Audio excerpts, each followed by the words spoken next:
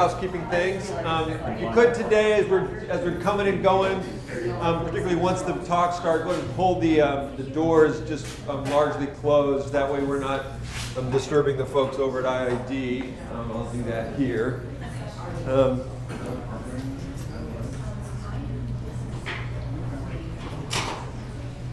Especially, so some of us are a little more boisterous than others, so it's useful to let the people who are trying to get science done the day done. The plan today is to do a sort of a big picture review of statistical modeling in networks. And so we're going to go from everything from, if this were your basic stats class, we'd be doing everything from what is a variable to, multidimensional scaling. So we are covering the whole gamut today. And a lot of this is really new stuff. And so some of it is going to be, it's covered in more depth than others. There's going to be holes that you're going to wish, like each person's going to find a bit they want, but they're going to wish they had a bunch more depth than they actually get. It's just the nature of the beast. There's just so much of this stuff to cover today. That said, we're going to do our best to provide things for you. I was hoping to have a whole thing on some of these new urban features ready today that I could sort of share as a workbook. It's not ready, so you'll get that. I'll post it on the DNAG website hopefully sometime next week, but in the meantime, you'll at least get the ideas of what's there. We're going to start, like I said at the beginning, sort of modeling the what and why of networks, and then we're going to move through to a couple of special cases that I think people are particularly interested in, namely models for ego networks and bipartite networks. Then we're going to things that have to do with simulations and things that have to do with models, and I can't remember what else the final ones are, but there's a whole set of them that's moving in. We're really pleased today to have a nice group of people that are going to help us today. So Carter is in the room, Sam is in the room, where is David Schaefer is going to be here. He's not here yet, but we have a nice collection of folks. Tom Wolf is with the DNAC RA who's going to be presenting as well. And so there's lots of people that are working on this project. I like to think about this week as sort of my fantasy football team of everybody I get to bring in that I wish I had down the hall from me on any given day. And I can never bring as many in as I would like, but there we go. So there are no extracurriculars tonight. There is one sort of snafu that we discovered yesterday, which is that some people got parking tickets. If you got a parking ticket, but you got into the gate, that's because you didn't print out the thing, which we didn't realize you needed to print it out and leave it on your dash. If you got a ticket, let Madeline know, and we're going to do our best to make you whole. If you're parked down there now and didn't print out a hard copy, Madeline has printed out some hard copies, or Leanne printed out hard copies. Leanne printed out some hard copies. So you can run down and fix that situation now. But we do apologize if you found yourself in that situation. So. All right, any other snafus or issues? Great, so I'm going to go ahead and jump in. I'm going to just give this big, broad sort of overview. Try not to be too frightened by the fact that there's nearly 100 slides. Remember, I talk fast, so we're not going to get through all of this. A late addition, this is going to be a non-technical overview for those that go. So we're going to start with sort of broadly between graphs as dependent variables and graphs as independent variables. I'm going to spend the vast majority of my time sort of over here. I'm going to give sort of a brief into for where these things came from, a brief exit for what else you can do, and then really just a quick introduction of these bits, because this is what a lot of the later part of the day is going to be, is working on these kinds of models. So the pool you're about to jump in has its roots in this field known as random graph theory. And so there's a whole beautiful mathematical subfield of random graphs, the understanding of where random graphs come from. And then the thing, and we know, sort of we in the global sense of we, know a lot about random graphs. They're really well studied. And so if you think about these very simple random graphs, what we like to do then is think, well, we know all of these things about random graphs, but they're a crappy model of reality. So what we'd like to do is take everything we know about that and put a bunch of stuff in it to make it more like reality so that we can analyze the things that we do. And that's what the history of this field has largely been. So there's been new constraints on this notion of random graphs to create different kinds of models, different kinds of constraints on randomness, and those constraints then allow our models to fit better. And at the end of the day, sort of, you end up down in a series of models that people actually use nowadays, which are this broad class of P-star models or exponential random graph models, these stochastic block models, which I referred to the other day, which are categorical models for predicting networks, and then sort of the dependent variable side, which is these network autocorrelation models and trying to figure out where sort of networks come from. There's a little side path in this group that I love, which is called the biased network literature that John Skavorz has worked on, which we don't use much for inference in sort of this side, but if you're interested in thinking about the ways in which things move through networks and how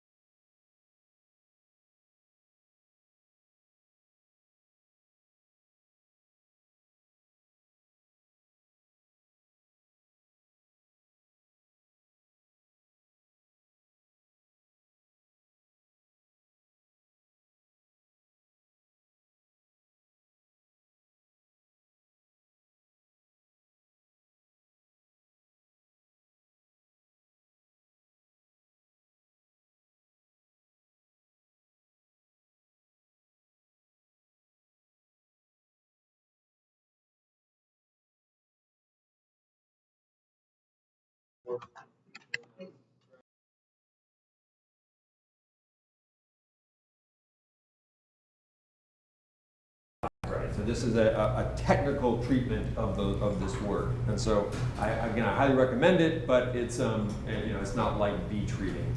For those of you that want a slightly more light beach reading, we have a nice, I think, collection of work in our handbook that came out a couple years ago. That sort of starts with like what it is you should do, and so Philip has a nice sort of tree, a decision tree of what kind of model you should use under which kind of situation, which is really nice for what kind of data. And then a whole set of papers that describe the ways in which you might use each of these models and how you interpret them and so forth. So I think those are nice. And then there's just a dizzying array of papers coming out every day. So I really encourage you to find some of those. You'll see links to them throughout this presentation. The only problem with the Oxford Handbook, despite what Pat Dorian said because he wasn't cited, the only problem really with this particular book is that it costs too much. So if you would like one of these chapters and can't get it because your library doesn't have an electronic access to this one, send me an email. I can get you a copy of the chapters. All right. So what do we mean for this particular set? So network inference problems are a little bit different than your standard statistical inference problem. The standard sociology 101 statistical inference problem is to say I've sampled a set of cats and I want to know if the cats that I've sampled actually look like the population of cats in the world. Right? And so you have some distribution of orange cats, tabby cats, and white cats, and you want to know if that matches the population distribution of orange cats, tabby cats, and white cats. That's not the world that we live in networks, because the first assumption of networks, usually, with the big asterisks for ego networks, but for sociocentric networks, we by assumption have the population, or at least a really good chunk of the population. So you're not inferring from a sample to the world at large. Instead, what you're inferring is from your realization of the world, the plausible set of realizations that could have been generated under this sort of reality we live in. And so it's a slightly different inference problem. So it's not an inference to the population distribution, it's an inference to the relational class of things you're trying to play with. What that means practically for us usually is the distribution, the graph we've observed, non-random? Right? Could we account for this graph by a purely random process, or is there something systematic? Because the kind of questions we're usually interested in are things like, do men hang out with men more often than they hang out with women? Do people who talk about drugs also talk about sex? And so these kinds of questions, we can compare them to some sort of a baseline, and that baseline, the obvious sort of non-stupid baseline is to flip a coin a bunch of times and see if we would have gotten the same answer. And the logic of that is if you would have gotten the same answer, then there's no generative social process that's creating the patterns you see. It's just random noise. And if you've ever stared at tea leaves, you know that humans are really good at picking out patterns from random noise. And so this is actually a very nice null to be able to compare to. So how do we do this? And if we want to compare our observed network to some network sort of distribution in the world, what you would like to do is say, we have observed a graph, and let's compare it to all possible graphs that match on the key features, like the number of edges in that network. The problem with that matching process is the number of possible graphs you need to compare to is really, really, really big. And even if you have a very small network, only 10 nodes, you can get many, many orders of magnitude of the number of possible graphs you could be looking at. And so from a pure computational standpoint, this is really impossible. And so you're never going to really enumerate all the graphs and see where your graph fits. Instead, you're going to generate a process that creates graphs that look representative of this distribution. And that's a hard thing to do. And so that's where a lot of this work is going. So stepping back to the simple side, if you know sort of a process on your graph, and this is what the beauty of a lot of the random graph stuff comes from, you can sort of generate graphs that are good representations. And so the simplest, of course, is just a simple Arrow's random graph. In an Arrow's random graph, each edge has a fixed probability of being on or off. You flip a coin, you get a draw from that distribution. You do that a bunch of times, you'll get a distribution of graphs, right? And this is just one draw of a simple Arrow's random graph. And if I were an ethnographer, I could tell you stories about why this person is important and why this person is peripheral, but this is just a random graph, right? There's nothing real here. Now, like I said before, there's a lot we can learn from random graphs. Random graphs have really nice properties that are well known, things like the emergence of a giant component, that if you have a certain number of ties on average for each person in the network, and they're distributed randomly, then you go from the graph being a bunch of little pieces and over a short distance to it being largely connected. And if you shift the shape of that random graph, this distribution, this kind of a threshold model actually still holds. It's just where the threshold is shifts and the steepness shifts. Right? Now you can construct graphs where it doesn't hold, right? We can like railroad networks, for example, but those tend to be very different from the random network. So once we realize that simple random graphs are very poor models for real life, we want to figure out some way in which we can constrain that randomness so we get all the beauty of the random graph models, all those things we can know about it, but it better represents the sort of null model for the world we're looking at. And so the way we do that is we make the graphs a little less random. And so you can imagine, for example, saying, well, I know that in my network I have three types of people. I have white people, black people, and other people. Because we don't collect data well on other people in these settings. And so what I might say is, well, what I really have instead of one random graph is that I have 9 random graphs, right? I have one random graph of the white to white ties, one to the black to black ties, one to the others and others, and then other random graphs that describe each of the bits and pieces before. And so I can partition my network into a set of risk sets and then say, well, in each of these, there's a coin flip that says about 9 times out of 1,000, about 8 times out of 1,000, and about 6 times out of 1,000 we would expect to see a heads, whereas over here it's only 1 time out of 1,000 we'd expect to see a heads. And so we just flip a coin like this, and that gives us a random graph that will match the observed distribution, the observed volume of ties within and between groups. Right? And so that's a nice thing to do. You can do that, then you can ask, does a graph where I do this, where I take that little exercise and I flip the coins the way I say I'm going to, if I do that, do I get something that looks like the real network? And it turns out, no, not particularly, right? So in this case, right, what we can conclude from that is that if this is what the real network looks like, and then I do this simulation little exercise or this random graph exercise where I say, let's make sure I can match it on the mixing matrix, if it doesn't match, that means that the mixing itself can't account for the graph, right? That means there's some other social process generating this network above and beyond just the race mixing. It doesn't mean the race mixing doesn't matter. It just means that a race mixing is not in itself sufficient to account for the patterns we observe in the graph.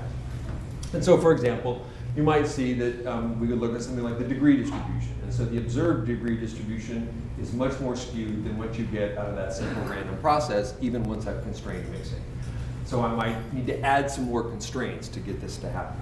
And that's the basic trick we're doing, right? So at the end of the day, all of the models we're going to discuss today, well, models of graphs, have some kind of this flavor, where you've taken the space of all possible random graphs out there that you could compare your observed graph to, and you've constrained that space in a systematic way and asked, does it match the graph I've observed?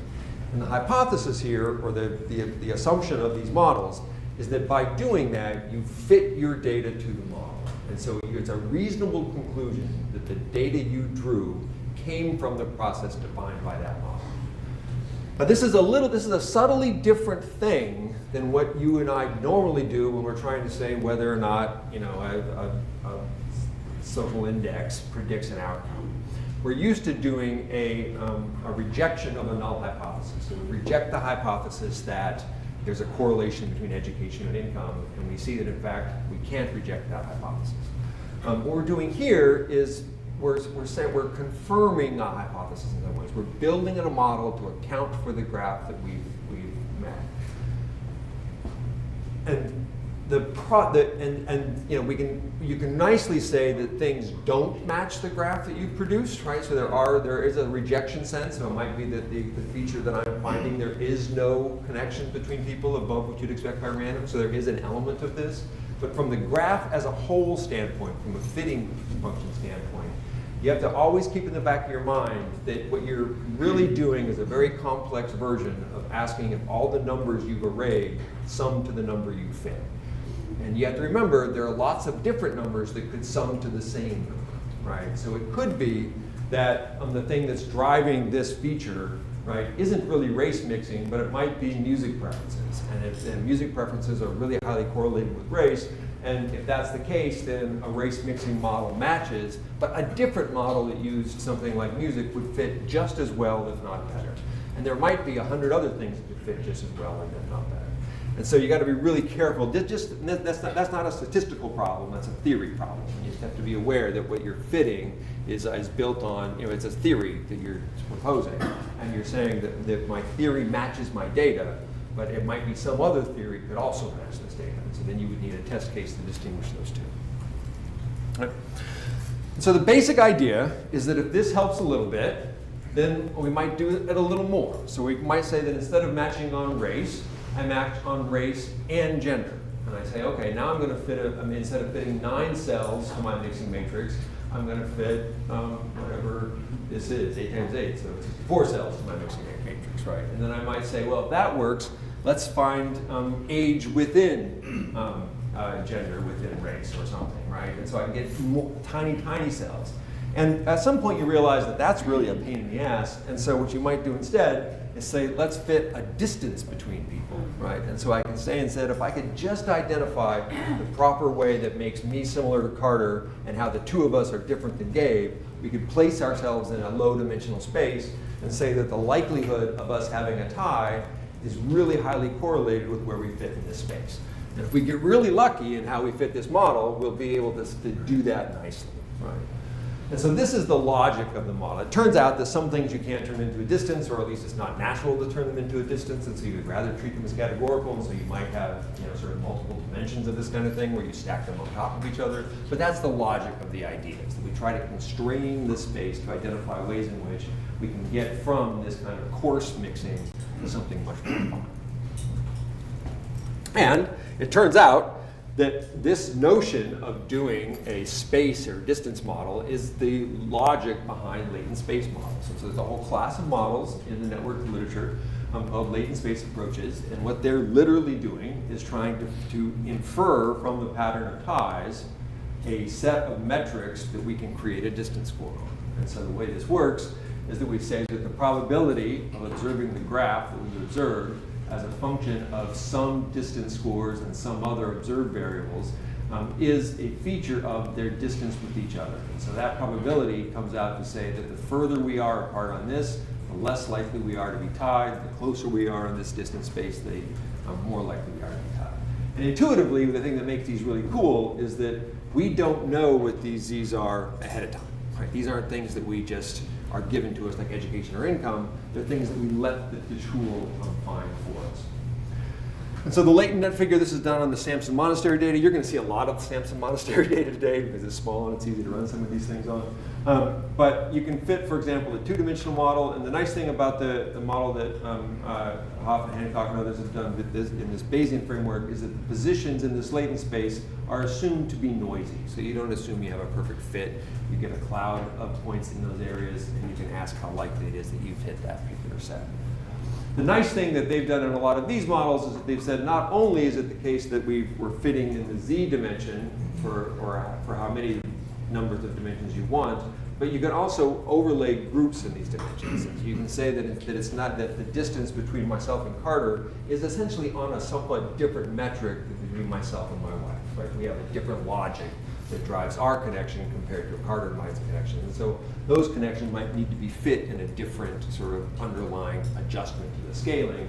And then you can do that well by saying there's a third feature here, a group variable, and the number of groups in your model allows you to fit. So this is combining this notion of a stochastic block model idea that we talked about yesterday with this notion of a latent space. Questions, comments thus far? Is this reasonably intuitive? And you can do this in lots of ways, and I love these latent space models. I think they're a lot of fun. The problem, and I'm going to make a claim, and I think someone else should jump in, like Carter or Sam, if you should correct me if you have different opinions. But the beauty of a latent space model, and the reason that they're really valuable, is that they're sort of information preserving and ignorance robust, right? So if I don't know anything about what's generating my setting, the machine will find a pattern that fits it well. And that pattern that fits it well is something that I can use. And this is particularly useful if your network is a nuisance. So if you have network data and you have all these connections between people, you don't really care what's driving those connections. What you care about is whether or not, say, your program intervention worked, but you know that all these kids are contaminated with each other in the latent space. Then I can fit a latent space model, I can correct, I can identify where people are, and I can use that as a control for whether or not my intervention worked, right? And so it's a nice way of summarizing the network in the face of ignorance. It's also a nice way to do exploratory analysis. It tells you that this blue cluster up here, there's something uniting them, and I might not know what it is, but I can go up here and find my data and say, well, what correlates well with this Z statistic, and that might help me learn something about my set. What it doesn't do is say that there's a generative process, right? So the Z's are an outcome of the pattern of ties, and they're hypothesized constructs that generate the network. They're not something that adds that's live in actors' heads. Is that a fair statement? I have. I mean, I was born with an opinion on everything. As one of my mom's friends said when I was a child, and that person was right. I think it's a reasonable statement. I mean, I think the issue is just, you always, with any modeling framework, you have to know what you're going to do with it. And I mean, I think that's the question that's relevant to like space models and every other model. So what do you want to know? If you want to take your highly complicated network and you want to map it into a couple of dimensions and you want to be able to think about it in that way, that is one of the approaches to doing that. And if that's helpful to you, then fantastic. And I think sometimes it is. But of course, it's not innocent. Like that mapping does have assumptions built into it, and you don't know what they are. Well, I mean, I know something what they are, but they're very subtle.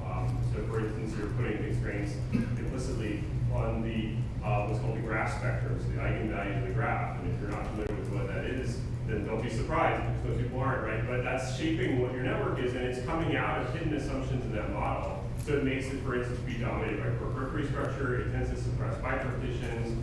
And, is that good or bad? Well, that might depend on what you're looking at. But so I think the downside of these things is that they are somewhat opaque. And at the end of the day, in the worst case scenario, you're going to map it as complicated as your territory. You took a network you didn't understand, and congratulations, you made it into a bunch of points that you understand. Now you're winning.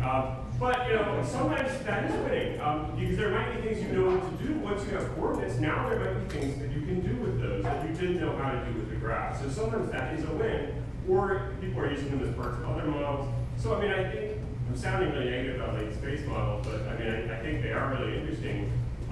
But you always have to be able to ask this Oracle question, right? Imagine that you had the Oracle, and you could ask her, to give you the answer to your analysis, and she would hand it to you. So the Oracle question is, what would you do is she gave you the data, or she gave you the answer, right? And if you can't answer the question, what would I do with the answer if Oracle gave it to me, then it's not going to help to ask the model, because the model is going to give you, at best case, she'll give you what the Oracle would give you, and if you don't know what to do with it, you have a problem. So I think that's always the question with any modeling framework. It's not unique. But I think the latent space, you really want to think hard about the Oracle question. And what do I want to know?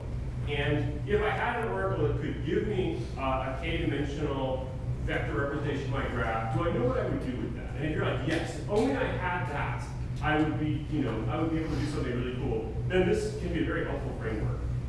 If you're like, well, actually, now I think about it, I have no idea what I would do with it.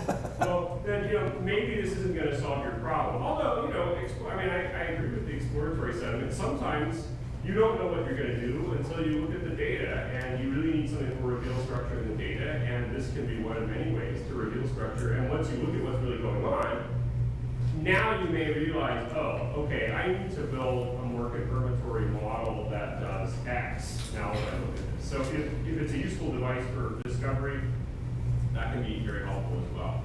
But I just think the big challenge with all weight driven methods, not special to this one, is that they can be enormously powerful. I use weight driven methods all the time in exploratory work. But you really have to, it puts the onus on you to think about what do I want? What am I going to do with the answer if I get it? What is it going to mean? What properties do I need it to have? And I think that's the key question. And I think a place where people could get lost in latent space models is that they don't really know what they're going to do with those positions, right? Or they think the positions are magical. They're just a re-expression of your network it doesn't perform. As long as you keep that in mind. So anyway, no, that's great. That's perfect. This might be oversimplification, but is this like akin to doing an exploratory vector analysis? yes, absolutely. So like the network modeling friction? In fact, like it's not only is it so much like that, but one of the, so if you go back, you have Peter Haas' paper up there. One of the variants that actually is, there's a whole lot of work that's done on that, although in the social network group we don't use it as much. There's another version of this whole latent factor model, which the structure behind it is multiplicative, and it is exactly the same kind of math as factor analysis, where you're in essence saying latent attributes, and then their propensity to be tied is due to mixing on those attributes, exactly like what Jim was showing with manifest variables, but now with latent factors. And so the spatial version is similar, except that instead of it being, multiplying my value by your value, now it's distance in a space, and those are closely related concepts. So you can do exactly what you say, and in fact, there's a whole lot of variant literature, some very complicated models. You can have, infinite latent feature models if you're not satisfied with a finite number. There's all kinds of these things. And all of them are trying to say, is there a way I could explain in a way, represent the structure of the graph? I imagine there's a whole bunch of hidden variables that describe attributes, and it's all about mixing. And so yes, you could totally think about it in that way. And in the same way that like when a factor analysis kind of way of thinking could be helpful, but now for who's tied to whom, these models could be helpful. When having hidden variables that you don't know what they mean is not helpful, these models will not be helpful. So I think that's a very good way to look at it. And if you're familiar with things like factor analysis or PCA or the like, and in a general way of thinking about how to use them, I think the same kind of spirit applies to this. And that is all we're going to talk about latent variables for now. So this is why I wanted to get it going, just because it's right there you go. No, I like that. That's awesome. So the alternative sort of approach is this what's come to be known as exponential random graph models, which was originally known as P-star models. In one of those chapters in the handbook, Stan gets a little annoyed at the model naming framework, but there we have it. So the thing that is stuck are ergms. And I want to give you a little bit of intuition by virtue of a dyad model of where this comes from, and then tell you why that model is wrong. But I think it's a nice way to get a little bit of intuition. So effectively what we're often trying to do when we're trying to model a network is that we say we have this, this two-dimensional array of zeros and ones. And it's sorted nicely because it's an adjacency matrix of froms to twos. And we know that we've observed one set of this. And we are ignoring the diagonal because we don't care about self-ties in this particular case. But we have some ties that are off and some ties that are on. And if we had the oracle would say, look, all the probability mass on zeros is 0, and the probability mass on the 1 is 1, and you could fit your model perfectly. And we don't have that, we have something else. And so what we have is our intuition about what might matter. And so what we'd like to do is say, well, what's the best way to fit this set? What are the things that we can do? What's the information we can draw from to fit this set? And there's a couple of original ideas that are pretty straightforward. And so the first thing you could do is say, well, I have no idea what fits this set, so I'm just going to flip the right number of coins, right? And what that says is I'm going to add a parameter, which is the number of edges in the model. It is an intercept. And what that does to the space of prediction probabilities is it says everybody in the network, every possible edge is equiprobable. Right, so that's all this is saying. It's just saying density. And so it doesn't fit particularly well, right? But it does say that it's not 0, right? And so it's your intercept in these kinds of models is almost always going to be negative because this is on a logit scale. And so what this does is minus 1.3 exponentiated comes out to 0.24, and that ends up being what you're looking for, right? So that's all fine. There we go. That's not particularly informative, and so we say, well, what else can we know about this network? Well, we might say that there are row effects, that we recognize that people differ in their likelihood to send ties to other people in the set. And so, for example, in this case, we see that these dark blue rows, everybody sends 1 tie, then a little bit more in the 2s, a little bit more in the 3s, the pinks are 4, and this guy sends 5, right? And so now what we say is that we just have a row-dominant model. Each person in the row gets to predict that we have a baseline number of ties that everyone does, and then an adjustment for the number of ties that differentiate each row from every other row. And that then does exactly what you would expect, right? What it says is that now instead of having a constant density in this matrix, we have a slightly higher likelihood of finding ties in this row than we find in this row and so forth. But notice we miss all the columns, right? So it's still uniform across all the columns. So we might go, well, that doesn't seem right, so let's fit the columns. And we could do that, and we'd have the same kind of problem, right? And so you would have, in this case, that we fit the right probability of the number of ties that fit in the column. And we see that there are some people that are more popular than others and so forth. Well, the obvious non-stupid thing to do next is to fit both the rows and the columns, right? And so now we're getting somewhere. Now we say, okay, well, if by random chance alone, we see that these 3 cells have a really high likelihood of being hit, and in fact, the bolded ones are the ones that are true in that first matrix. You can see that we actually did pretty good here, right? So we hit those ones that we expected to hit, we hit that one, but you'll also see that we have relatively high probability mass on some of these things that don't matter, right? So we wouldn't expect these ones to fit, or these ones didn't fit, but by volume they would, so there's something pushing these folks away from having a tie here. So we're clearly not fitting everything we could fit in this model. But in this, because it's a made-up model, there's lots of things that this thing does for us, and so that's part of what's there. So we might then imagine that there's some other magic quality variable, which would be something that has to do with the dyadic feature, such as whether or not we're both the same race or like the same music or have beards, right? So these are the kinds of things that we might put into whatever Q is, and it's a function of I and J, so it's a dyadic feature. So this is an observed variable that says that how similar we are, how distant we are. I just made this up to fit nicely. And so you can see in this case now that we predict a very high probability for some of these ties. And so this does a really nice job because we had good theory in this case of what predicted this tie, i.e. I knew the way I made up the data. And so that makes it work nicely. But that's the logic of what we're going to try to do when we build these models. We're going to say there's some feature of the structure of the graphs. In this case, I just used the rows and columns. But we might also have functions on the dyads. The number of third parties that we have in common is a kind of dyadic feature.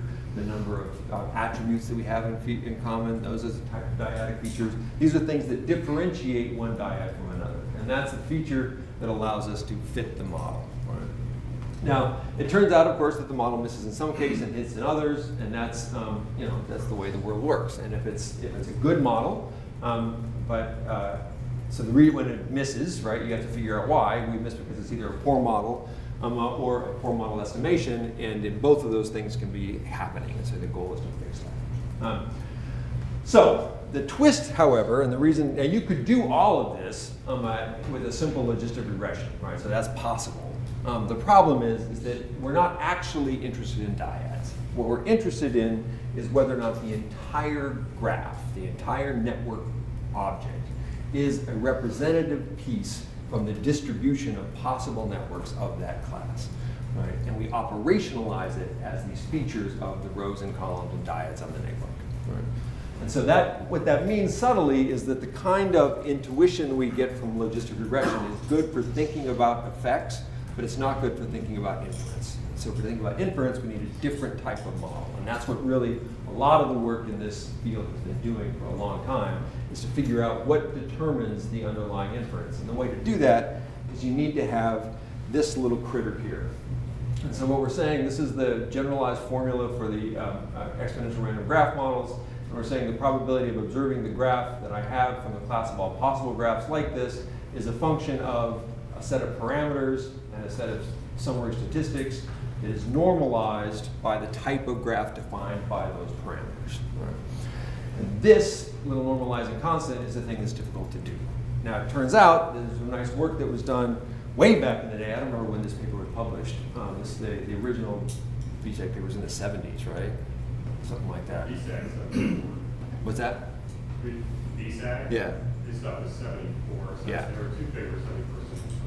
But what was nice about this work is that because this is that big denominator I showed in the first slide that had that exponential growth idea, is that the number here is so big you can't really enumerate it. And so you need some way to get simpler. And what you can do instead, it turns out, a little clever trick, is you can use what are known as change statistics. So you can take whatever statistic you have that you care about, and then you take the difference on them, and that does a nice job of giving you the conditional probability of that tie holding the rest of the graph constant. And that feature, it turns out, is a nice way to get your estimates of your thetas, which is the thing you ultimately want. So the steps to doing this then, in the general non-technical sense, is you want to specify your model, you want to fit the model, you want to examine whether or not so then you have these two problems of whether it's a poor fit. Is it because the estimation problem is bad or the model specification is bad? If the estimation is bad, you can test that with these things called MC-IMCHI chains, and so you can figure out if your chains converged and all these kinds of diagnostics that are for that. And then you can figure out the substantive question of whether or not your data actually fits actually matches the distribution that your model says it does. If poor, you return to 1 and you just do this loop over and over and over again. And if not, you publish your paper and get tenure and go home. So that's the way to work it, right? So that's the goal that we're trying to get to. And thankfully, the process of doing this doesn't require you as an individual to sit down and write a bunch of these change statistics on your computer one by one. Because Carter and his team and a bunch of other people, so starting with the StatNet group, have done this for us. And this is the exponential random graph term set in the StatNet package. And the StatNet package, boy, I think the first version of this was early 2000s, something like this. It's been going on about 20 years now.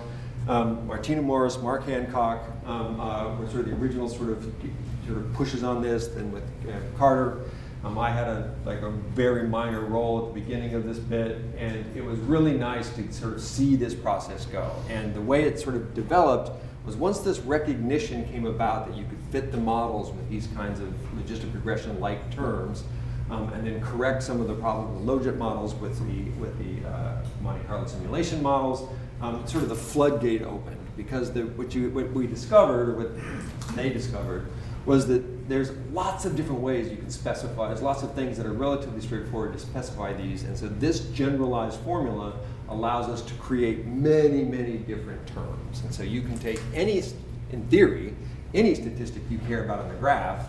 Maybe I'm interested in the number of unbalanced cliques of size 5, right? That would be a really strange theory, but if I wanted it, I could do it. And in theory, you could put the extinctions in. That would be a really expensive one to calculate, but you could do it. But instead, thankfully, the team has put together a whole series of these different terms. And if you go to the Ergo references packages, you can find these terms. There are now hundreds of terms already built in, and there are a handful of terms that different people have built for specific questions. So Jeff Smith, a former post-PhD student here at Duke, who's now at the University of Nebraska, built a nice Ergo term for the tau statistic, which is a Eugene Johnson's hierarchical score summaries. Right, so there are features like this that you can build on your own if you want to put in, or you can take different characteristics that are built in there. I'm going to use some very cartoon examples of what some of these might look like, sort of the broad classes of them. So there are a whole series of properties that have to do with homophily, right, which are the things sociologists care about. These are node match characteristics or node factor characteristics or mixing matrix characteristics. They all have to do with essentially the extent to which like goes with like, or people of one type complement another. And so there's a whole set of different terms that fit into that. An example is node match. There are a series of social balance terms or hierarchy terms. These have to do with configurations of patterns within the network. It turns out that there's a very fundamental difference between these kinds of characteristics and these kinds of characteristics, which is known as dyadic independence. These kinds of characteristics are actually really easy to fit in various. They behave very nicely because when you do that little change score on one dyad, it doesn't fuck with the rest of the graph. But when you do it on these, it does. And so this is where you need to think about these. And it turns out that the kinds of inference we can do using a logit model on this are exactly right, and on this are highly suspect. And so, though maybe not highly suspect, often suspect might be a better answer. Then we have different kinds of larger scale parameters we can fit, right? So we might think about clustering and other kinds of k-paths that you could do. So you can have whether or not it's likely that people send more ties out or in, or whether they're a certain length and so forth. We have in degree and out degree parameters and other kinds of star parameters that you can fit that are all getting at sort of structure of the network. There is thankfully now a large body of established practice in the field for fitting single layer binary ergons. And so it's good to start with some of those published models, figure out why they used those models, and do the same thing right, before you go off and do your own, sort of write your own script, but that's the idea. There are a couple of things to keep in mind. And so one of the things that I've been sort of harping at this idea that the model is not just a logit model. And that's because these models behave a little differently than the kind of general linear model many of us are used to playing with. And in particular, OLS is remarkably forgiving to bad model specification, right? So I can fit a linear probability model. It's nice to interpret those models. It doesn't have some of the hairy bits that go with interpreting the log odds on a weird scale, right? So you can do that, and you can publish papers on Econometrica and be fine, and everybody's happy with it. Even though we know the model is wrong, it tends to be useful and robust, right? These models think that, in fact, because they have these non-independent features, because they have features on one edge affect features on another edge, which can affect features on another edge, the model specification really matters. And the best example of this came up with a set of ideas that came around fitting social balance rules or triangles to networks. And so our intuitive, sort of sloppy theoretical sociology sort of approach to things would say that we expect social networks to be balanced. So we expect that if a friend of a friend is a friend, that we'd have a positive association between the number of triangles in the graph and the probability of seeing a tie. And so this is OLS, right? The more education you get, the more richer you are. And we just fit a term to it, call it a day and go home. The problem is if you do this exact model, you just fit the number of triangles, what you're actually telling the software, what you're telling the process, is that this is good, right? One triad is good, and that's good. Then that must mean a few more would be better, because that's what this curve says, right? The more triads, the better, right? And so what it's going to do is it's going to keep adding arcs until it runs out of arcs based on your set, and it's going to do it in a way that maximizes the number of triads. And so what you're always going to get, or what you're often going to get, are bunches of little cliques, or one big clique and a bunch of isolates, and over and over and over again, you're going to think, well, this model sucks. And by inference, you're going to say, this software sucks, because I do this in OLS and it works fine. But it turns out that your theory is just bad, right? What you really want to say is it's not the case that everybody is friends with everybody. A friend of a friend is not a friend. That theory is wrong, right? A friend of a friend is an acquaintance, and a friend of most friends is friends. And so there's a wonderful sort of a book by John Levy Martin on networks from social structure, I think is the title of the book, where he goes through some of these folk theories and says, imagine it was actually true. So imagine it was the case that a friend is a friend is a friend, right? You wouldn't want to actually live in that world, right? Because somebody's a friend with your racist uncle, right? And you're probably a friend with them, and you're a friend with them. And so we know what that would look like, right? You would have these tight cliques and class, and it's socially incomprehensible. We can't do that. And so in fact, what the theory should be is that a set of close ties of friends of friends are true, but once you get out a certain distance, the marginal return to new friends is pretty low. And there's some number of terms, and this feature here, this sort of diminishing marginal returns, is the way that people actually work in the world. And if you fit, instead of triangles, the number of, I should have changed out this term, I didn't have it set there. If you were to change this out to something like the geometrically weighted edgewise shared partners, this is the geometrically weighting part, it's telling you that, in fact, this is a diminishing marginal return. And so this is a better specification.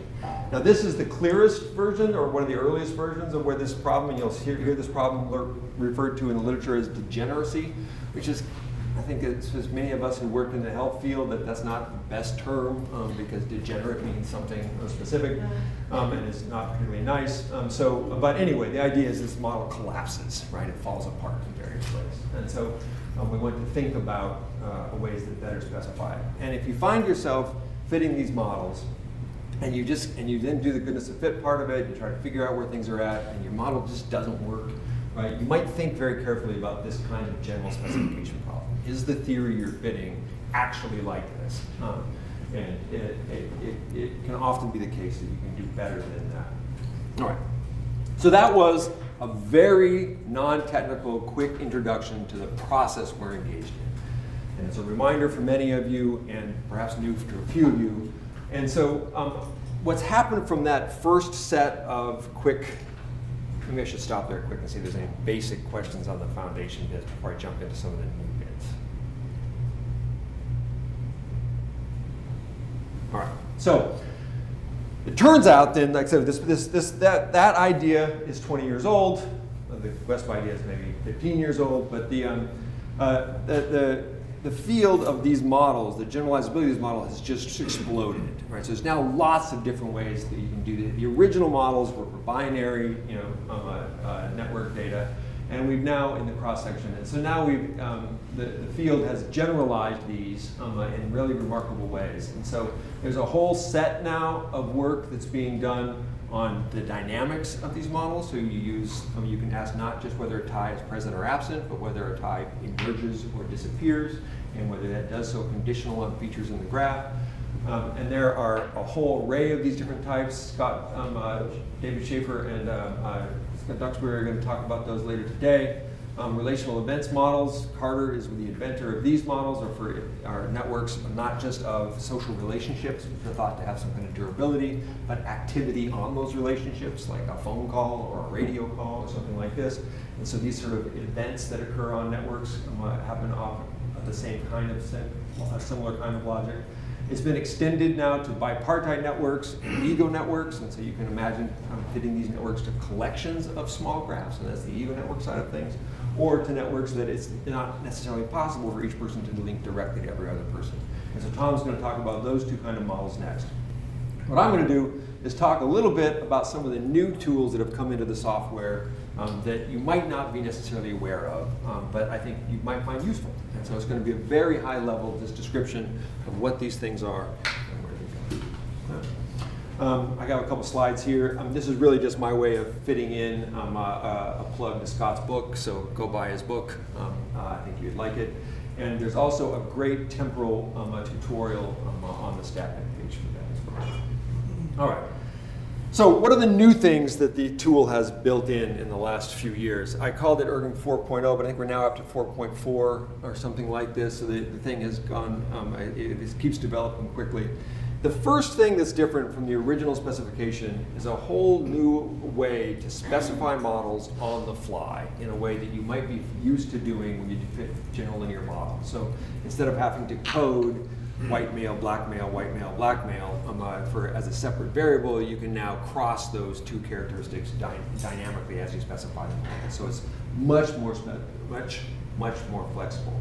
And there's lots of different ways to do this. And so you can do sort of string searches.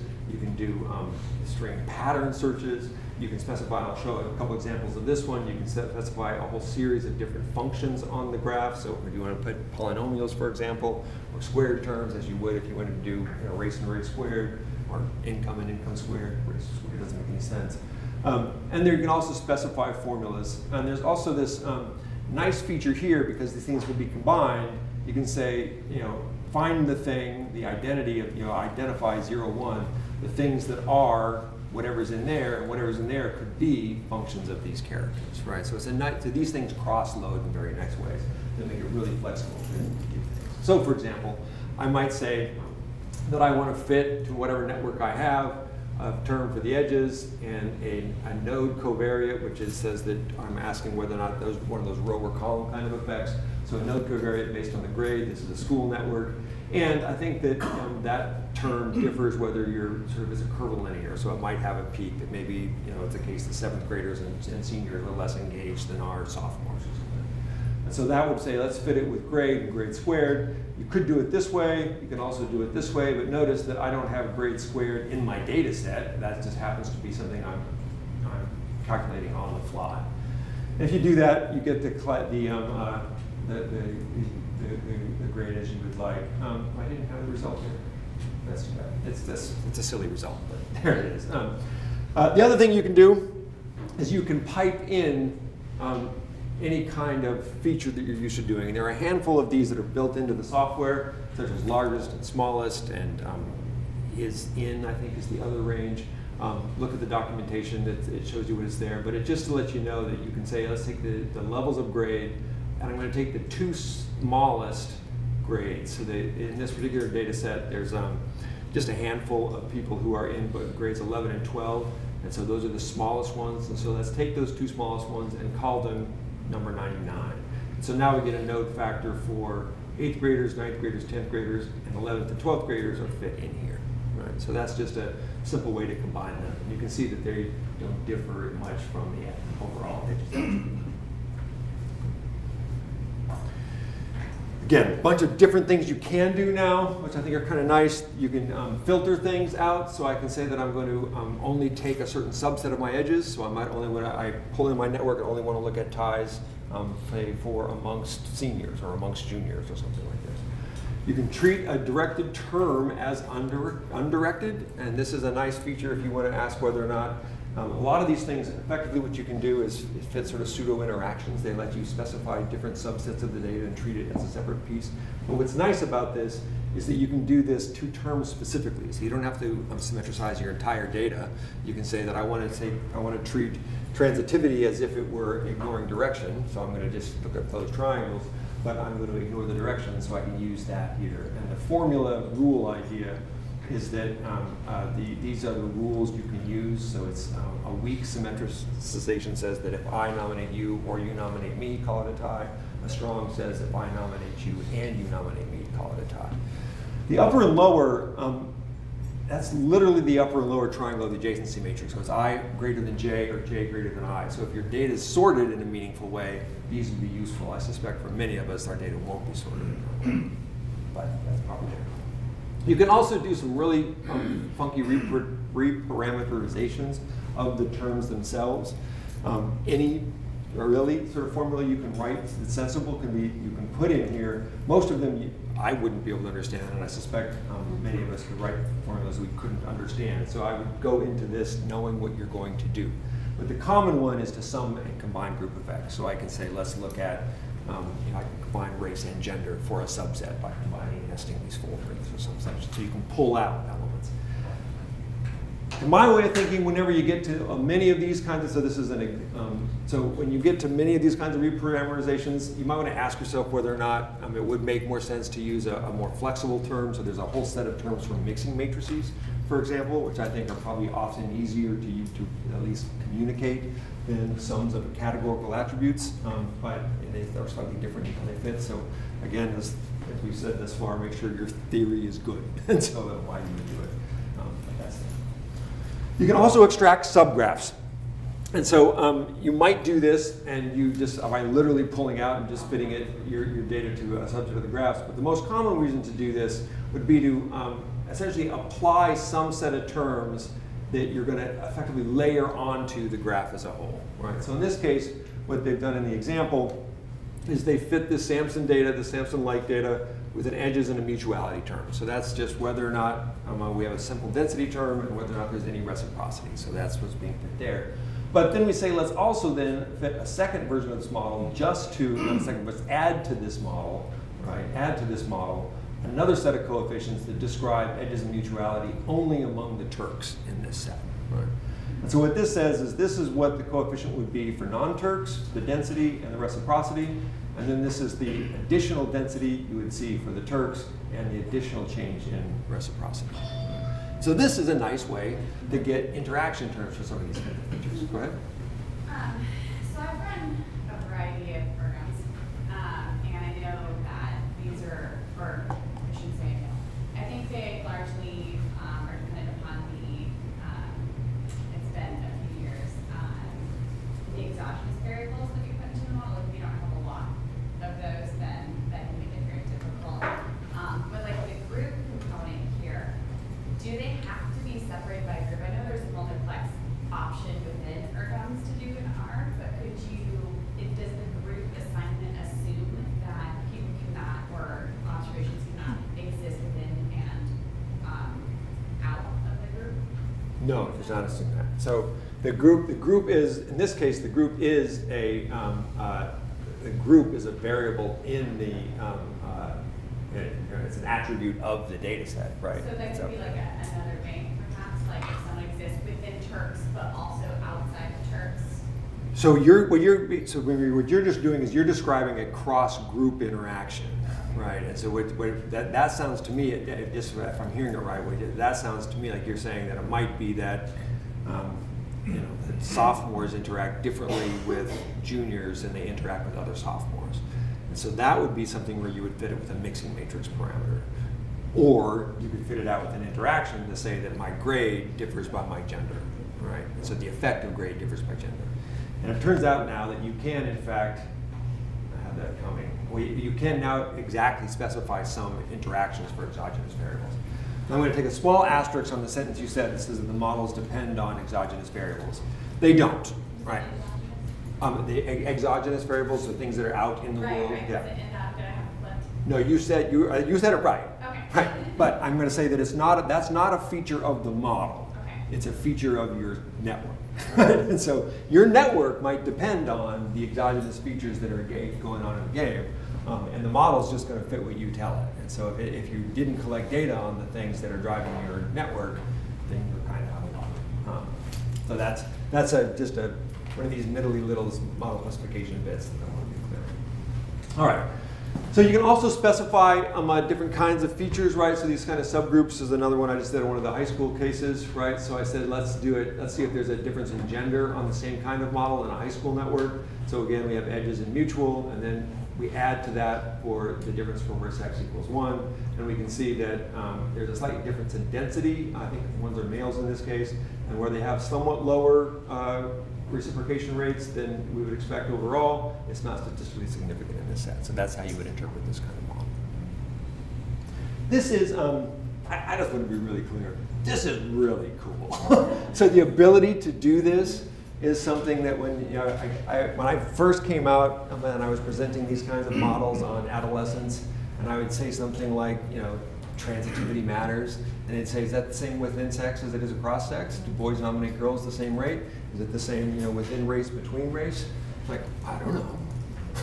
Now we can know, and that's kind of cool, right? Please. So if we use the term like sex equals 1, then does it apply only for sex 1 group, or we have, so if I want to know about sex 0's group, Mhm. do I have to Yeah, so what I did here is this model effectively assumes that of all the possible dyads, in this particular case, sex is only 1 or 0, right? Or 1 or 2, I think, actually, in this case.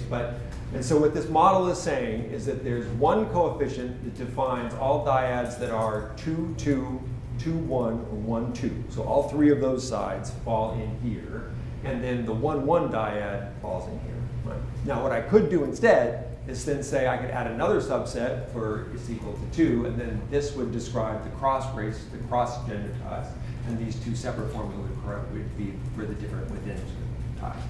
Now, if I really wanted to do that, I could also just say mutual parentheses diff equals true, and that would give me a separate parameter for diff equals true and variable equals sex. and that would give me one mutual coefficient for within males and one for within females, and the comparison group would be between males. If I wanted to say that let's compare all possible dyads to just the female-female dyad, I could use the mixing matrix parameter and specify that as the reference group. And I have one more question. If we use design our model like this, and there are some overlapping ties, like just action mutual covers all of the relationships, like 1 to 1, 0 to 0, and 1 to 0. And but the second part is about one-on-one relationships. So there are some overlapping. Yeah, exactly. That's why these are additive coefficients, right? So in the log odds of a tie between of 1-1 is the baseline set plus the boost you get. So it's not separate. You could model a separate model. That's not what this. By the virtue of this, like that's what the plus sign means, right? So the fact that I put them together, that they're there. What this is doing is it's saying I'm assuming a homogeneous effect within all other categories of sex other than the 1-1 types. Does that help? Now, what's nice about this is that you can then specify, you can pull out subsets of the matrix and fit anything within this model that you would put in a regular model, right? Now, they might be harder to converge and harder to do, but it sort of gives you a huge amount of flexibility to say that by attributes, I have essentially non-homogeneous coefficients. And that's been one of the complaints of the ergo models, is that they assume the coefficients are the same across all the elements of the set. And we, sociologists love to complicate things, and we know that that's probably not true. So go the other way. All right.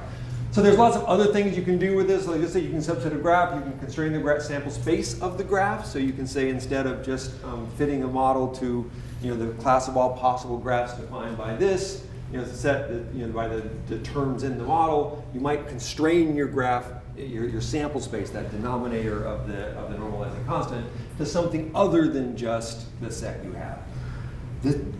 Go here warily, right? Don't do this if you don't really understand what you're doing. But the most common, by far, the way that people do this is that you would constrain the degree distribution. And so there are a couple reasons you do this. One is because the degree distribution drives a huge amount of the world that's out there in the volume. And so if you don't understand where your degree distribution comes from, it might be, I just give up and fit it. Better reason for that is because you probably have survey data where your degree distribution has been constrained by the survey design. And so you want to take that into account. You don't want to try to compare your data to a class of data that could be generated in the wild that has degree distributions that are just impossible by your survey design. So it's a great way to constrain that. But it turns out that another reason to do it is that if your survey design or other kind of data design generates structural zeros, if there are things where the network can't change, the zeros that you observe in the data have to be 0 logically, or the ones have to be 1s logically, then you can fit that by putting these kind of constraints. Any other words of caution there, Carter? Number one word is don't collect data like that. It's like if there's one thing, many of you are probably about to collect number data, and if there's one thing I can force you to do, please do not censor the data, right? Do not have a design that says name up to 5x. Don't ever do this, please, because you will screw your data. And then if you are going to do it, please don't tell people you're doing it. So if you must censor, don't censor. But if you must censor, don't tell them where you're censoring, because you create a demand effect. If I say, if I tell you name up to 30 best friends, okay, you're gonna rack your brain to come up with numbers. And if I say up to 3, right, you're gonna get very different answers. So there's unfortunately a lot of data that's been collected that has these constraints, and it screws up the data in lots of ways that I can spend a lot of time on. I won't. Please don't collect it. But yes, given that you have it, right, these are things to do. But yeah, and I think that's exactly the kind of case where it makes sense to do that, or where there are groups that literally logically cannot be tied to each other. It doesn't make any sense. Bipartite networks are a special case, in fact, that we aren't coded. But then it makes total sense to do that. I would exercise some caution about the just constraining your degree distribution, for instance, just because you want to. if your model is not fitting at all and you can't get the distribution right, then fixing it is sort of a straight, the coefficients will mean the same thing when you fix the model. And so you have to be very careful how to interpret a model like that, or if you fix density. And in fact, sometimes people do that, it's because they're kind of trying to do something they shouldn't, and this is a way to get away with it. And actually even some proud members of our community who should know better have been able to do that. If the model just won't fit and won't work, that's nature trying to tell you something. It's telling you, and I think you put it really well, your theory is wrong. And you may really believe in your theory, and you may think it's gotta be right, because I'm so smart, but the data is telling you you're wrong. So listen when the data tells you you're wrong, you're misunderstanding something. And you're not gonna get everything right. You know, models are models, they're not real, and you're not gonna get everything perfectly right. But if you're really fundamentally not getting the distribution right, really you should be going back to basics and thinking about what's going on in this network, and what am I not getting, and why not. And I think you're better off trying to come up with a model that's a better approximation and wrapping your brain to do that, rather than just saying, well, by fiat, I will declare the degree distribution to be the observed value. Then I can never be wrong, right, by choice. I mean, I'm not saying you would never encounter a circumstance where that might be a good thing to do, but I think in most settings, I would be cautious about forcing the model to give me back the data that I gave it, because then what the coefficients mean will not necessarily be clear. Unless, yeah, exactly, as you say, unless I'm in a situation where that feature really was constrained and it did have to be that way, and it's not the parameter's fault. Right? So constraints are very powerful. There are a lot of really good uses for them.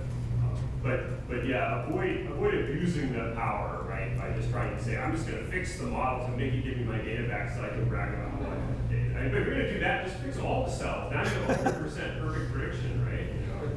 You know, data, constrain all of this ties to be exactly what they are, right? We don't want to go down that road. So that's my caution. All right, yeah, so you can get this. Yeah, so there, yes. And over beer, we can discuss when you might do it otherwise. But usually when I will constrain the data when I'm making data up, right? So when I'm trying to simulate data with something, I will do that. But usually that's an entirely different set of processes. I'm not trying to estimate anything at all in those cases. So you now have the opportunities to add interaction effects in ERGM the same way you would in any other linear model in R. So you can use either the Coleman effect or the star effect, and you can just literally go through and add it, and it'll do the kinds of things you expect it to do. So in this case, we have an edges term, a node factor, and a grade, and that interacts with the node factor by sex. It puts in both the base coefficients and the interaction terms. And the beautiful part about this is that you can now do this, right, in the way that you would like to do it. The difficulty of this is there are some things you can't quite do yet. And so, for example, it doesn't by default give you interaction terms involving the non-dyadic independent terms. I love this line in the tutorial. It tells you what it's doing because of the way the sufficient statistics are summed. It says attempting to create interactions involving these terms will create an error by default. But if you want to do it anyway, you can turn off the option, right? So I thank you for that. I mean, that's nice, and that's very trusting for the rest of us. But be really cautious if you're going to go do this, because you probably don't know what it means. I don't know what it means. And the reason is, I think that especially for things like the West terms or other kinds of terms, these non-independent terms, the sample space is just really complicated to figure out there. So I think that my guess is most of the time with some careful parameterizing of the subset sort of features, you can probably get most of those kinds of things you would like to get without having to use the formal interaction term set. What else to say? All right. That's the bit on the new syntax. There's more there than I have time to go into, but I think it's worth just putting it out there. Now I just want to run through a handful of sort of fun things you can use these models for that you might not know that you can use these models for. And that's sort of what the flavor of the next few sets have. So the first is you can do valued ties.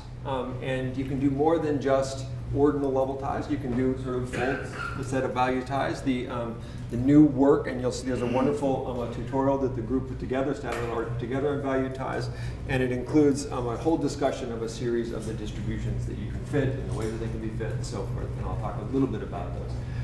The key element is that the data structure is designed in order to fit these models of a tie matrix and a tie attribute matrix. And so the values are attributes on the edges, right? And so you still have to feed it an edge list, which is, or conceptually you're feeding it an edge list, where you have ego I is tied to alter j, and then you say, what's the value of the alter j tie? And to use the valued ergo models, you need to specify this some kind of an attribute name that is fit. Now the name can be whatever you call it. We call it nominations here, but it can be boo, whatever it is you like.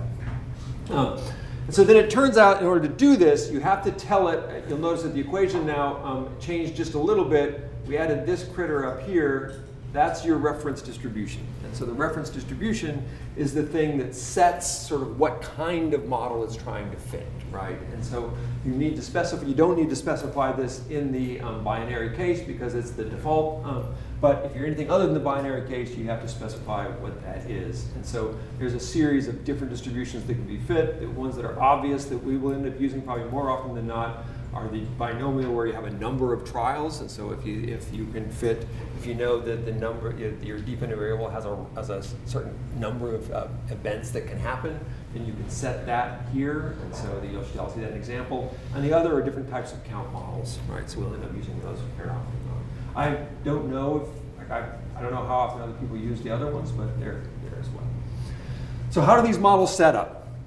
So what you want to do is that the language changes a little bit, right? So you're fitting this kind of a model up here on the monastery data, where you have the opportunity to be observed 3 times. And we're going to ask how often do you actually get observed being tied to each other. You munge your data around to get it in the right format.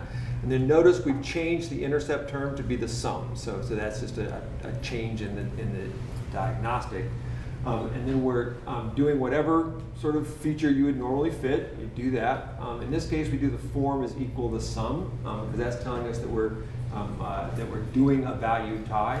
You can also do non-zero, which would force it back to being either there or not. And I don't know if it gives a limit for non-zero would be like literally anything above 0.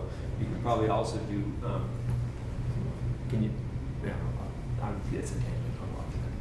You have to tell it what attribute on your edges is your modeling. So this is what I said before, when you have your attributes here, right? This is the attribute set. You have to explicitly reference that in the model, and you have to tell it what binomial, what distribution you're using. And so but once you have that, it's really kind of, it works. And this is really kind of cool because it gives you a chance to do all these models on different types of counts and so forth that you get, and you get the kind of model you might expect. And so there's strong evidence for baseline homophily in the different kinds of groups in this set, which is not surprising because that's how the data is set up. This is the non-zero term here. Is this is the zero inflation model. So it's often the case, is that the model I specified? No, I've switched models on here. Yeah, there we go.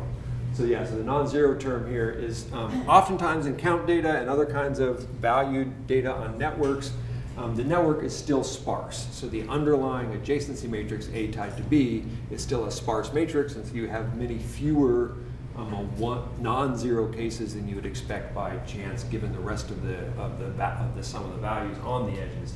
And so you want to figure out that you would make sure you adjust for that. And so that's what this does. It tests whether or not it's effectively a zero inflated model. And so this is telling us that we have fewer non-zero cases than we would expect by chance. So there's an excess of zeros in the data that you expect by the model.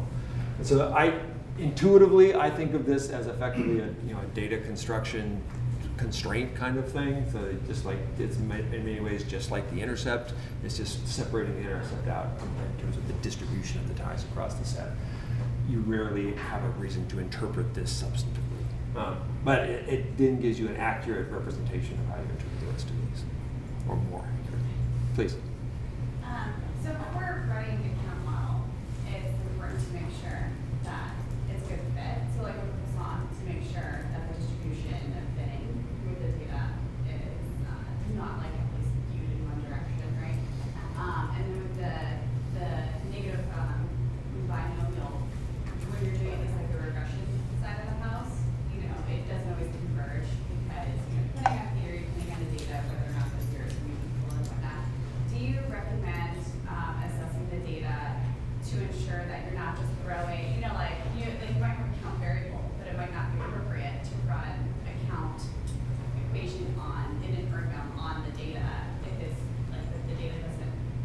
Yeah, I think that what you need to do is ask yourself whether or not which of these distributions are going to fit best. And so you have the binomial, the Poisson, you have the geometric distribution, you have a handful for continuous distributions that I've never played with.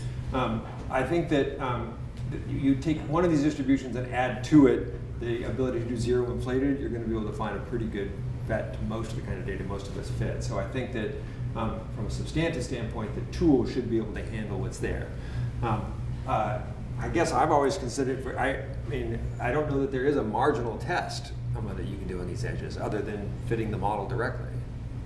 Yeah, I mean, it's so there's a lot of intuition from the linear case doesn't carry through very well once you start getting into this case. So those reference, direct common reference distributions, and the reference measures, because they're a piece of distribution, they kind of determine how the model, what the baseline behavior of the model is for anything else. So if you have a Poissonian reference, it sort of says if you only have independent terms in it, it'll act like a giant Poisson, an inhomogeneous Poisson model. So if you just look at the marginal distribution of your data, you might say, oh, it's really skewed. That doesn't mean that a Poisson model won't work well, because of course that's marginalizing all across all the covariates. So you care about it as a conditionally Poisson. But now once you start adding dependence terms and including, zero inflation and other things, right? It's no longer acting like a Poisson model. It has the reference distributions like a Poisson, but it's now converted into this much more subtle, complicated thing. And so that means the simpler references go a lot further than you think they will, because you have all the other things going on. But it is also harder to assess distributional shape issues. That's a frontier at this time, I would say. The best thing you can do, as always, is simulate the model and then look to see if it's adequate. That is it reproducing data that are simulated that percent look like your data, and in the ways that you care about? And if the answer is yes, that's working. But otherwise, it's very hard to have any very trivial heuristics at this time. And yeah, there's a lot we don't know, and especially when you start getting into high variance count distributions, which actually, my student Peng Wang has been working on this a bit in migration settings where we have wildly huge skewed things. That has considerations for the model as well. Although Poissonian references often work very well for those. Once again, you have other terms of the model. So that's just something we're still learning a lot. And in general, I'd say value algorithms are very much a frontier.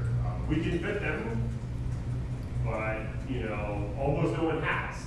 So this is a great area. If you're looking for something where people know very little and you want to go do something and make headway, this is pretty open right now. There's a lot we just don't know yet. All right, so the value ties is one of the things that just to keep in mind. I'm not going to go into this in great detail because I went into a couple of the others, but the notion of reciprocation, you have to think a minute about what that means, and this is true for all your kind of path statistics now. So is it that I respond at the same value that you respond to me? Do I overcompensate? Do I undercompensate? Do I do anything at all? You need to think about what that means, and so this is what the whole series of forms that go on to the mutual term. So the mutual term isn't just there or not, but it's how often you do. The sum is probably, I'm guessing, the sum of the min are probably the most common that are used, but they apply to all of these features. I use the min here, or you use the min here. I don't remember who did this one. Similarly with the cyclic path, you need to think about the ways in which you combine the two paths. So we have a directed triple, for example, where we're going from I to K to J. And so we need to figure out whether or not the transitivity and cyclic weights have these three-part functions. And these three-part functions correlate to what you think this kind of path should be. So is it, given that there's a strength of the two paths, so from V2 is the two path of the first term, how do you count that? So it's the smallest of these two values, the largest of these two values, the mean of these two values, or if you think then about the underlying closure path, and then given those things, what's the strength of the IJ tie? So all of these fit in together. So these products, we used to be able to just fit a GWESP term with one thing on it. Once you get to a value configuration, you now have to think about value patterns. And so it's like, in many ways, that's, yay, I got it, crap, I got it, right? It's like, so your theory has to match the underlying data. And so now most of our sociology theories probably don't do this. And so you're going to have to spend some time thinking about, which of these I fit.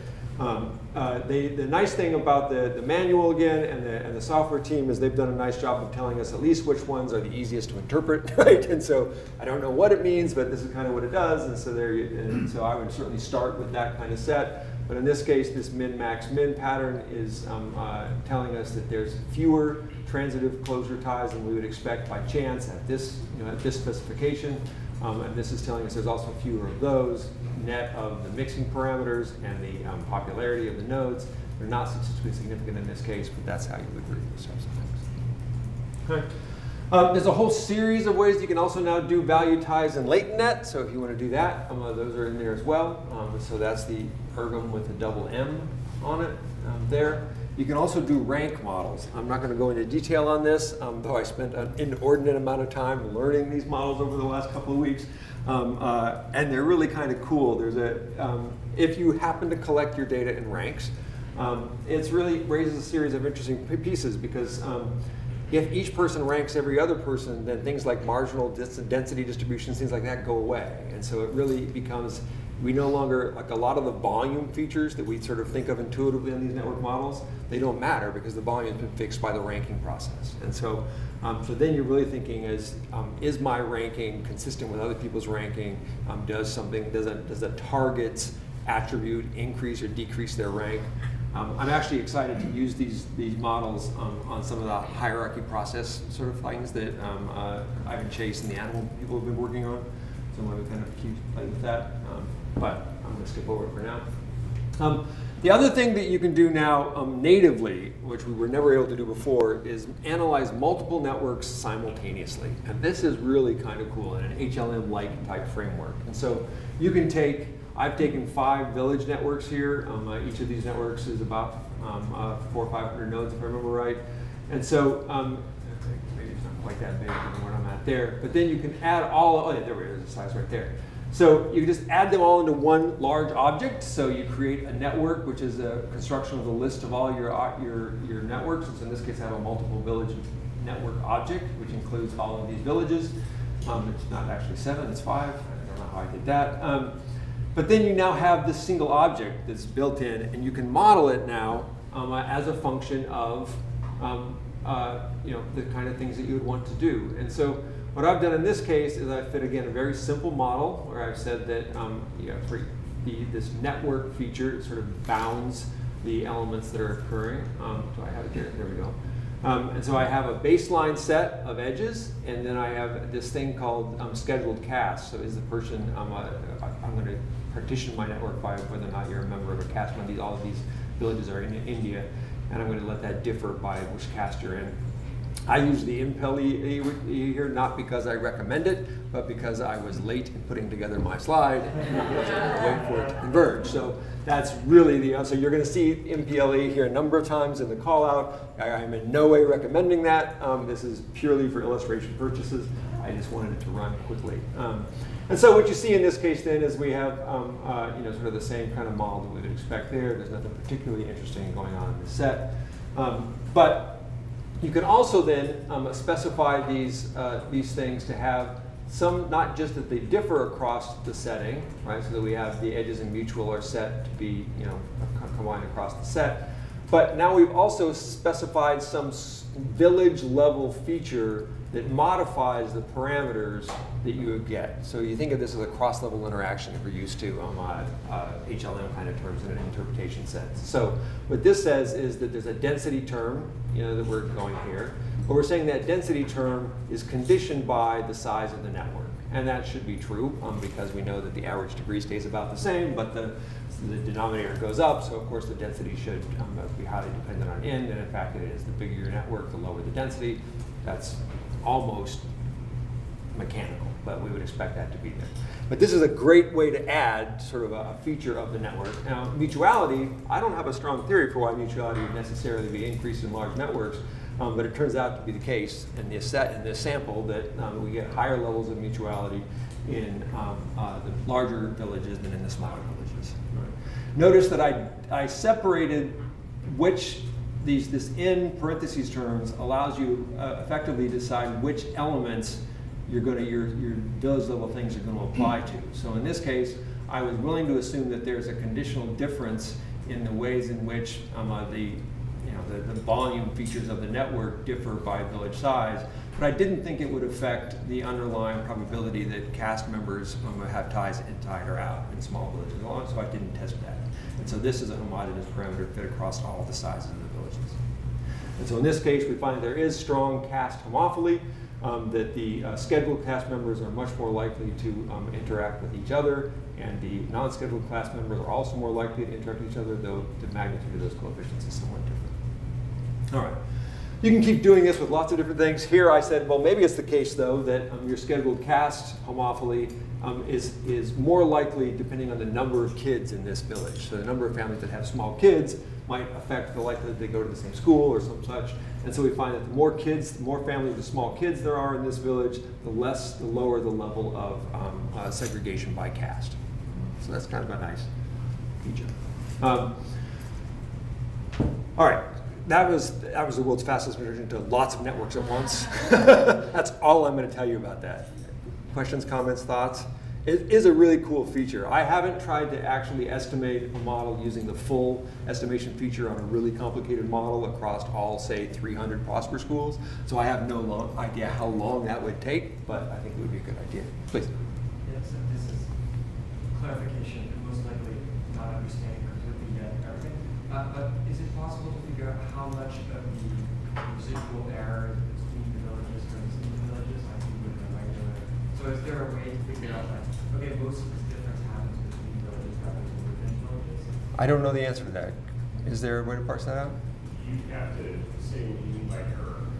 What do you mean by error? Or I guess This is not an LLS. Right. What do you mean? I guess I meant like the analogous version of that, which this is where I'm going. But I mean, what you could do is you could look at the conditional likelihood. So you can see what the conditional deviance is, and you can look at conditional likelihood, how homogeneous that is. Although that's a little tough to normalize, because for instance, larger villages will be intrinsically harder to predict because they're bigger. So you have to figure out a reasonable way to normalize that. But that would be the direction you have to go. Probably would make more sense to instead pick an actual substantive target, something that you care about knowing, and then do simulation experiment to see how accurately am I reproducing this feature across all the villages, and do I do a good job? Are there villages that I'm not getting neutrality right? Are there villages where I'm not getting some other property right? And yeah, you do have to interpret things jointly too. So just one quick, just to add one thing about your neutralities. Gave that example. You have to be a little careful because when you interpret that, remember it's being interpreted along with density. So here you have a situation where the density is falling because the mean degree is staying about the same. And the fact that you got that coefficient almost exactly -1, which is actually really beautiful. Because -1 means exactly the mean degree is the same. Of course, I wonder how they put the data and whether that's artifact data. But anyway. It was not. This was an unlimited nomination set, Okay, so that's so good. that's really hard. That's actually brilliant, because that's like telling you, man, in that population, that mean degree is really constant. But now, if the mean degree is staying constant, and in a big village, the density is going down.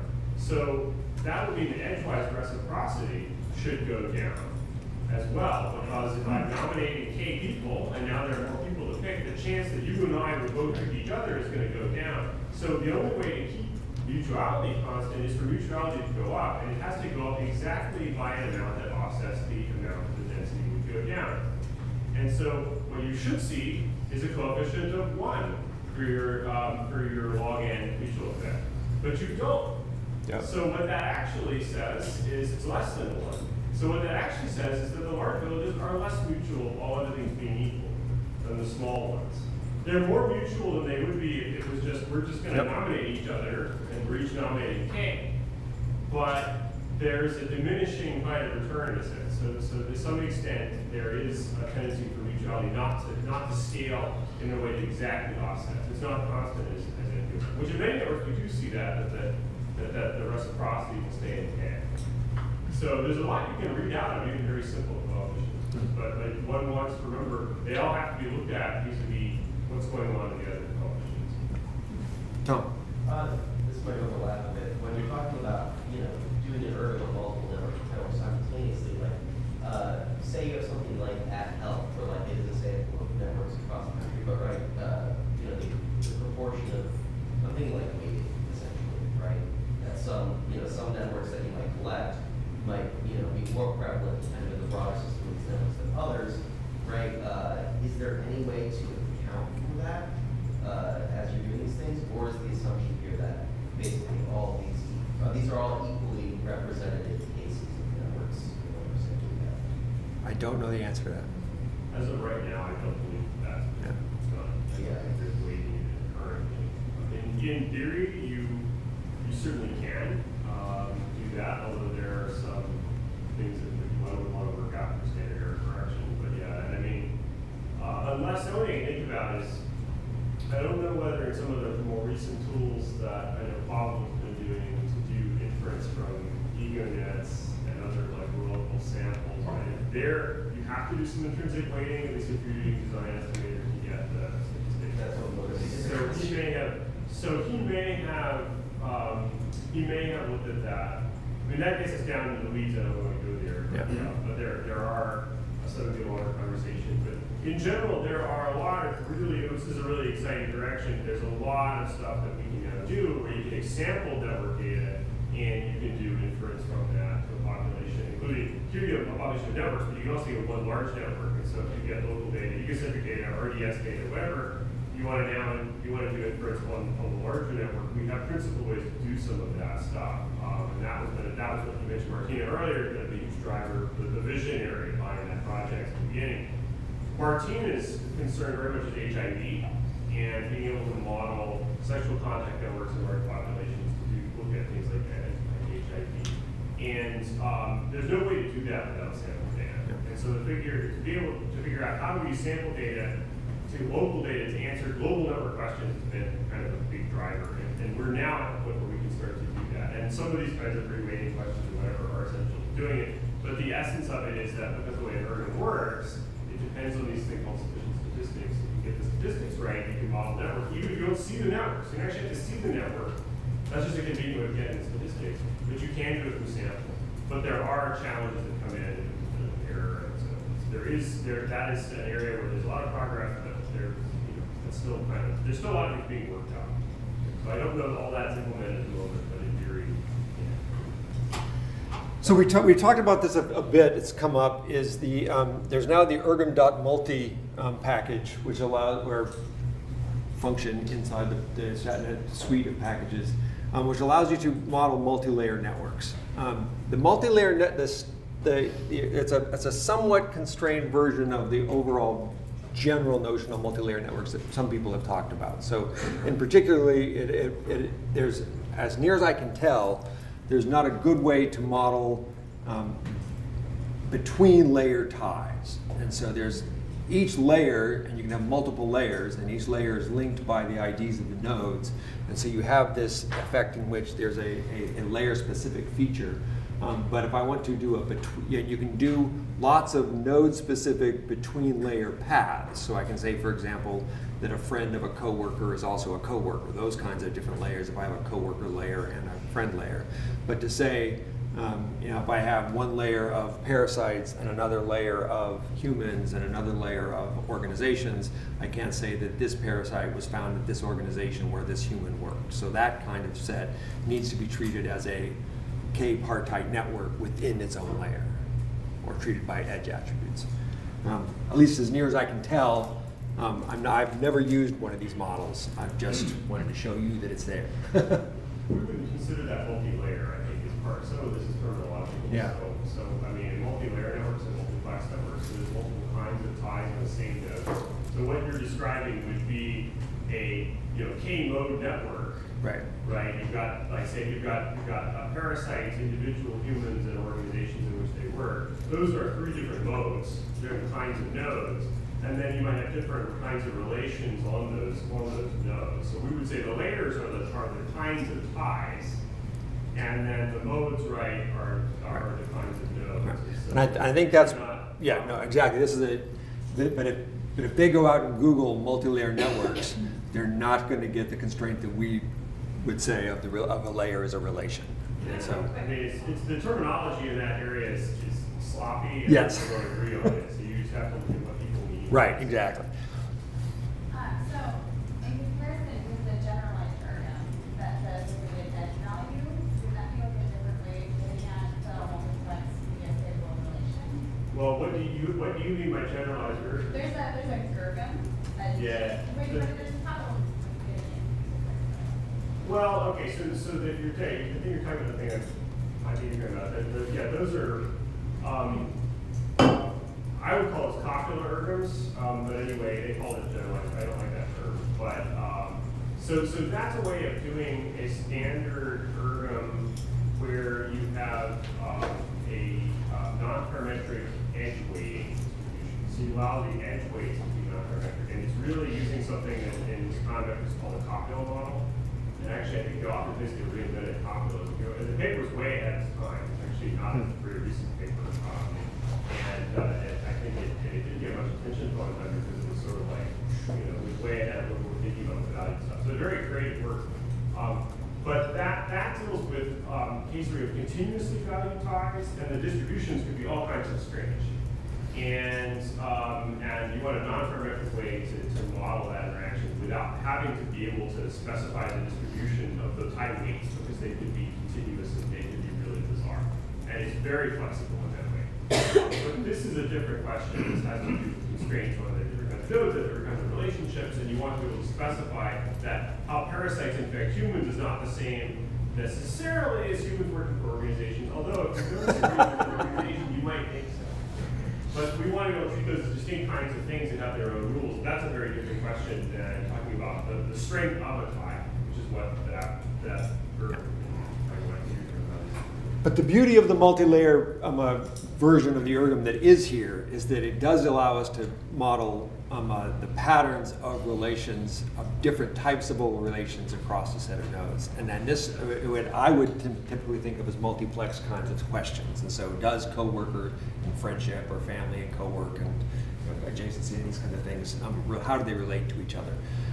The one thing that you do have to do is to generate a multi-layer network. And so at the end of the day, as we're working backwards, the layer function creates on whatever sort of single layer or multiplex network you have, you take each of the relations that are part of an edge attribute, those become the layers on the network.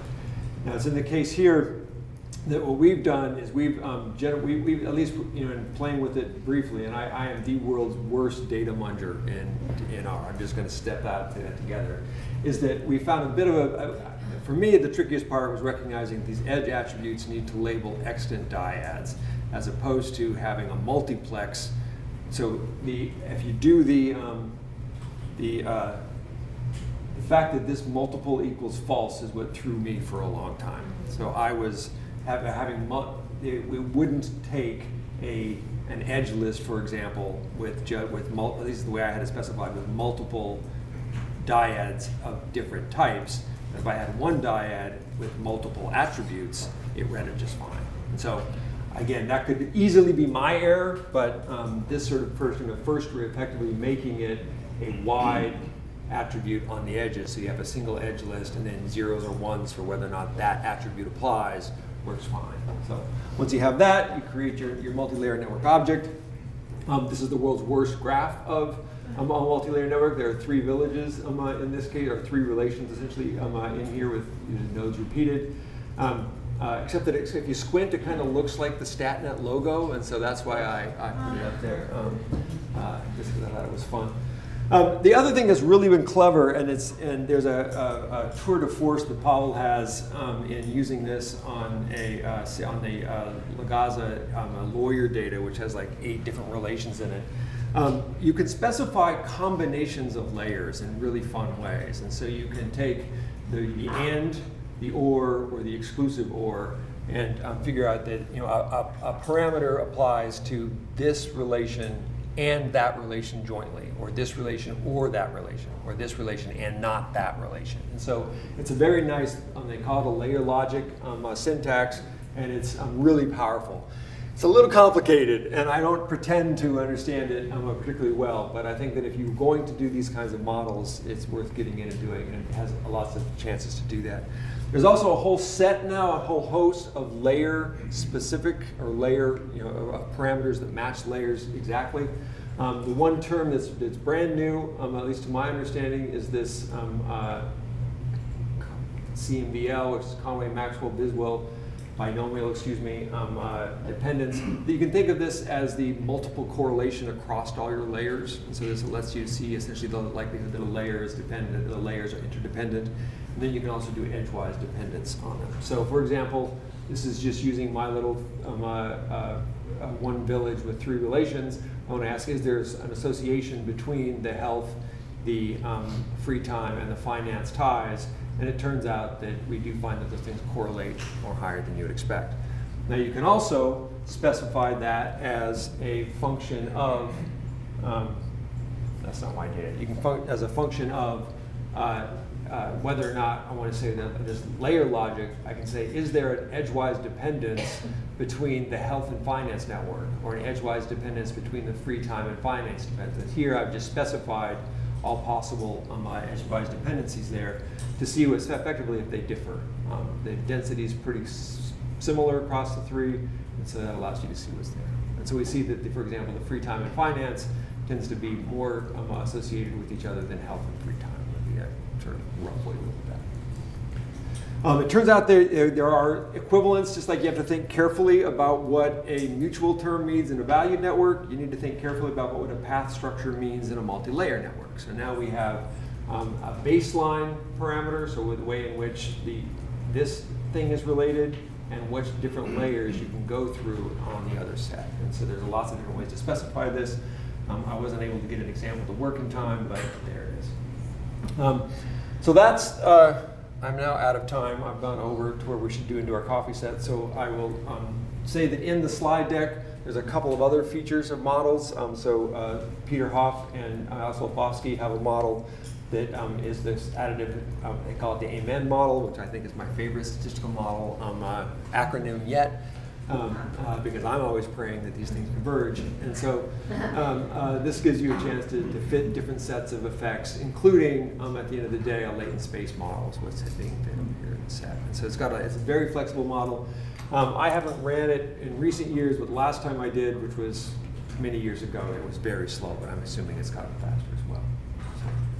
All right, so if you want to think a bit about the dependent variable side, we're going to do more of that later on today. So I'm just going to leave the slide deck to your perusal, and also happy to talk to you about it there. And otherwise, just questions or comments before we break for coffee. We've jumped in a few times already, so please. I guess just a very, maybe this is basic, I'm just trying to clarify in my brain. We have, like, say, classrooms inside of the school, and we recently think that the same types of behaviors are happening in each of the classrooms. We would use a multiple network instead of a constraint within classroom high only system, or are they essentially the Well, same? my intuition would be that you would use the multiple network, and we'll see if my intuition's any good, but my intuition would be use the multiple network feature, and you would estimate it that way, and then if there's any feature such as size that might have, or that would have these constraints, then you can set that as a network level covariate that then adjusts the others. Whether or not you could fit it with a series of constraints on the off diagonals and things like this, and one big block matrix, maybe. I can't imagine that would be easier than doing it But this you way. theoretically recommend Yeah, that would be my intuition. I mean, that's why they built it. So, It's doing the same thing. That's actually what it does. yeah. So the dark secret is that, what's it doing under the hood? It's all sticking into one giant network and putting block diagonal constraints on it. So you could do that by hand. And in fact, you should find that if you do it by hand the right way, you get exactly the same result. I was kind of thinking that, but I was like, I don't know. Yeah, that's actually what it is. I mean, it's kind of disappointing when you discover how. Pull back the sheet on that. Yeah, I know. Well, and for years, there was a package I wrote floating around for years that did this stuff. It was a very drafty package. And, people would every now and then be like, I need this functionality. Like, well, okay, this thing barely works, but here you go. And it did it. It just did it in the front end. It did exactly that. And so Pop has a much nicer version, which was implemented. So it's doing in the back end, but it's doing the same thing. It's just that it has, by having integrated it, it makes it much easier to do these things that like Jim was showing where, I want to allow some things to be pooled and some things not to be pooled and that kind of stuff, which is a nice thing. Awesome.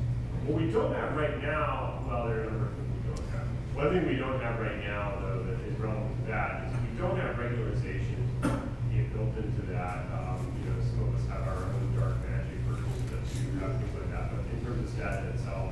And so, sort of hierarchical modeling and partial pooling kinds of things right now, we don't have that built in so much. So you can do like straight pooling and you can do direct partial pooling, but we don't have some of the other things. Please. When considering like having multiple networks, is there a way to account for differences across the networks? Like one of my networks is more missing than the other, and so is there a way to like downweight or upweight, or is that accounted for in any way? This is, I ran out of time. I'm already over time, but the beauty now of the entire new StatNet set is that treating missing data is transparent. It's a native function of the model. If you have your edges are NA, it does the right thing, which is awesome, right? So that really is great. So a lot of the work that we had to do back in the day of essentially, sort of figuring out ways in which we could impute data from these kinds of models is now just done directly. It's using the available information. So what it means is your old habit, my old habit, most of the field's old habit, of listwise deleting all of our edges and making sure we have a 0-1 matrix that's without any NAs in it. We need to break that habit and leave the NAs in and put it back in. So that's the set.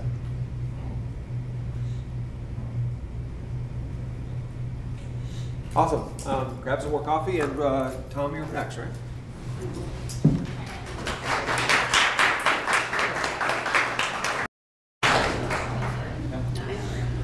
You're using your machine or did you load it up here?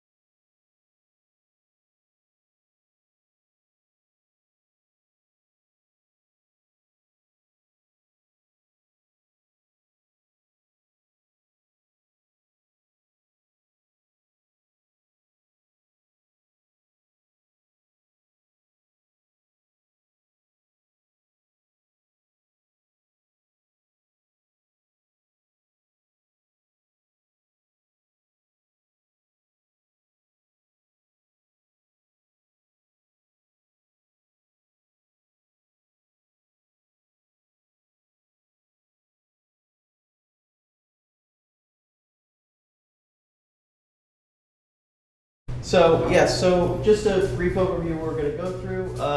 Again, we're gonna start with egocentric data. There's a lot of cool applications with it, and and multiple avenues to to fitting ergoms on using egocentric data. And then we're going to finish up talking about bipartite networks. The really neat thing is that with ergoms, you have this ability to simulate. Once you have a set of egocentric data, you can use kind of the aggregated information from your egocentric data to simulate larger networks based on the properties that you see.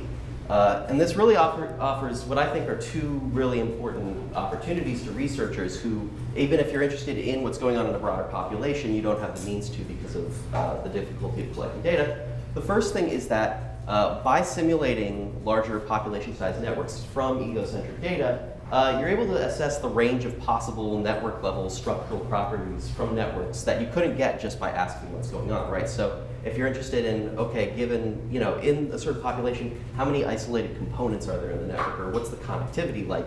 You can't really get that if you're asking individuals who they're tied to and, and whether those people are tied to each other. But if you can use those data to kind of estimate a range of networks, then you can look at those simulated networks and say, okay, like these broader structures, these are the sets of broader structures that are possible.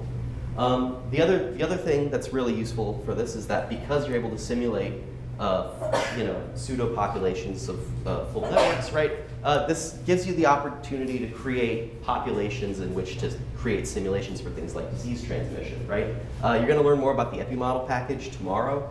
The EpiModel package streamlines this and really capitalizes on this feature. And in many ways, for setting up, it streamlines the process that hopefully, some of the things I'm going to show you are a bit redundant, right? In EpiModel, in some cases, we'll just kind of let you do what you do. I also think that this ability to create simulated networks from just aggregated information from the egocentric data, I think it's pretty conducive to collaboration, right?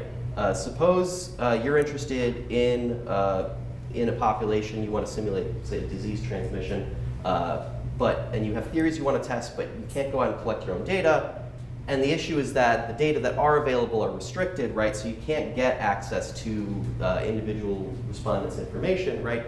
If you reach out, in theory, you could reach out to a group that does have those data, and they could provide you the aggregated information about trends, from their sample, and give you those, and you could use those to construct the networks that you need for your simulations without the need to ever access any of that identifiable information. So again, following this, I'm a recent hire at the Connect Lab up at Northwestern. They do a lot of collecting egocentric samples of MSM in Chicago and using those to create population level networks for simulations. A lot of how they go about doing this is once they've collected the data, they create aggregated, descriptive, in ergom terminology we call them target statistics, and feed them into an ergom model to then generate the network. When you're doing this approach, this is assuming that you've already collected your data and you've already done the analyses yourselves to get those aggregated target statistics. One important thing to bear in mind is that when you're fitting this, you're going to want to know the density of your network, and you're also going to want to know the desired number of edges within the network, because your sample of respondents for your egocentric network is going to be much smaller than the population you want to simulate typically, right? And then as you're scaling up the size of the population that you want to simulate, you need to take density into account and the desired number of edges just to make sure that things are going okay. The EpiModel package does a lot of this for you with very simple arguments. Again, if simulation of disease transmission is your end game, EpiModel will offer a path forward. But just to kind of outline how the basic process goes, right? You want to start by creating an empty network object from an n by n8 matrix, and your rows and columns are the number of nodes that you want in your simulated population. If you are interested in effects based on vertex attributes, you will need to, once you've set up this matrix, manually add based on some distribution those attributes. And again, that's sort of at your discretion. And then, like I said, because of scaling, you're going to want to specify the number of edges that are on the network based on the density that you've derived from your egocentric sample. And then, again, because the example here is MSM and concurrent ties is very, very important in that context, right? You may also want to calculate some of those kind of basic structural aspects as well, right? In this case, right, the target statistics that I was given is that approximately 12% of ties are concurrent, or among nodes with concurrent ties, and then you calculate that. And then what you do is when you're using the ergom package to fit an ergom, right? The key thing is like you're specifying your terms, you're specifying your model, but again, that network object that you're feeding it is empty, right? It's going to be simulating the edges. The key thing is then you're going to be feeding in the aggregated target statistics that you've calculated beforehand, right? And the key thing to remember is that for each term you add, right, you want to make sure that you have the target statistic specified within that order. And again, this is just basic, density term, concurrent ties. The output and the interpretation is more or less the same. You can run diagnostics. Again, when you're kind of starting with an empty network and simulating, the diagnostics aren't always, the most useful or applicable. But again, like once you simulate, once you fit an ergom using egocentric data, you still have access to all the same sort of MCMC diagnostics and goodness of fit, visualizations and such.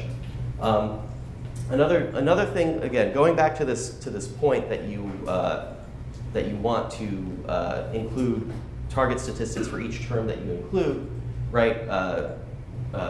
Like for instance, if we wanted to expand the model to include racial homophily, right? So the node match term on race, given the set of target statistics that I was provided in this very simple example, right? There is this in the aggregate racial homophily proportion of racially homophilous ties, right? But also then there are breakdowns by racial categorization in these data, right? If you're not interested in within group variation, right, you go with this sort of aggregated measure. But and I'll come back to that. But if you are interested in within group differences on the certain term, when you set diff equals true, and this is the same way you specify it in ergoms in general, right? You're going to need to feed it in individual target statistics for each of the categories within that variable. And then coming back here, right? I should say I'm going to be posting some example code that should function as a template. These models, this code is built on the fly more for building your intuition on how to program these things. With the data and these targets, there are a lot of degeneracy problems like these. Anything I'm providing here is not the basis for an actual substantive study. But once you fit that model, right? It's again same interpretation of results. But then you have the simulate function, right? And this is kind of if your end game is just creating simulated networks for use in at a later stage in your project, right? This is kind of the end game, right? And here, just based on the simple model, I simulated one network, and again, here's a population of I think it's 1,000 nodes. Again, with this racial homophily term, and this is what the network would look like. And you would generate a set of these and then run simulations on each and derive your findings that way. Okay, so that's a process involving a lot of steps, and it's not too difficult, but it can be tedious. What if you don't want to generate the target statistics on your own? This is provided that you do have your own set of egocentric data, right? What if you don't want to do that? What if you'd rather have it, kind of streamlined? The other thing is, what if you have survey weights in your data collection, right? And then how do you incorporate that? A recent addition, sort of in the environment of ergom tools in R, is this package called ergom ego, and it's really great. It's really neat. It allows you to feed in directly your full data set of ego networks, and it'll automatically. And then once you've created that object, if you're looking for those target statistics, you can ask it for it, and it'll give them to you. Again, if you have survey weights, If you're familiar with the SurveyR package for incorporating survey design into your analyses, it's built off the same syntax and arguments of that, kind of functions as the wrapper for that. So pretty easy implementation of survey weights in a way that if you were doing it yourself might just get a little tedious. And another thing, like I said, one of the big obstacles or things you need to keep in mind as you're simulating networks from egocentric data is you need to think about scaling once you're attempting to simulate a population larger than your sample. There's pretty easy arguments within the ErgomEgo package to do so. And so as an example, I'm using data. I've used data from the 2004 GSS Ego Networks module. We've had plenty of discussion about those data already in the past few days and its different methodological challenges. But again, what makes this a good kind of example for learning this is that it does have survey weights that can be incorporated. So probably the most difficult thing to get accustomed to when using the ErgomEgo package is the data set that you feed it in comes in this format of an Igor object, right? It's the EgoR package. And an EgoR object is effectively like a list containing 3 separate data frames. The first one is going to be information about your alters, right? So the people that your respondent has nominated. Your second data frame that you're feeding into this list is your egos, your respondents, and their properties. And then you have the edge list of nominations by respondents of their ties.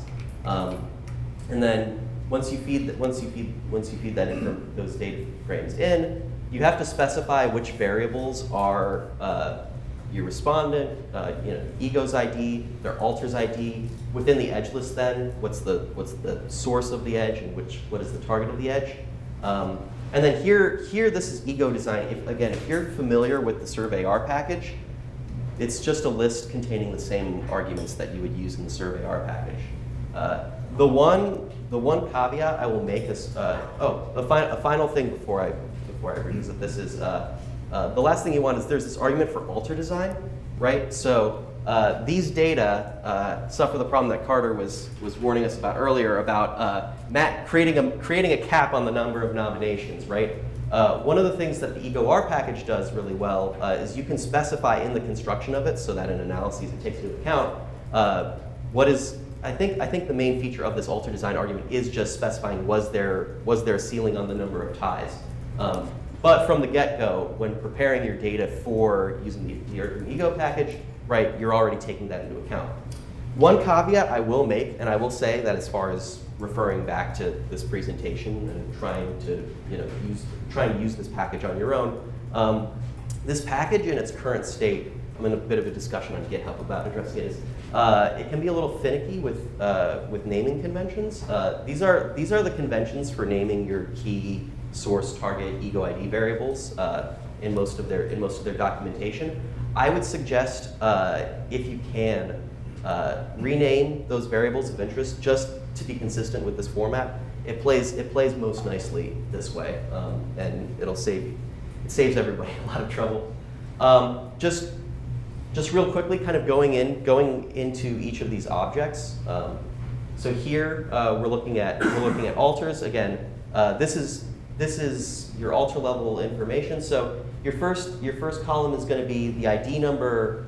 ID numbers are organized within participants, within respondents, and then what their ties are. So we see here that for ego 3, right, we have 1, 2, 3, 4. Then for ego 5, it refers back to 1, 2, 3, etc.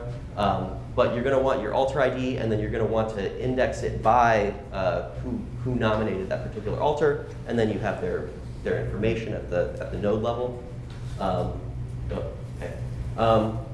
And then again, same kind of node level information for egos, and then the edge list, which is pretty standard edge list. But you do need to index that this is the edge list within a particular ego and who they're nominating.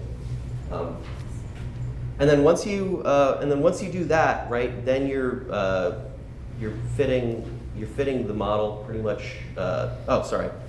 This is descriptive statistics, right? So this is breaking down degree. within the GSS data. From there, right, this is a breakdown of degree by sex. Roughly what this is telling you, it is a lot to look at, but it is saying that women are nominating more alters in these data than men do. Rather than trying to inspect those, you also do have descriptive visualizations, which you can break down by nodal attributes. So again, we're seeing men typically report, there's a higher proportion of men reporting fewer ties, and then women are have a higher proportion of reporting higher numbers of nominations. Mixing matrices, as Jim said, right, often very good for building intuition about your data. Those functions are built in as well. And then as far as fitting your model, right, you're going to be using the ergom ego function, but it's pretty much how you would fit an ergom in general, right? And again, how you would interpret it as well. Then then the next step is, if you are trying to fit an ergom or a simulated ergom on a larger population size, right? This is where it gets convenient. You have the control ergom ego function within this argument, and you can specify your desired pseudo population size. And you'll notice if we compare back to the last slide, some of the coefficients change because it's adjusting for that different scale. And as you would with ergoms, similar diagnostics, we're seeing here that with the degree term, the model that we specify here does not fit very well. But again, this is just sort of for illustration and intuition building with how to set these things up.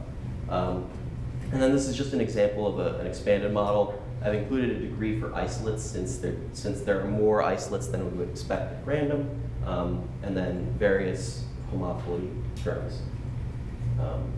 And again, slightly better model fit, but definitely messy. Again, we're seeing the degree 5. The degree 5 here is way off, and that's an artifact of that ceiling of when people were nominating a lot of folks, right? They were capped at 5.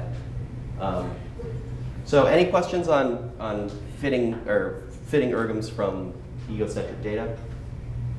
Yeah. Actually, goes back to eCourse. So I've tried to use it before, but let's just say hypothetically, someone collects data and they don't add alter ties. Okay. Yeah. When I tried to put it into eCore, it was like no can do, either they're alter ties or else that's it. It has to fit. Yeah. It have to be in your data set. Is that just like you have to? My only experience with this is just working with data where there is that.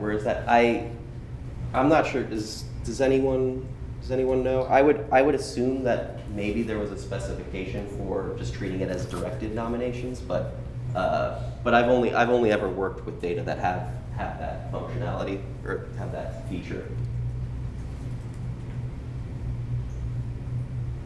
Anything else before moving on to bipartite networks? Yeah. Just a quick question. What if you don't know the size of the population? So you saw that you can put in the population. So if you don't know what that is. I would say at that point, just if you're interested in sort of, what if, for example, disease flows or diffusion or something like that. If you have a sense of the range, just simulating across that range. Jim. I just think you guys can do it all very quickly. On the mixing matrix, I'm looking for decimals. Oh, so the decimals there, that's occurring because that was the mixing matrix on the. It's a mixing matrix on. I think it has to do with the survey weights. I think it has to do with the survey weights. Oh. Yeah. So like for instance, yeah. Because you don't know the real value. Yeah. This is an expectation. One, I can offer two weird tricks for doing this. They save you some pay. Really simple things. You showed it really clearly. But one thing that's not, I don't think defaults. When you create your base network, you can do it exactly like you said, and that may work. But when you start with an empty graph, when you do your simulation, right, you're forcing course of Ergo to have to start from nothing and add a bunch of ties. And in a really large network, that may cause problems if you don't burn in enough. One thing you can do that will make your life really easy is instead of seeding it with an empty graph, just use the SNA package, the R graph routine that produces random graphs. Produce just a random graph or a training graph with the expected degree equal to your population. And it doesn't matter if it's dead on. That doesn't, you're just going to give it a starting point that's more in the neighborhood of where the real data is. And that will speed up your convergence rather than starting with an empty graph. Because it's closer to what the real network looks like, and that graph has no ties in it. And it's super fast, it's one step, and it will sometimes make a big difference when you actually go and run stuff. The other thing is, if you're getting weird results and stuff and things aren't working well, you may need to adjust the MCMC iterations and increase the MCMC interval to control, because most of our defaults are calibrated for relatively small networks. I've definitely encountered things where there are models that look like they weren't working with a large network, and all you do is tune up the MCMC, and all of a sudden everything works. And the problem is just it wasn't mixing well enough. And so those are two really simple tricks, but when you're dealing with these really large cases, you may run into things where you need to adjust those settings. And so that will save you a lot of grief if you just keep those two things in mind. Yeah, thanks for that. The random graph suggestion. I hadn't seen that. That makes perfect sense. Nobody else does this for some reason. Everyone's like, let's initiate with 0. But you can definitely have things where your stuff doesn't work and you're pulling your hair out trying to figure out, I don't understand why it doesn't work. And then it turns out that the issue is just that it was just taking a long time to burn in because you started so far away from the target. And you can increase your burn in and it will eventually work. It's just, why do you waste your life by waiting for this thing to converge when you could just start it out in a more sensible place? Which is another thing. I'm gonna have the R script with examples of this code up shortly. But I do find with some Ergom tutorials, right? Like when you have the R script to follow along because things take forever to run, you often end up staring at your screen waiting for the thing to finish, and it messes up the flow of the whole tutorial. Anything else before bipartite networks?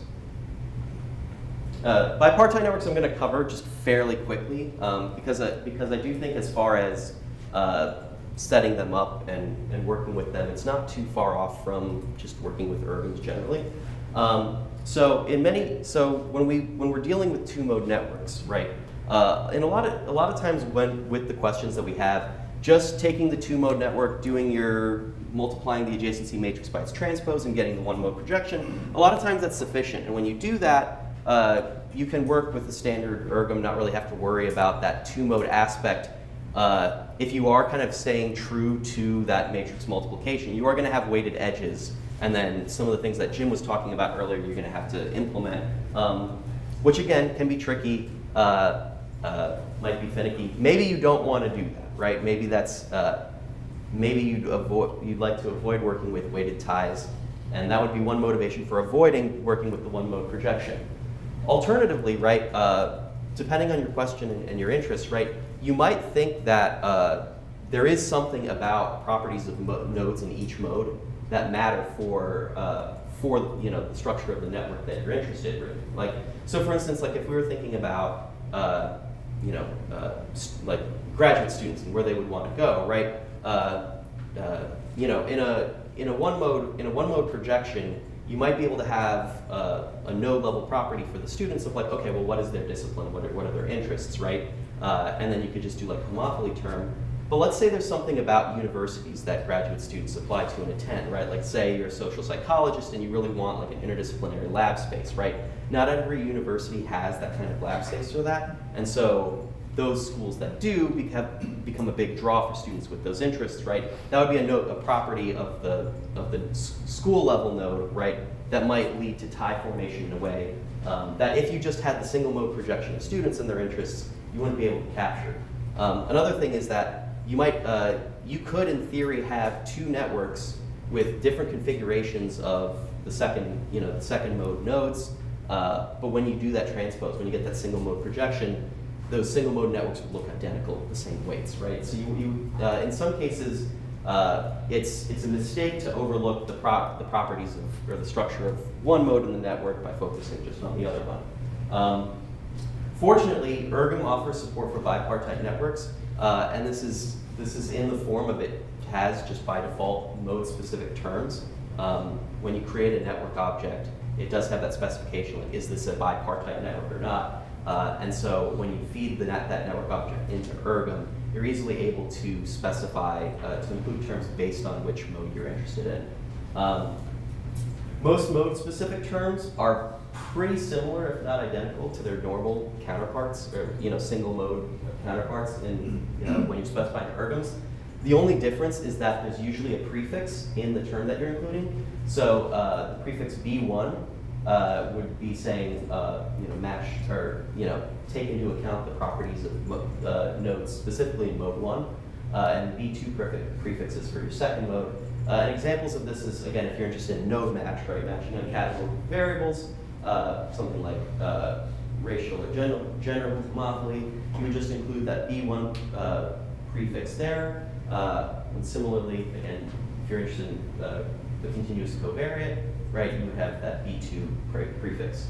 I think the only thing that is worth kind of elaborating on a bit more, as Jim talked about earlier, with Ergoms, you have the ability to include terms for K-stars, right? These kind of distinct shapes that can occur within networks, and you're interested in their occurrence compared to in networks compared to chance, right? When you're doing regular Ergoms, it's thinking only in one mode. When you're including terms for K-stars in a 2-mode network, you do need to kind of bear in mind that stars occur in 2-mode networks, but what's usually happening is that it's two nodes in one mode being connected through a node in the second mode. And so you need to keep in mind which kind of star, right? Basically, what is the focal node in those star configurations?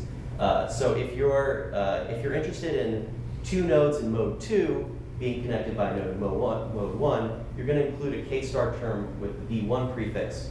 But if you're interested in 2 mode 1 nodes being connected through a second mode, or the second mode's node, it's going to be B2 star.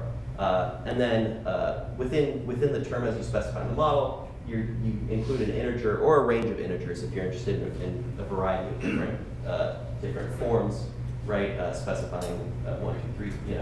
Here I have 2 stars and 3 stars, but you could go up to however many stars in theory. There is one thing to keep in mind, right?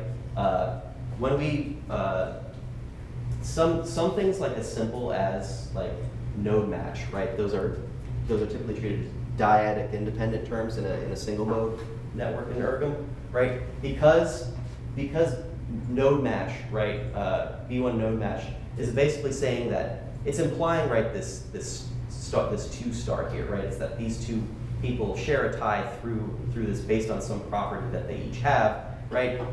The inclusion of that kind of intermediary node makes it lose that dyadic independence, right? And so it leads to a bit more difficulty in fitting, especially if you're working with larger networks. So that's something to bear in mind. And then just as a quick example of including these terms, putting these terms into use, right? I'm using data here on course enrollment among college students at Notre Dame. And here I've in the code that I'll send along, there's the code to build, clean that data set. But basically I just fit a very simple Ergom here where it's the network, the 2-mode network of students being linked through the courses that they enrolled in. Simple density term. I created a node match term for courses by department. We would imagine that students who are in the same major, right, take courses in the same department. And so we would expect that courses are more likely to be linked through students if they're in the same department. And then I included a couple K-star terms here, 2 stars and 3 stars, of courses being connected through students. And again, what we see here is that courses in the same department are more likely to share students. Of course, we see a greater number of 2 stars in this network than we would expect by chance, but we see less 3 stars. Again, as with Ergom Ego and just Ergoms in general, you have the same sort of MCMC diagnostics and goodness of fit tests. As you can see, this model was not fit very well at all. But one thing to bear in mind that when you do plot your goodness of fit, you actually do, when you're looking at your degree term, you have separate plots for your degree of modes in one node and modes in the second node. That's all I have for bipartite networks because I do think the implementation of it, once you get the hang of ergoms, is pretty straightforward. But if anyone has any questions, we can leave it at that. Yeah. Just have more of a logistical question. So I did bipartite networks from education, had big issues with convergence. Yeah. So I had to more so just did a dyad independent model. I couldn't really look at the structural features. But they just take a really long time to run. So maybe this is just more of a logistical question about just running ergoms in general. I mean, my computer would be like smoking by the end, but like it will take hours or days, and I'm still learning about R, so it could be something that I'm doing on my end, but are there just ways to, like, do people just run ergoms on a separate computer and leave it, or like how, I'm just curious about the logistics of this. Well, I think it depends, right? So it does depend on how large your system is and what you're doing. Some models are just really expensive, and yeah, sometimes we use servers and things, but in my experience, if the network isn't super huge and there's not some very good reason, if your models are taking a really long time to run or a really long time to converge, it's often a sign that your model's not cutting nature of the joints. It's like, have you ever seen like great show, and Martin Yan, this is a while back, but he was still anyway, the famous chef. And if you watch cooking shows, you see people taking Martin Yan takes a chicken apart, and when he does this, he picks up his chicken and he has a cleaver, and he just kind of like touches the chicken, and the chicken just falls apart. Or if you read the Chuang-Chi, the tale of the Dexter's butcher, right? You cut nature at the joints, and it just falls apart effortlessly. And ultimately, right, if I try to cut a chicken, it's not pretty, right? I mean, it's like some crime scene, and it takes me a long time. And I think ergoms are a lot like that. If you pick the right terms that really capture the dependence of the network, the model fits almost magically fast, at least often, and it just sort of works. And then when you're trying to like force it to fit, and it really doesn't want to do it, the model is, I call it strained. And anyway, that's a long term I think about it that way, but it's a good metaphor for what's going on. You've given the model these levers to pull, and it's trying desperately to explain your network, and it's in the situation where if it pushes this lever too far, now this feature is wrong, and it pulls this other lever back to fix that. But now the model is off again, and so it's desperately working these levers, trying to make this thing go. And if it's spending hours trying to do that, that's often a sign that the levers that you're picking aren't the right levers. And it can be frustrating because often they seem to like they should be the right levers. But it usually means they're not. And so it's often a sign that rather than putting more computational effort into it, you may need to back off and rethink.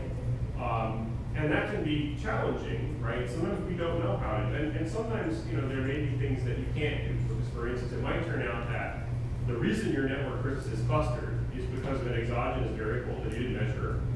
And no amount of dependence terms that you have access to is going to properly recover that heterogeneity. And so you're not going to do a perfect job because the thing you need to explain the network you just don't have.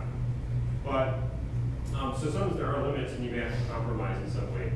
But otherwise, I think going back and rethinking the model framework is reasonable. Cutting back your dependence terms down to a minimal specification. And then don't be afraid to try things like, for instance, using MPLA to fit. Often, if it's very strained model, MPLA will probably not be great. But what you can do is simulate, going back to what you're showing, simulate from that model and look at where it's screwing up. So here you have an example where it's screwing up, right? That's actually educational. Learn from the failures. I think we don't spend enough time. This is a general modeling thing. And this goes back to things that we learned the hard way back in the day with agent-based models. Like the models that didn't work were the most interesting. Unfortunately, they don't make it into the paper. But it's all the explanations where I have a theory about how this works, and I implement it, and I spend hours implementing it, and then I run it, and it doesn't do what I expect. And I'm like, why don't you work? But that's telling me something. I was wrong, right? And that means I've learned something. The goal of science is to be wrong, right? We forget that, right? It's all the theories that didn't work that tell us about the world. So when the model you think should cut nature of the joints is not working, going back and figuring out, if I simulate from some crude estimate of it, what is it getting wrong, may give you a clue about what needs to change in the model. And that's, that's a process that it requires a lot of thought and exploration. It's not, we can't give you a recipe, unfortunately. It is complicated, but that's where you learn a lot. So that's what I would sort of suggest. But as a general matter, with ERMs, if you're finding that like you just can't make the thing work and it's struggling and it's running forever, it's, in my experience, usually a sign that that specification has too much dependence in it, and probably it's because somehow you're not cutting nature at the joints, even if you think you are. And I do think then standing back and trying to rethink how might it work. Is there another way to approach this?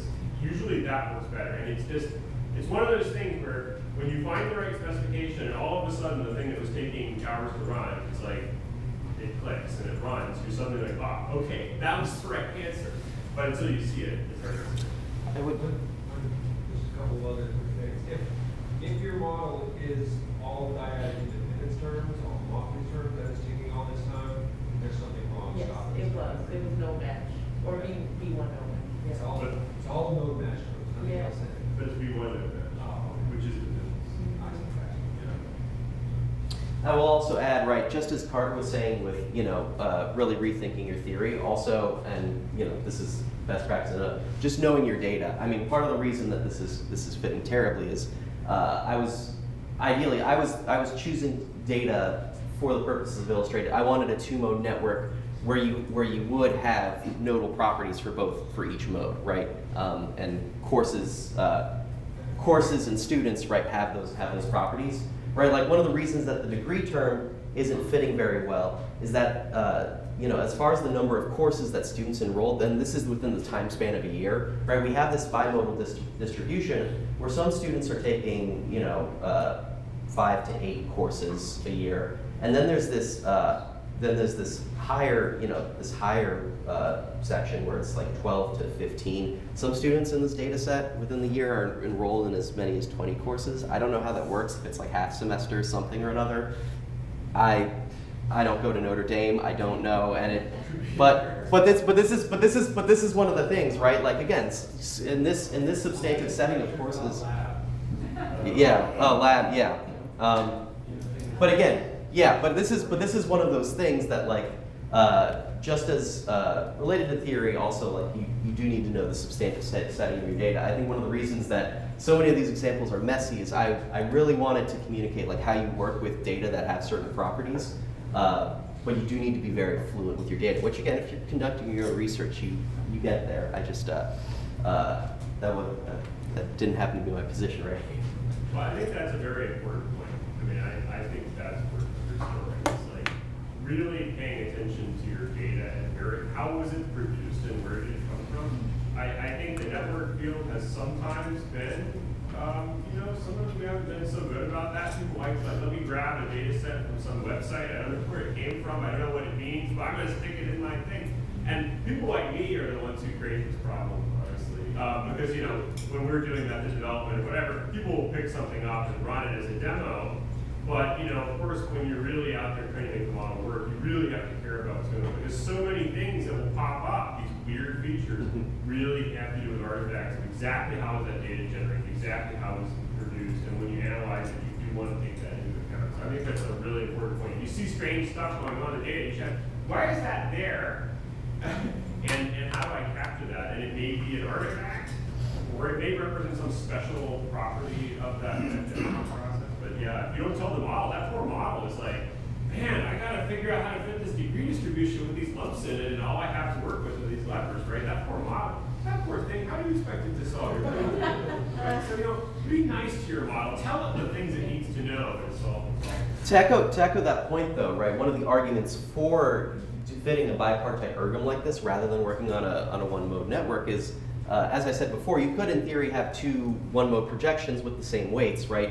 But they're produced by different things, right? That's that same issue of not fully taking into account the data generating process, right? You're seeing the end result of that one-mode projection, but you are for that moment ignoring the structure of that other mode that produces those equal possibility or equal outcomes. Yes. I do have a question about size, because you both have mentioned if your network's not too large, and I have a sense that with bipartite that matters, like what do you mean by not too large? Or is there an ideal size? For example, I had 1,200, and I felt like that was maybe part of the issue I was running into. But if you could just, there may not be an ideal size of network for bipartite, but it seems to be particularly sensitive to. 100 pretty big. Yeah. So it's not that it's bad, it's that there's nothing wrong with having 1,200, in fact, sometimes it's great, but in terms of like how long something would take, that's why I had my caveat. Because if your thing is running for a long time and your network has got 50,000 nodes in it, well, yeah, it's gonna run a long time. If it was, 20 nodes and it's running for hours, right, then that's really saying something. So yeah, you may be in some cases just running into, it's possible if your system is fairly big, that's just a very costly thing. But one other thing you might try, this is another suggestion, given that you're running into that, you might think about, this is also an Ergo 4.0 thing. So this is, now we're talking about, this camera is up too much. I'm gonna tell you something. I'm gonna tell you something I shouldn't tell you. The default estimation mode in Ergo, which we use this Geyer Thompson-Hummel scheme, which is very brilliant, but it can be finicky, and it's been tuned in a way, if you're an old-time Ergo user, which you're probably not, but you were Ergo before 4, there are a lot of models that fit relatively fast, and then you run Ergo 4, and suddenly they grind and grind and grind, and that has to do with the tolerances that have been set, and they've been moved in a way to try to make certain things more perfect and beautiful, and then run as long as necessary to get you to that perfection, which maybe you don't need. And anyway, some different design decisions were made, and obviously I don't completely agree with some of the design decisions. And so sometimes the problem is not even your model, the problem is that the tolerances that have been set are unrealistic. One way to get around that is to use an alternate fitting method.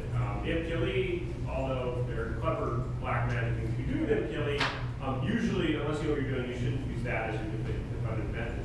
But if you use the stochastic approximation method that is supported in Ergo, that nowadays I would say is often a faster and, in my opinion, often more stable way to do things. And so I myself often nowadays use stochastic approximation instead of Geyer Thompson-Hummel, which, being on the StatNet team, I shouldn't say that, because that's the PNet people's way of doing it. I love my PNet colleagues.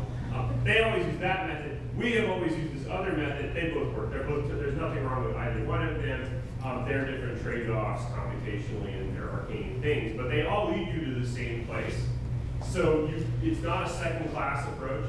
But you may find that it is much faster for your problem to use stochastic approximation. So that is one thing, if you're running stuff and it's getting bogged down, you don't know why. Try doing the stochastic approximation and see how it works. You may find it works much faster and with no issues. And if so, nothing wrong with it. It's a perfectly fine thing. It's just a different computational way of getting to the solution that may get there faster in some cases. Not always, but right now, I often find that to be helpful in some of the networks I work with. So that's another thing you might try, especially if it's big. Anything else? No? Cool.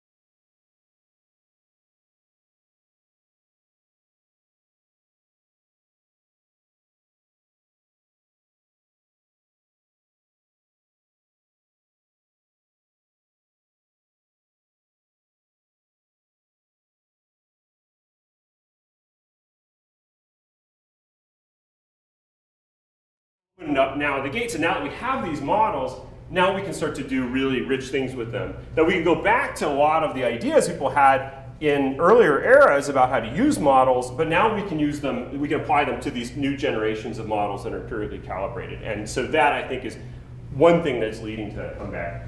I think another thing is that I would argue we need models more than ever. Why? A lot of things. One, you may have discovered this, data collection is expensive. And it hadn't gotten any cheaper. And IRBs haven't gotten any easier, right? And so you want to go out, you want to collect data, you need to know what data to collect. And that becomes even more true when you want to do things like intervention studies or the like. You're going to go and intervene in real people's lives, you better make it count. Okay, and the demands on us to do that in a smart way from NIH and others get only bigger. And so, you know, the idea that, well, I'll dream up an intervention and maybe I'll do sort of a pilot, but let's just go out and try it. I mean, that's a nice idea. That gets less and less feasible. So we need to have ways of having an idea before we go out in the field for what might happen. And models are not perfect, but they can provide, you know, some insights that can help guide that process. And you know, the people like Tom's in the back of the room, obviously has cared about this for a long time, right? And has been yelling at people for a long time to think about these issues. So he's one example of someone who's really tried to push that. And I think this is really important. And also increasingly, we have policy questions that people want to use networks for. So we need to be able to have some idea, and models can provide us some idea of what might happen if we go out in the world and we do something, whether it's collecting data or acting on people. And so that's another reason. And then another thing, this is polemical, but you know, Jim asked me to be here, so he's going to get opinions, right? There is a certain disease that some parts of our field are prone to, let us say, where we think about models as a fancy method for doing, you know, t-tests, basically. So I have the idea that what I'm going to do in my life is I'm going to come up with a theory, and I'm going to express the theory in a coefficient. I'm going to collect data, I'm going to fit a model, and I'm going to do a t-test or a wall test or whatever test with my coefficient, and if it's significant, I'm going to declare victory and go home. I have learned something about the world because something was significant, p less than 0.05. We can do that. But there's a limit to that as an approach to understanding complex systems, right? Life ain't a regression know-how. Okay, just because you fit something and you got a parameter that was significant, what does it really mean? What does it tell you about the world? What does it tell you about social dynamics? You learn something from that, but the something you learn is pretty meager. And I think as, you know, early on in this development, and this I will kind of blame those of us who've been pushing things in that direction, there was so much effort to like, now we can test hypotheses, and like, okay, people wanted to do that, and they did that, and they learned some things, but after a while, you're like, we need to get some real quantitative insight, right? If I got two networks and I study them, in both cases I find, oh look, there's race homophily. Okay, that's great, you've learned that. But that doesn't tell you very much. How strong is that effect? How does it interact with other things, okay, in terms of actually producing social outcomes, right? For that, you need to understand there is an effect in it. Okay, I can measure it, detect it. I need to know what it does. And I can, of course, I can go up and look at the size of the coefficient. What does the size of the coefficient mean? And I can say, well, all right, it checks changes the log odds of the time, or whatever. Yeah, but when I include all the other things in a complex system, all these things feedback on each other. And to understand that, what do we need simulation. So all of these things, I think, have been pushing us to try to say, let's take these models that we now know how to fit, sometimes at least, and actually try to use them to get insights. And so this is something that I think there's an enormous amount to do. And it really does represent going back to old ideas about, you know, theorizing, but using them in new ways. And there's a lot of great options. So we're going to talk about some of the basic experience. There's a lot more that can be said. And some, you know, friends and tutorial as well when you discover that whatever I said in your head. All right, so let's talk about computational models. There's so many ways to do this. I certainly cannot say them all today here, but let's try to fix ideas a little bit.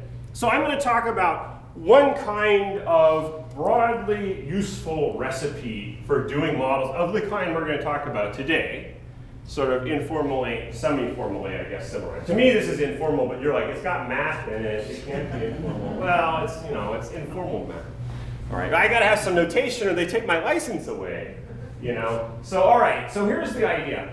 I start with some idea of model. I'll call that M for model, very creative. Okay, which we can think about as, for the time being, as some kind of black box that you give it certain inputs and it's going to produce outputs that represent a social system. What are those things? Depends on your setting, right? It might be it's going to give you a network or distribution of networks. Maybe it's going to give you interaction sequences, which is later we're going to look at. But for the time being, we're just going to say whatever it is M. And we're going to assume that the model has two kinds of inputs that we're going to think about things. One is parameters, and in our context, we're going to think about parameters as expressing the presence and strength of different kinds of social mechanisms that drive that model.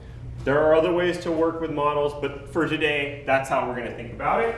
And then there are covariates that represent fixed things about, say, the agents involved in the system, the context, other features of the system itself that are going to drive the model. So the model is going to represent kind of social processes that take the mechanisms and the strength of those mechanisms and the substrate of who's doing things and what the context is. It puts them together to produce some kind of outcome. So we start with, we have to posit some kind of model or we got nothing to do, so we're going to posit that, and then we assume we also are going to observe with some observations. So we start with some observations, so we've got some data, and then the first step in our recipe is we need to calibrate our model, right? And that leads us to some, we'll deign to call them theta obs, although that's what are estimates, and x obs. How we do this is, well, you've seen talks about that. That's a whole other set. I'm going to assume you've done it for our recipe, but that's the first step, right? And so obviously this step takes a lot of time.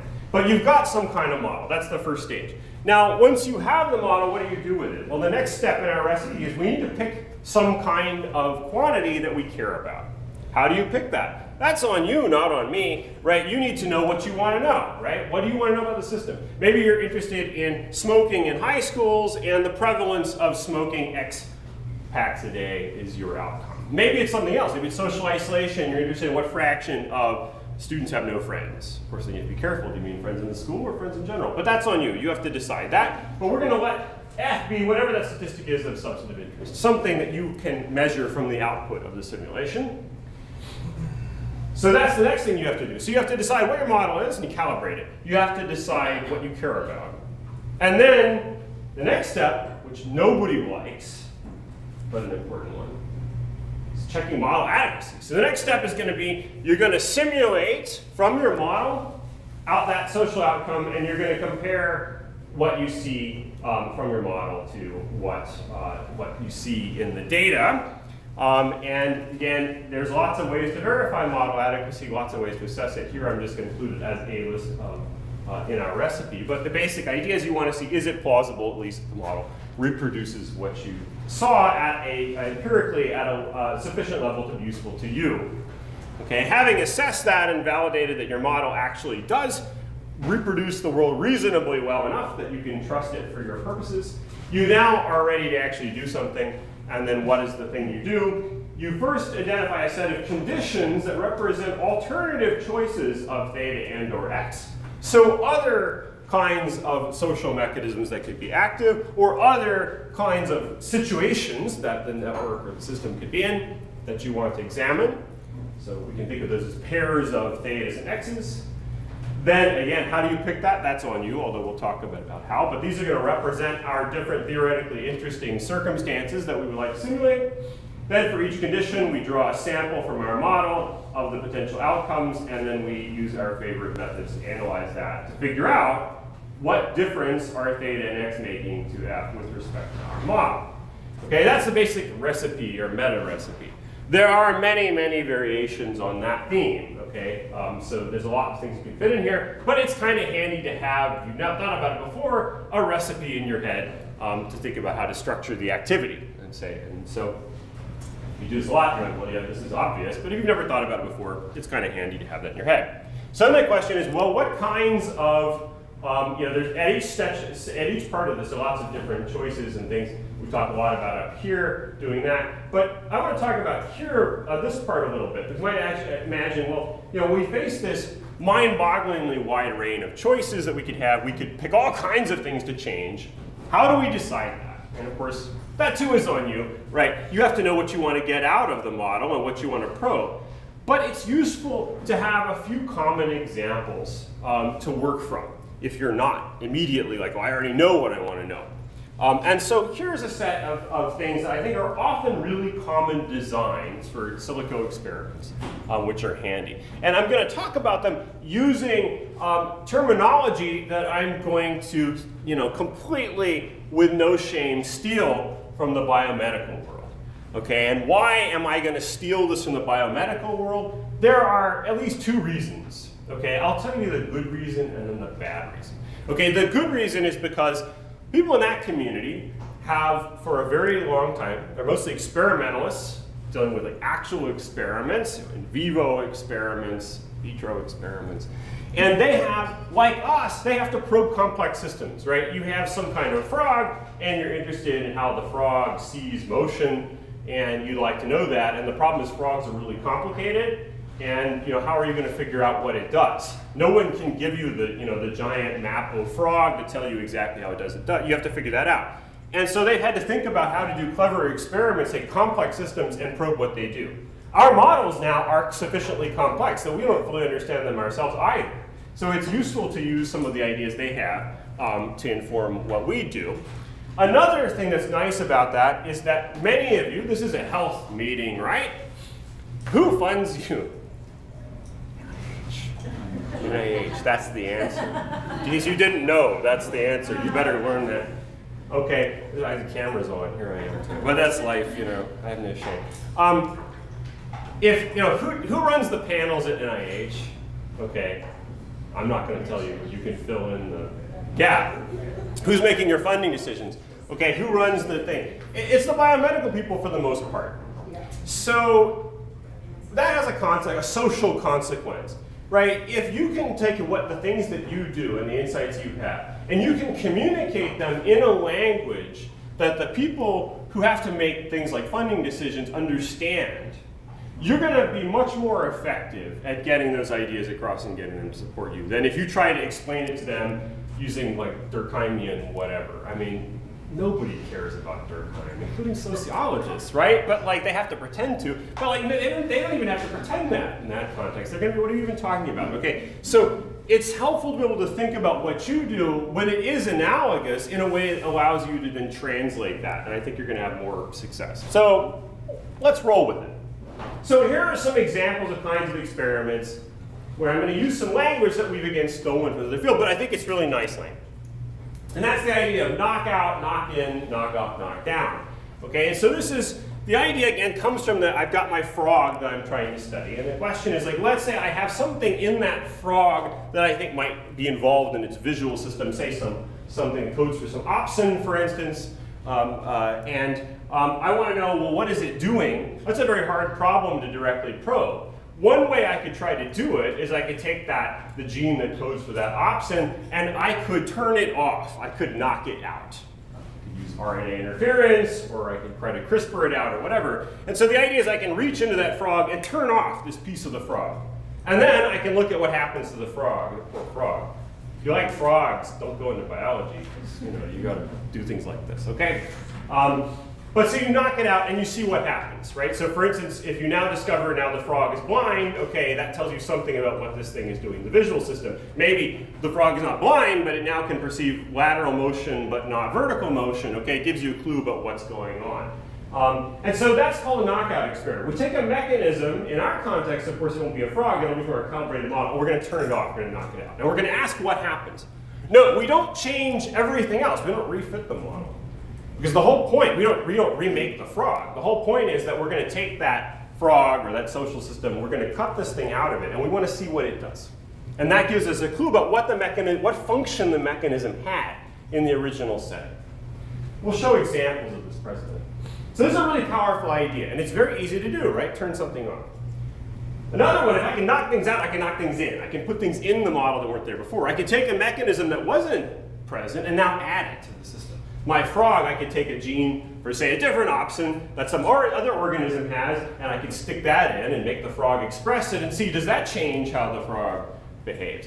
Like in a social context, we'll see an example later, we could take a social mechanism that we don't see in our observed system, In fact, to foreshadow, we can have a system where, for instance, we have children in a classroom, and we observe that in that particular classroom, we don't see differences by gender in how they interact, but we could certainly imagine cases, other classrooms where that might happen, and we could say, well, what happens if we take everything and now we add a particular kind of gender effect on behavior? What does it do to the classroom dynamics? Right? That's a knock game. So that's an idea. Of course, if we can knock things in and out, we can knock them up and down, which means that we amplify or attenuate a mechanism from its calibrated level. So we observe a particular propensity of people in a particular social system to act in a particular way. We can say, what if we make it stronger? What does it do? What if we make it weaker? Right? So we can tune it up or down. In the real world, I can't reach into the world and say, take social influence and let's just turn it up or turn it down. People try, but you can't really do that. But I can do that in the computer, and I can see what happens. So that's another thing we can do. And then, of course, we can change other things as well. So we can change our covariates or our context, right? We could, for instance, modify the individuals in our setting and see what does that do to the social dynamics by changing the covariates. Change the context that we're in by changing those things from the calibrated scenario and see what effect that has. And then in dynamic models, you can also do sequence interruptions. So let's say I have a particular social process, people come into a room and they talk to each other and then someone goes out and whatever else happens. I might say, well, what happens if I let that social sequence transpire and then something happens in the middle that I alter the system, right? We can carry out those kinds of experiments as well in silico and learn things. So these are just examples. There's many of the things you can do, but this at least gives you some flavor for some of the kinds of things that we can do. And from these simple recipes, we can learn quite a lot. So let me give you some examples. I'm going to start by giving you a couple of examples, and these all come from a series of papers that I did with Cynthia Lacon and John Hipp and Sheng Wang. There's lots of other stuff that's sort of similar other folks have done, and David Schaefer's in the background. He's done a bunch of stuff on this. Jim's done related stuff. Tom's done related stuff. So there's lots of people in the room who know a lot. But I'm going to give you my examples because I'm the one giving the talk, so I have them. All right, they may not be better examples, but here we have it. This is one. It was a relatively early. This stuff from our work on it. Work on this is from a paper again with that crew. This is in AJPH in 2015, and so this paper we had a model that is very typical of a model lots of other people have used for looking at smoking behavior and friendship in adolescence. So we were using the stochastic actor-oriented or stochastic actor behavior, whatever you want to call them, models. And this is using the AdHealth data set. So lots and lots of people have done work of that kind. And so what these things are picking up is they're looking at the formation dynamically and dissolution of friendships, but also substance use changing. And these things are affected by individual attributes and by social context, and also by social influence effects. And there's selection effects as well. So whether you're a smoker might affect whether people will be friends with you. Of course, other your friends smoking could also affect you. And the idea is to try to partial out all of those effects. And there's a lot of work doing that. What we did, though, in this paper was to say, rather than just like, let's look at the coefficients, because if you fit the model, you look at the coefficients, you find reliably over and over again that yes, indeed, people's smoking behavior influences their peers. And there's some effect on selection. People tend to select alters also that have somewhat similar characteristics in terms of smoking. Okay, and you see that over and over again pretty reliably. Now then the question though is, okay, what does that though mean for actual smoking prevalence in schools, right? There's a certain narrative, right, that tends to be said about this that I'm sure you've all encountered, and this either in the literature or maybe in your everyday life, right? And the narrative, to caricature it, is a little like this. It's that, there are these good, wholesome kids, good kids, clean kids. They don't do these things. It's bad, okay? But then those good, wholesome, non-smoking kids come in contact with bad kids, like long hair and stuff. You can't trust those people. And they're like smoking and drinking and doing all kinds of stuff. And then when those good kids come in contact with the bad kids seduce them to evil. Okay, and people they don't write it that way. Well, okay, sometimes they do, but You know, but that's the hidden tacit model behind an awful lot of public health. Is like it's the, you know, it's ultimately the, you know, 19th century innocent, you know, naif that is seduced to darkness, right? And except that we say it in very clinical language and, you know, publish it. But is that really how it works? Well, how do we know? Well, one thing we could do is we could do an experiment. So we could take our model, we've estimated the propensity to smoke, we've estimated social, we've estimated how it's affected by your parents and all this other stuff. And we can say, let's go into that system, let's reach into the system, and what if we turn off social influence? Or we turn off peer selection? Or we turn it up? What if we make it really strong? Okay, we could do that. We can modify this system. And if we do that, what should happen? Well, if it's all about being seduced into darkness, the darkness of puffing, okay, then what should we see? When we turn up social influence, man, people smoking like crazy. If I turn off social influence, then, well, you know, that seduction can't work anymore. And now virtue will be left unsullied, right? Is that what we find? Let's see. What do we find? Well, we plotted some stuff. Okay, so what I have here, two different schools, the two largest schools, and here we have the relative value, relative to the measured value of selection here on the left-hand side and influence on the right-hand side. 1 means this is what the measured value was. We move it towards 0, we knock it out over here. Otherwise, we're knocking it down, and then we can knock it up. We can make it larger, 5 times as big as it really was. And so then we have the prevalence of students that would be smoking in this simulation. And we first validated that it does a good job of reproducing the data at the actual case. It's hard to read these lines, I regret to say, but if you focus on the top line is the never smokers, and they're probably the most useful case to look at here. So what happens? Well, if we vary selection, tendency of people to choose friends who have the same smoking as themselves, we find it doesn't do very much. And the first school, it does like nothing really in practice. It is an effect, but it doesn't do much. And there's a little bit of an effect in our second school, but what is the effect? Well, if you turn off this propensity to hang out with people like yourself, you know, what do we see? Well, we see never smokers go down. So this does increase light smoking a little bit. So that actually means peer selection is suppressing smoking. If you knock it out, you get a little more smoking. So that's kind of interesting. What's it doing? It's isolating smokers amongst themselves. And that isolation, right, is actually preventing smoking from spreading. Well, that's interesting. But what about influence? That's not a very big effect. Maybe we now in retrospect, we're not interested in selection anymore. What about influence? Now that it didn't do what we wanted. Well, let's look at influence. And man, isn't that dramatic? So, you know, here's your prevalence. What happens when you take influence down? When you take influence down, the never smokers drop, and when you increase influence, they go up.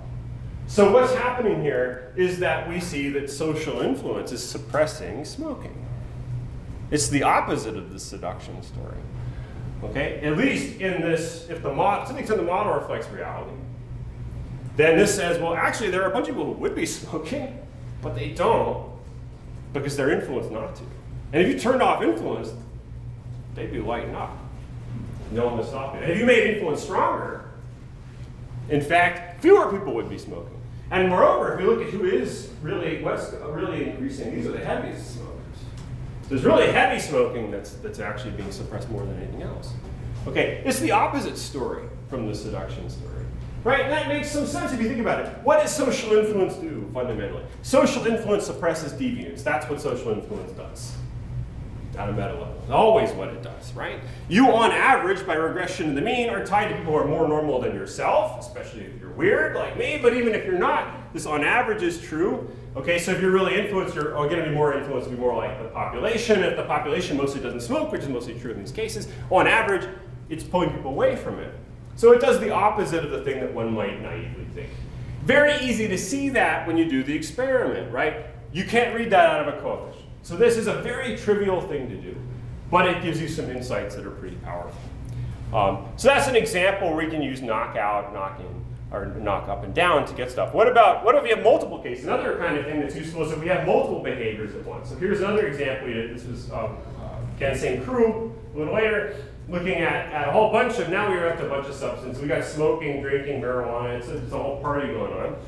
And then the concern here is, well, there's a lot of potential effects, right? So you can have all kinds of complicated things where maybe drinking is influencing marijuana use, and maybe that's influencing smoking. All of these things could be affecting each other. And when you have a complex system with all of these feedbacks, how do you tell what the net effect is of, for instance, influence by smoking or drinking? And so one simple thing to do to probe it is to say, well, what if we take all the different sources of influence, and we try knocking them out one by one, and we see what does it do to prevalence? And so this is smoking, drinking, marijuana. The top line is the non-users, easier to look at. And so these all represent just different knockouts, where we turn off different mechanisms and we see what does it do. And so when you see a line dip, that's something that says that knocking that out increased usage. And one of the things that we see that's kind of interesting is that if you knock out the influence on each of the forms separately, it does tend to increase the substance use. So in all of these cases, on average, influence is suppressing use. But if you look at the cross, one thing that's interesting is you see this thing go up. So this is actually there's less drinking. One of the things that's interesting is that if you knock out the effect between marijuana use and drinking and smoking, it actually results in less drinking. So one of the few problems, we don't see anything really affecting marijuana use, but the marijuana use is affecting other things. Other things are affecting marijuana use, but the marijuana use is affecting drinking indirectly by this whole complicated thing of people who are using that together also are influencing each other to do other kinds of things, and it's creating a whole milieu, and in that milieu people are drinking a fair amount. And so if you turn some of that off, it seems to reduce drinking somewhat. So it's not very obvious, but the kinds of things you can discover by probing models, by turning things off. So those are just some simple examples. Another use, as I mentioned, is you could potentially use models to help give you insights about targeting for interventions, or even to do data collection to say if I can only do a treatment to certain units of the population, who I'd pick. And there's lots of ideas about how to do that. Models can help you test alternatives. So here's a really simple case. This is another paper in the same group, a little more recent. It's in Prevention Science. And what we did was we used the same kinds of models we talked about before, again looking at, in this case, at drinking, and just said, okay, let's imagine you're going to go in, you're going to do an intervention where you're going to get someone to stop drinking, and let's say that assume for the moment your intervention will work on the targeted individuals. That's not given, but let's say it did. What would the total effect be if you pick different groups of people? And so here it's like, well, let's take 40 of the heavy drinking students in this particular school, which is about 20% of them, and act on them, and then see what the consequence is following up for how many people in the total school are drinking. And we can do that by picking different people to operate on. So we could say just take them at random. We could sample them by their out degree, friendship out degree. We could do their in degree. We could use all kinds of network measures. Remember, Tom's done a whole bunch of work on this kind of problem. Other people have worked on it. And what do we see when we do that with simulation? Well, the good news is that all of these interventions give you a much better return than just nothing at all. So that is actually useful in and of itself, right? We can use the simulation model to suggest that it ought to work. That doesn't mean it will, but that at least if you're planning a study, right, that's helpful to know before you go into the field, that at least there's reason to think it could work. If we had done this and in fact there's like nothing, that would suggest that this probably won't work no matter what, in which case you should probably rethink. But then we can also see, okay, which of these different methods seems to have the best results. In this particular case, what we saw is that selecting people by in-degree and eigenvector produces noticeably better results than the other methods. And we have a bunch of different targeting methods you can use. And so does that mean it's necessarily right? No, you have to go out and test that in the world. But this gives you an idea of where you might go. And if you're trying to justify a study design to a panel, right, at least having tested it in silico gives you some justification for going out and now testing in the real world. We always have to remember models are models, right? They're not a substitute for collecting data. I was at a conference earlier this year. It was not a social science conference, so it's not, this is not a blame our own crew. And so just to show you that this happens in other fields, these were mostly structural biologists. But where there are people who are like, well, you know, we really need to collect data on proteins. Why don't we just use, you know, AlphaFold? We'll just use computational things to just predict everything, and now we don't have to measure it anymore. And it's sort of like, you have left the path of wisdom. Okay, so we don't want to fool ourselves. But the models are a lot better than nothing. They're a lot better than guessing, and they may be a lot better than just, you know, having done one small-scale pilot, because we can probe them, we can figure out what's going on. So as a tool to get insight, I think they're very powerful. Okay, so having hopefully convinced you that it's a useful thing to do, how do we do it? And of course, there's lots of ways we can do it. And I've been talking here about SAB models, SAOMs, but what I'm going to focus on the rest of the time is going to be a different class, which are relational event models. All these ideas, the high-level ideas, you can use them with any model whatsoever. There's nothing special, but I want to drill in on a specific case. Why REMs? Well, I think they're nice for this. They're a dynamic framework. They're well suited to these kinds of computational experiments because we can identify specific mechanisms and turn them on or off.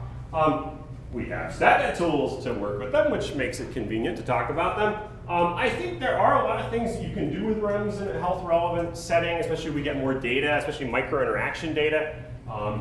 There's a lot that can be done with this. So what I want to do is I'm going to talk a little bit about REMs as an overview, and then I'll show you some of these how-to examples. And again, there's the full tutorial that you download and work through as well that goes into depth about how to do all the different kinds of experiments that we've talked about using REMs. Now, before I get into this, I know there's been some discussion on relational event models. I know there's some more on the docket. But let me gauge. I don't want to bore people if you're like, oh, we're all REM experts. So like, how many people are REM experts, would you say at this point? How many are like REM? Okay, we got somebody who's willing to volunteer. It's good to be bold. Unfortunately, you know, it's one of the instructors, so that's not so helpful. How about like, you know, people who feel fairly familiar? Okay, there's some of that. How about people who are like, I have no idea what this thing is? All right, we got some people who are, okay, good. Well, that's convenient because I got slides for you folks, and the rest are going to be bored. But we would skip it if everybody knew. All right, so let's go back to the beginning. So what are relational events all about? And to understand what relational events are about, we have to understand what networks are about, which we thought we knew. But let's look at it from a new standpoint. Right, in the conventional network paradigm, something that you have probably never bothered to think about is that you study things that have temporally extensive relationships. You have, say, a friendship. The friendship has a beginning, it may have an end. But in between, there is a non-zero period of time, or else it's not much of a friendship, right? And you may not have thought about that, but that is essential to everything we do with networks. Networks are all about coterminous relationships, right? It's all about the fact that I can have a relationship with you, and they're present at the same time. So for instance, you can influence me and I can influence you through that relationship, okay? You can give me a disease, I can give you the disease through the relationship, and so forth, right? And that's an essential feature of what we do with networks. And it's wonderful and powerful and fun, and you know, we spend our lives doing it because it's awesome. But sometimes we're interested not in that, but in social action that lies beneath the relationships, back and forth interactions, okay? And those are a bit different. And to appreciate that, let me take you back to, whether you like it or not, to an example that was really a motivating example for me that led me into this, which was a case study we were doing. And it's not, well, in a way, it's health relevant, but not in a normal way. This is some work we did on the World Trade Center disaster. And so what we have here on the left is network of radio communications among agents or a Newark airport trying to close down the airport on the morning of September 11th, 2001, when of course, all air traffic in the US was shut down. And so these are individual agents. They have fixed frequency radios. They can talk to each other and no one else. And they are calling each other as they try to figure out how to get this thing shut down. And we can, of course, analyze this by taking does someone call someone else during the time period of observation and make a network out of that. We can even weight the edges by how many calls they have. And we can learn a lot by studying networks like that, and we have. But there are limits to this, because what's really going on is not that, okay? It's not that people are sitting embedded in this network where they're in constant communication with certain alters. This is what's happening. Okay, so the real data looks like this. You've got people calling each other back and forth, you know, as they try to coordinate, as they try to figure out what's going on, what's happened, what do they need to do, and so forth. And so if we really want to understand the mechanisms that give rise to this, we need to deal with this. But this is not a network, right? These are not temporally extensive ties. These are micro interactions. And we need a way to think about that. And that led to the creation of what we call the relational event paradigm. So what's a relational event? It's a discrete event in which one or more entities emit a behavior directed at one or more entities in their environment, possibly themselves, if you read your Goffman. And so we can think about it as time goes on, and in time, the actors involved exchange interactions. And so we can represent just like you think about representing an edge in terms of a pair of you have the sender, the receiver of the edge. We can think about relational events that way, sort of. But we can think about them like this. So they have a sender who emits the event. In some cases, that sender could be collective, more than one person, but we have a person or group that emits the event. You've got a receiver. Person or group receives the event, which might, of course, include the senders themselves, and it's a self-interaction. In some networks, you have different kinds of interaction that might matter. And then, of course, though, it has a timestamp. And this is the key thing that makes REMS different, is that we can think about these relational events as being discrete entities at a particular moment in time. Now, that's not exactly true. Everything takes some time. But relative to the overall social dynamics, we can think about relational events as things that we can approximate as being instantaneous. And that means that they're well ordered. And that changes the whole game, because we're no longer thinking about, again, networks that are things that are present at all times. We're thinking about sequences of interactions. And this, this makes a difference. Again, going back to the motivating case, when we did this early work, we had not just that one network, we had a bunch of networks involving responders to WTC disaster. This is an example, again, a time-flattened network from, these were operators in the WTC complex themselves. They're trying to get to safety. They're trying to figure out who's alive and who's dead. They're trying to figure out what do we do as they self-organize in response to this event. We can learn a lot by an aggregate network analysis. So I'm certainly not criticizing that. I spend most of my life doing it, right? And we learn things like these networks are mostly held together by these coordinators, and a lot of the coordinators are emergent. That is, they're not people whose job it is to coordinate people like dispatchers, managers. They're people who just seem to have just risen into the situation. This raises the question, how does that happen, right? That's a dynamic question. We can't get that from this, but we can see there's a high prevalence.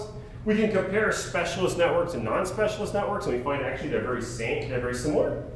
And we can even look at the role structure that we see, which has this sort of four role structure. But when we wanted to get at the mechanisms behind that, where did that come from, right? We had to get at these micro interactions, and that was where we needed this new approach. So I guess to highlight, this early work was done largely by my student Maruna Kreskova and Remy Cross did a lot of the hard work in coding out data on this, and we were trying to figure it out. And so that drove us to think about, okay, how do we think about modeling events like that? So we've got sequences of events in time, and we draw here a lot of inspiration from other threads that have thought about events in time, like event history analysis. So we can think about this as we've got multiple actions that we're looking at, and they form an event history. So at capital A sub t represents all the events that have happened up to some time t.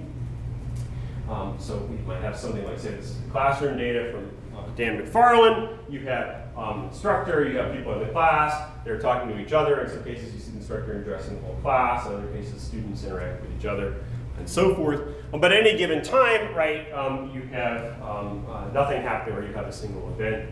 At any given moment, there's a set of possible events that can occur, which could be a function of the event history. And that is just going to be some subset of the Cartesian product set of possible senders, receivers, and things they might do. So that's going to form the support for the next action. And our goal then is to model the actual event history. And we do this by treating the actions as events in a statistical sense in continuous time, whose hazards depend upon the past history and covariance. So you're going to have, at any given time, there's a history up till now, there are covariates. Those are going to determine the context for interaction. They're going to create propensities of different actions to occur. Then, sooner or later, something happens. Those events may in turn change the propensities as people react to what has occurred, and that sets the stage for the next action, and so forth. And it turns out that if you posit a kind of model, you can write it down, and it looks like this. So we can use very straightforward ideas from event history analysis, hazard modeling, survival analysis. Depending on the field you're in, it's all the same thing, but people have different languages for it. And what it does at the end of the day is it allows us to take the propensities for actions or events to occur and write them down involving hazard function, which we parameterize like so. So you remember the ergon thing, this looks a little bit like that. Not exactly the same, but similar. So this is the hazard of a particular event. Think of the rate at which it would happen if nobody intervened. And we can write the log rate as a linear combination of statistics. We often just separate out the pacing function. That's just an overall average speed. But the main action is in these U functions. And the U functions are like the statistics in ergom. They are arbitrary functions of the sender, the receiver, type of event, when relevant, the history up till now, and covariates. And they say basically how likely the event, or how rapidly that event would happen. And these parameters data govern those things. So these are the mechanisms that drive action. These are the weights on those mechanisms. If we assume that, it's some other simple, typical regularizing additions. We can write down the likelihood. It's like that. It's beautiful. Love it. Memorize it. Anyway, it's there. And the advantage of having that is then we can do inference in the usual way. And so having then an observation of an event history and having chosen our model terms that express the mechanisms that drive interaction, we can now estimate coefficients. And since we've got a likelihood, we can do all of our favorite likelihood things. You can get MLEs if that's your preference. If you're a good person, like a Bayesian, you can do this in a Bayesian way. It's all good. We can do all these things. If you're, want to be a good person but you don't want to admit it, you can do penalized. You can actually do the same thing but call it a penalized MLE, and then you don't have to feel like you're a Bayesian, but you can be one. Doesn't matter. We can do all of these things. And in general, the computation is not so bad. Compared to ergoms, it's a lot easier than ergoms. So that's another thing that's kind of nice about these things. That although they're not super cheap, they're a lot cheaper to fit. And so that's a bit about what the models are. Now, of course, the question then is how do we use these things to do the experiments? And so in the balance of time, I want to go to this little tutorial. And there's not going to be time to go through all of it, but that's just as well, because that would be quite boring. Especially because you can download and look at that. But what I want to do is highlight a few specific examples and give you a flavor for it, and we can then take it from there. So let me drag it over. So here is again the tutorial, and hopefully that's been made available to you. So this is set up in the same way as all of our tutorials. If you're not familiar with them, we have a whole bunch of these things that we put together in the project that we try to use a sort of similar style, and all of them are made so you can kind of copy pasta examples and run them. And so you can use this as well. And just recommend representing for the team. There are a whole bunch of folks involved in StatNet, involved in different aspects of development, so lots of people contribute to all this stuff. And so this will walk you through how to install it. We're using a package here called Relevant, which is the relational event package. That's why it's called Relevant and not Relevant. Once you start typing this, you'll become unable to spell relevant correctly. This is a side effect when it takes, this is a side effect. One thing, I want to point out, so if you do download this, there's a little DAR data file you're going to need that has the data we use. Also, if you're on a machine that has parallel processing, I encourage you to set this parameter in there to something greater than 1, because some of the examples take a while to run, and this will speed up the process considerably. Okay, so the front part is just going to talk through stuff we've already talked about, so I'm not going to talk about here, but you can read through at your leisure. It says the usual thing. And then we have a bit about the models we use. So in the tutorial, we use two kinds of models, or two different models, both of which were conveniently created in an earlier REM tutorial that you can also download and use. And so one is from an example from that World Trade Center data, and the other one is an example from Dan McFarland's data. And both of these are models that sort of work pretty well, and so they're good to start with for our experiments.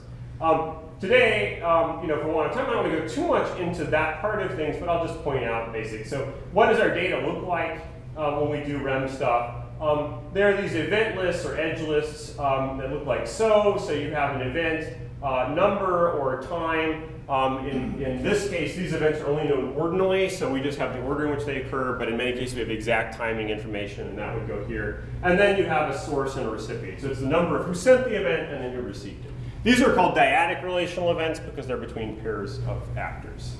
So the police calls looks like that. if you flatten the network, this particular thing looks like this. So these are police units that were in the World Trade Center, or it's a police unit that was in the World Trade Center disaster at the time. The green notes here are individuals who occupy what we call an institutionalized coordinated role, or ICR. That means it's someone who is like an officer, a dispatcher, a manager, someone whose job is to coordinate other people. Now that's their job, but of course, when the plane hits the building, all sorts of things start to happen. And that doesn't mean that they necessarily will wind up being the ones who do the coordinating. Now if you look at the network, the biggest coordinator in this network is an ICR, so that kind of plays in with the theory, but then this isolate is an ICR, and they're not coordinating anything. So it's not so simple, right? As we might imagine, other things are going on, and indeed that tends to be true. So the way we fit models here is we use a command called rem.dyad that says relational event model, dyadic form, and we pass it the event list, we tell how many nodes there are, and then we have a thing called effects. This is what effects are put in the model. And if you get the help on this, there's a giant list of different things it knows how to do. In this particular case, we have effects that wound up in the final model that include a tendency toward interaction if you're an ICR. So the idea that ICRs are more likely to be interacted with and interact with others. Turn-taking behavior, this builds something that David Gibson came up with many years ago called participation shifts or P-shifts. These are really powerful terms, actually.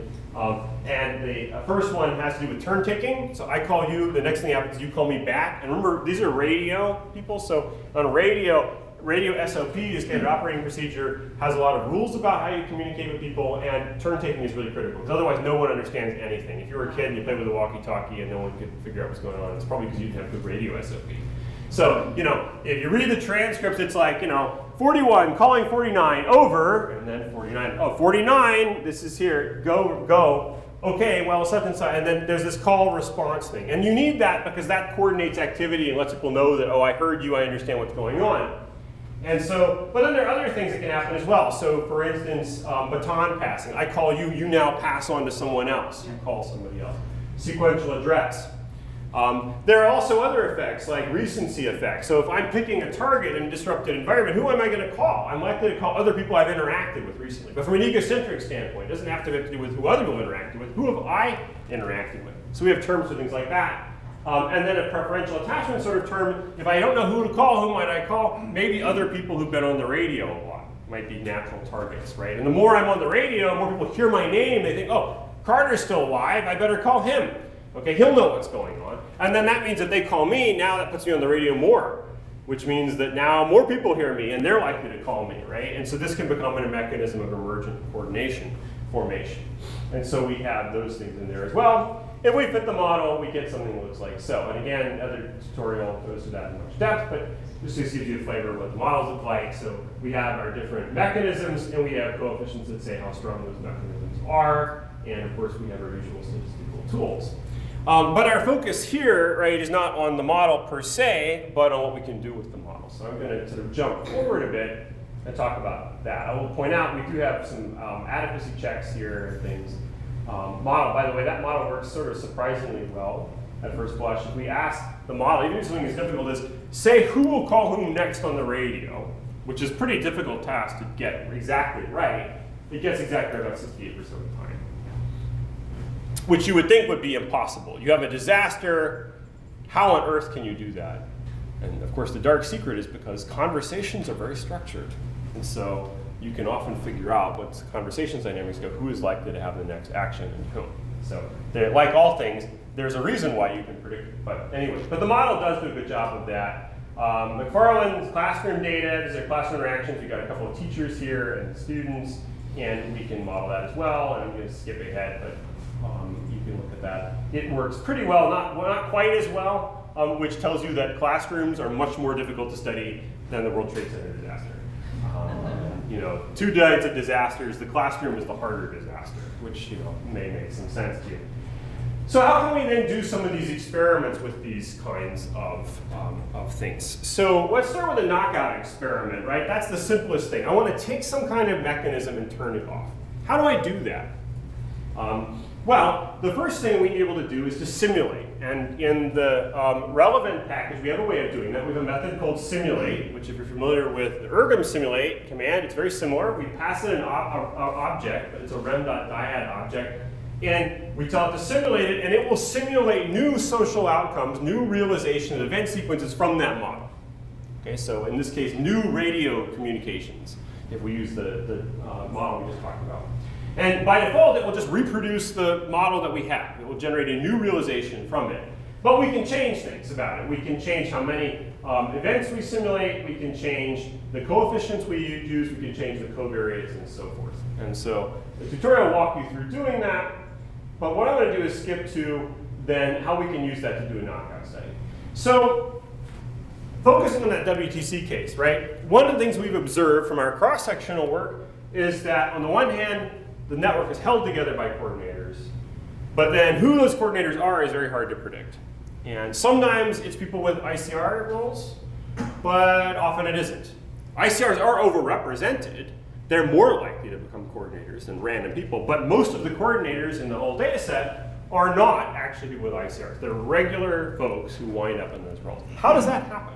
Okay, well, there must be different endogenous mechanisms producing those hops. What might they be? Well, there's a lot of things you can imagine, but one that you might at first not think much about, but that in fact turns out to be very important, is turn taking. So we're going back to this turn taking idea. Now, why would turn taking have to do with emergent coordination? Well, if you think about it, right, when you have turn taking, that creates an inertial effect, right? If I start a conversation with you, we're exchanging events back and forth, and that puts me on the radio more. And the more I'm there, the more opportunities there are for someone else to call me, right, and now get me in another conversation. And more people to hear me and know that I'm still there, and thus someone they might call. And so conversational dynamics like turn taking tend to create inertia that locks the same people in the conversation, and that may give them more of an opportunity to wind up becoming coordinators. And if a random person just happens to be the person all the action centers on, they might wind up becoming the coordinator instead of the person who otherwise would do it.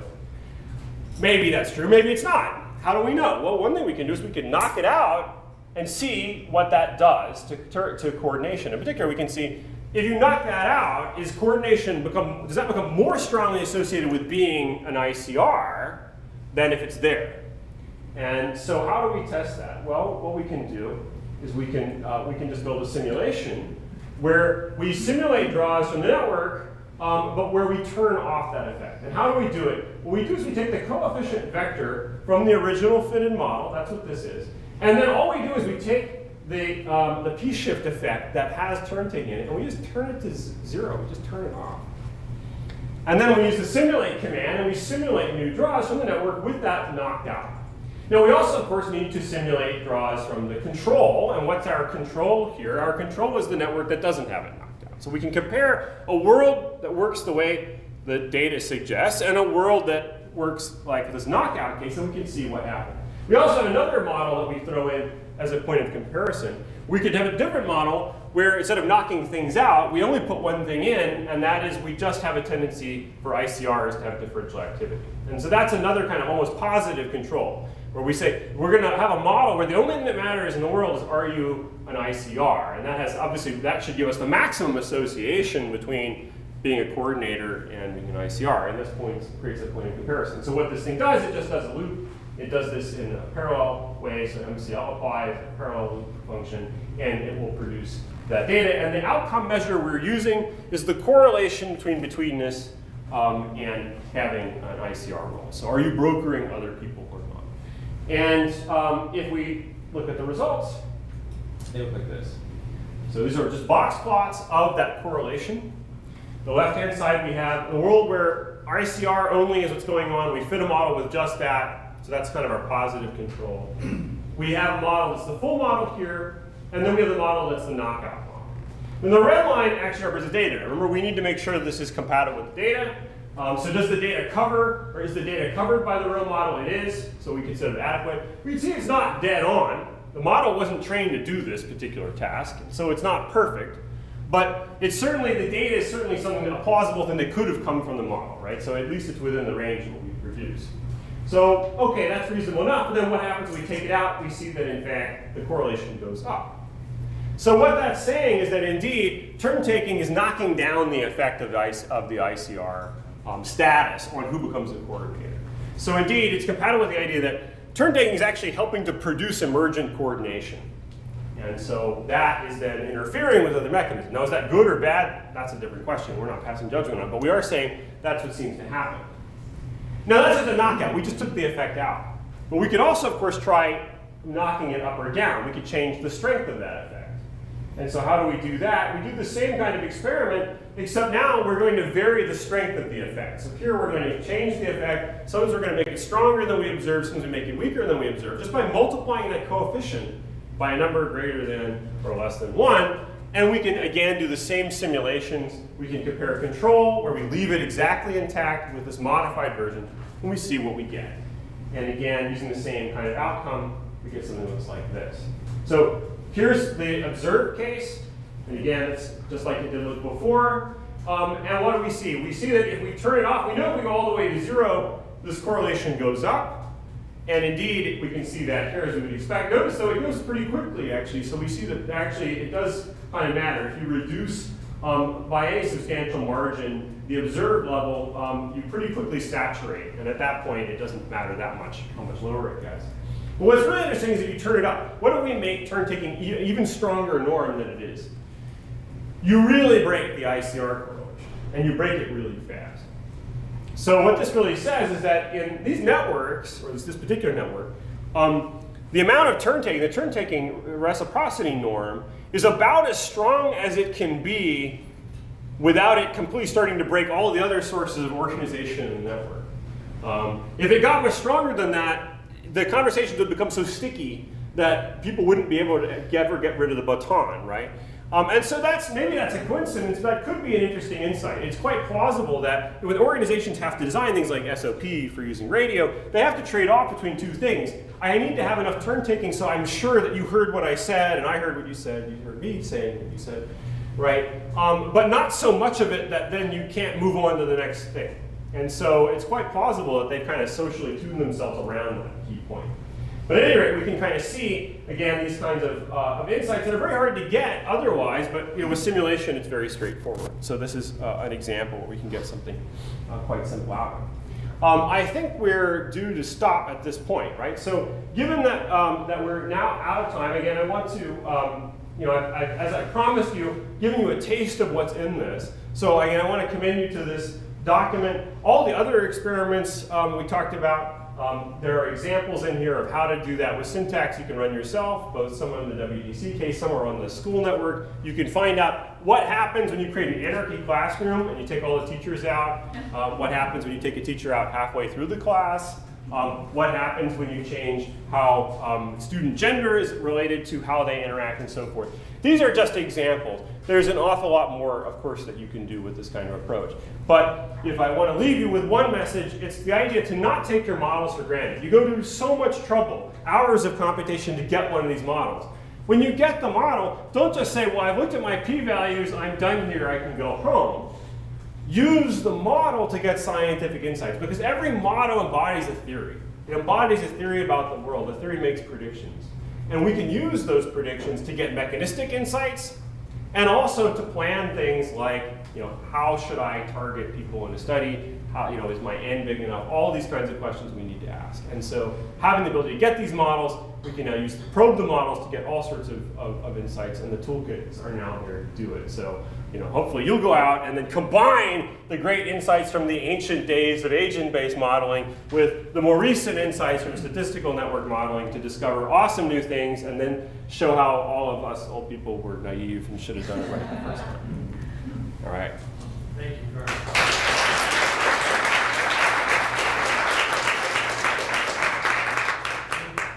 Questions for I hit everyone with a fire hose and no questions. It's because I was so clear. Oh, we got a question here. Can you do this kind of thing where we have multiple different types of actors? I know you did like a teacher, student in one classroom, but can you do like multiple systems of contexts and how they all interact? In principle, yes. I mean, you have to set the thing up, of course, and you have to estimate it. But there's no reason in principle that you can't do that. And I mean, it's sometimes the engineering gets complicated, but you can also have there's a lot of very rich stuff you can do. So I give you an example. Some work that I've done with a guy named Sam Snow, who was a grad student at Yale and recently graduated. He's a zoologist, ornithologist specifically. He studies sage grouse. And so he's the expert on this. I'm not a sage grouse expert, but he spent a lot of time in the field looking at sage grouse, and they like fight with each other and they mate and they do all these things. So he wanted to understand what are the dynamics of sage grouse. They're called lekking species, so they have this big area called a lek where they go and the males will display and the females will choose them and the males fight each other. And so the question is what's going on in the setting. And it's a complex setting because it's nested. So you, for instance, have males that are fighting with each other. You have other males that are doing other things. You have females that are on the lek. And all of these things are going on at once. And so what we had to do was create a kind of in a way, a multi-context sort of model where, for instance, when two males get in a struggle, they kind of become locked in that and they can't do anything else because they are fixated on that fight. But meanwhile, other action is taking place that is not directly about what's going on over here. And so we have a whole sort of fighting subsection where once they get into a duel, they have these various things they do. And they have to do certain things to get out of the duel because the birds will lock each other into this and they can't escape. And that turns out to matter. It turns out at the end of the day, the biology that came out of it is that maybe not surprising, although apparently surprising to some of the evolutionary biologists, fighting is not sexy to sage grouse. Shockingly enough, the females are not impressed at the males fighting with each other, which is what people had thought. They're not impressed at all. And fighting, in fact, is not so good for you because if you're fighting, you're not mating. So, in fact, some males really get screwed because they get into a cycle of violence where they start fights and then now other birds start fighting and they spend all their time fighting. And then meanwhile, the other birds are mating, while they're off doing that. So it raises the question, why do males fight at all? And sort of the answer is, well, if you can get in and get out and get away with it, you can deter the other males from later fighting you and interrupting you, and you may be able to chase off competitors in the lek. So if you can do a little fighting and be tough, and the big bird that no one messes with, then you have an advantage. But if you miscalculate, you just become, enmeshed in an endless cycle of pain. And it doesn't help you at all.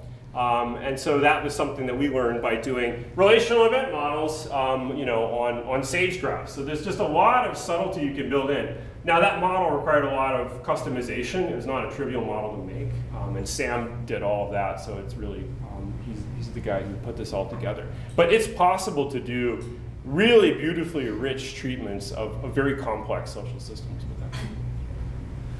Awesome, thank you. You can find me We're going to keep things moving a bit. Catch Carter at lunch. Where we're getting food. The food's ready in the back. Take about 15 minutes or so, sort of stretch your legs, get your sandwiches or special lunch if you have it, and then we'll come back with Robin, who's going to tell us about linguistic networks.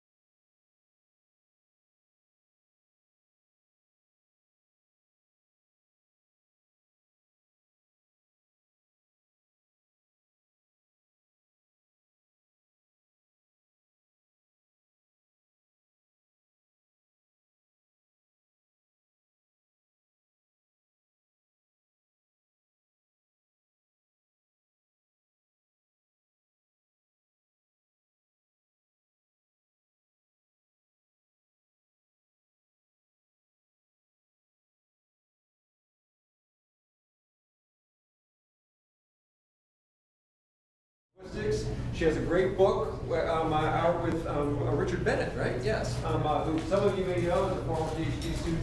They're working with a couple of us around here in the DNAC orbit. So today she's going to talk to us about linguistic networks. So thank you so much, Robin. Thanks, Jim. Thanks so much for having me.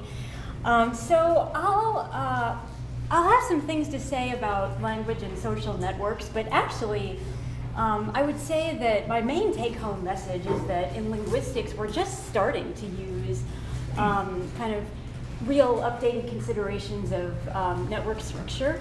And I'll also say that I think that we're not really yet realizing the potential of linguistic insights in like the broader field of kind of networks and culture, you know, how cultural objects arise in networks and travel through networks. All right, so I'm in sociolinguistics, and most of what we do in sociolinguistics is study things we call linguistic variables. And linguistic variables are these abstract objects. They're defined as two or more ways of saying the same thing. So one example you can see in the graph here is just the way of pronouncing the sound A, as in words like say and take and state.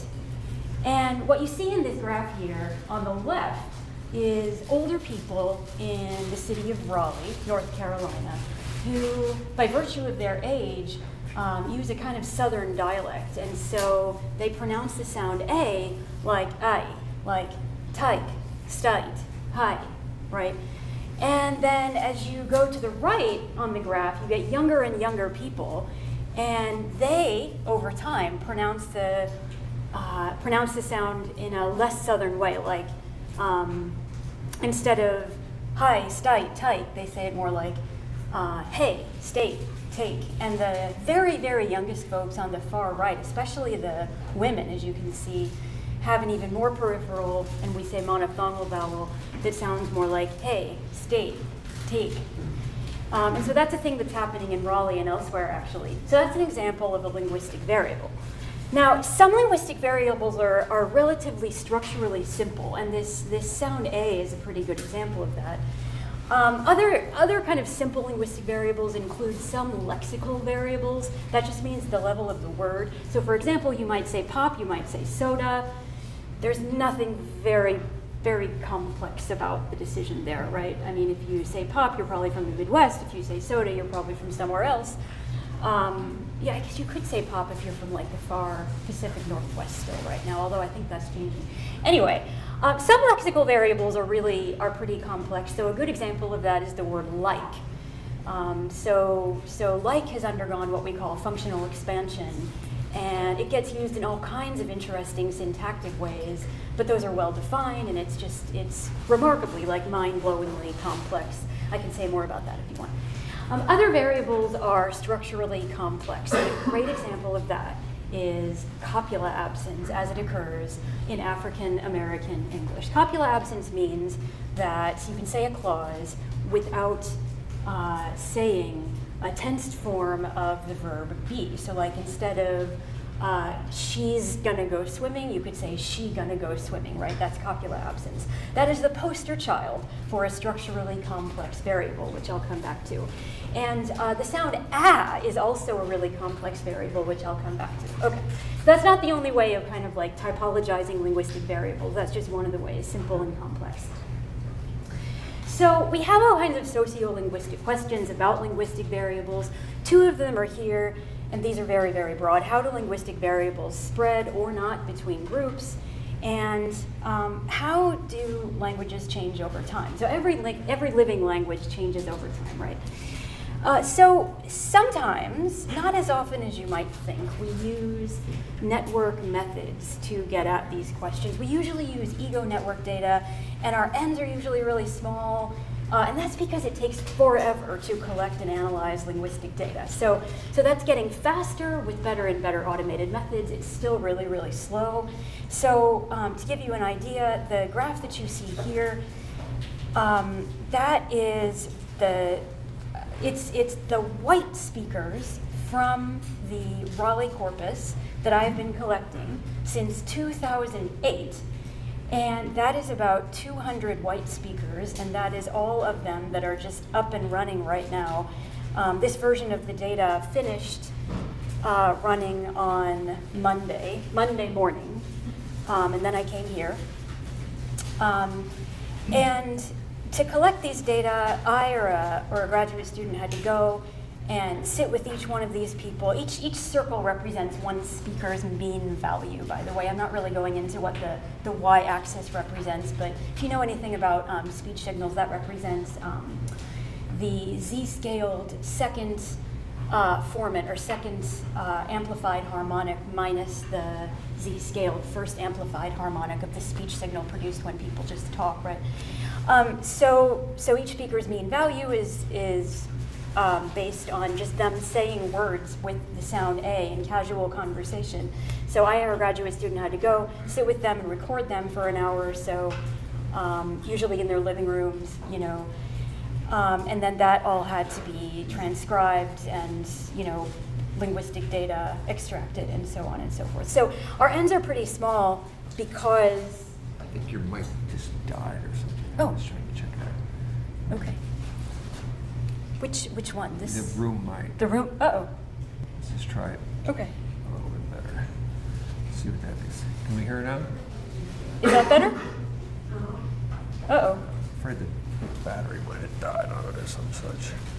Oh, yeah. The battery's going. That's right. I'll just try to All right, talk let's loudly. try louder, yeah. Sorry. Okay. No, that's okay.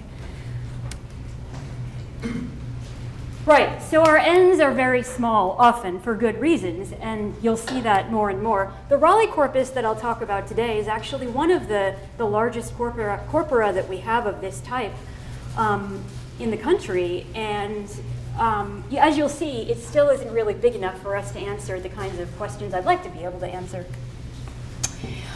So here just are a few things that people have said before, or concluded, or hypothesized about the network correlates of linguistic variation.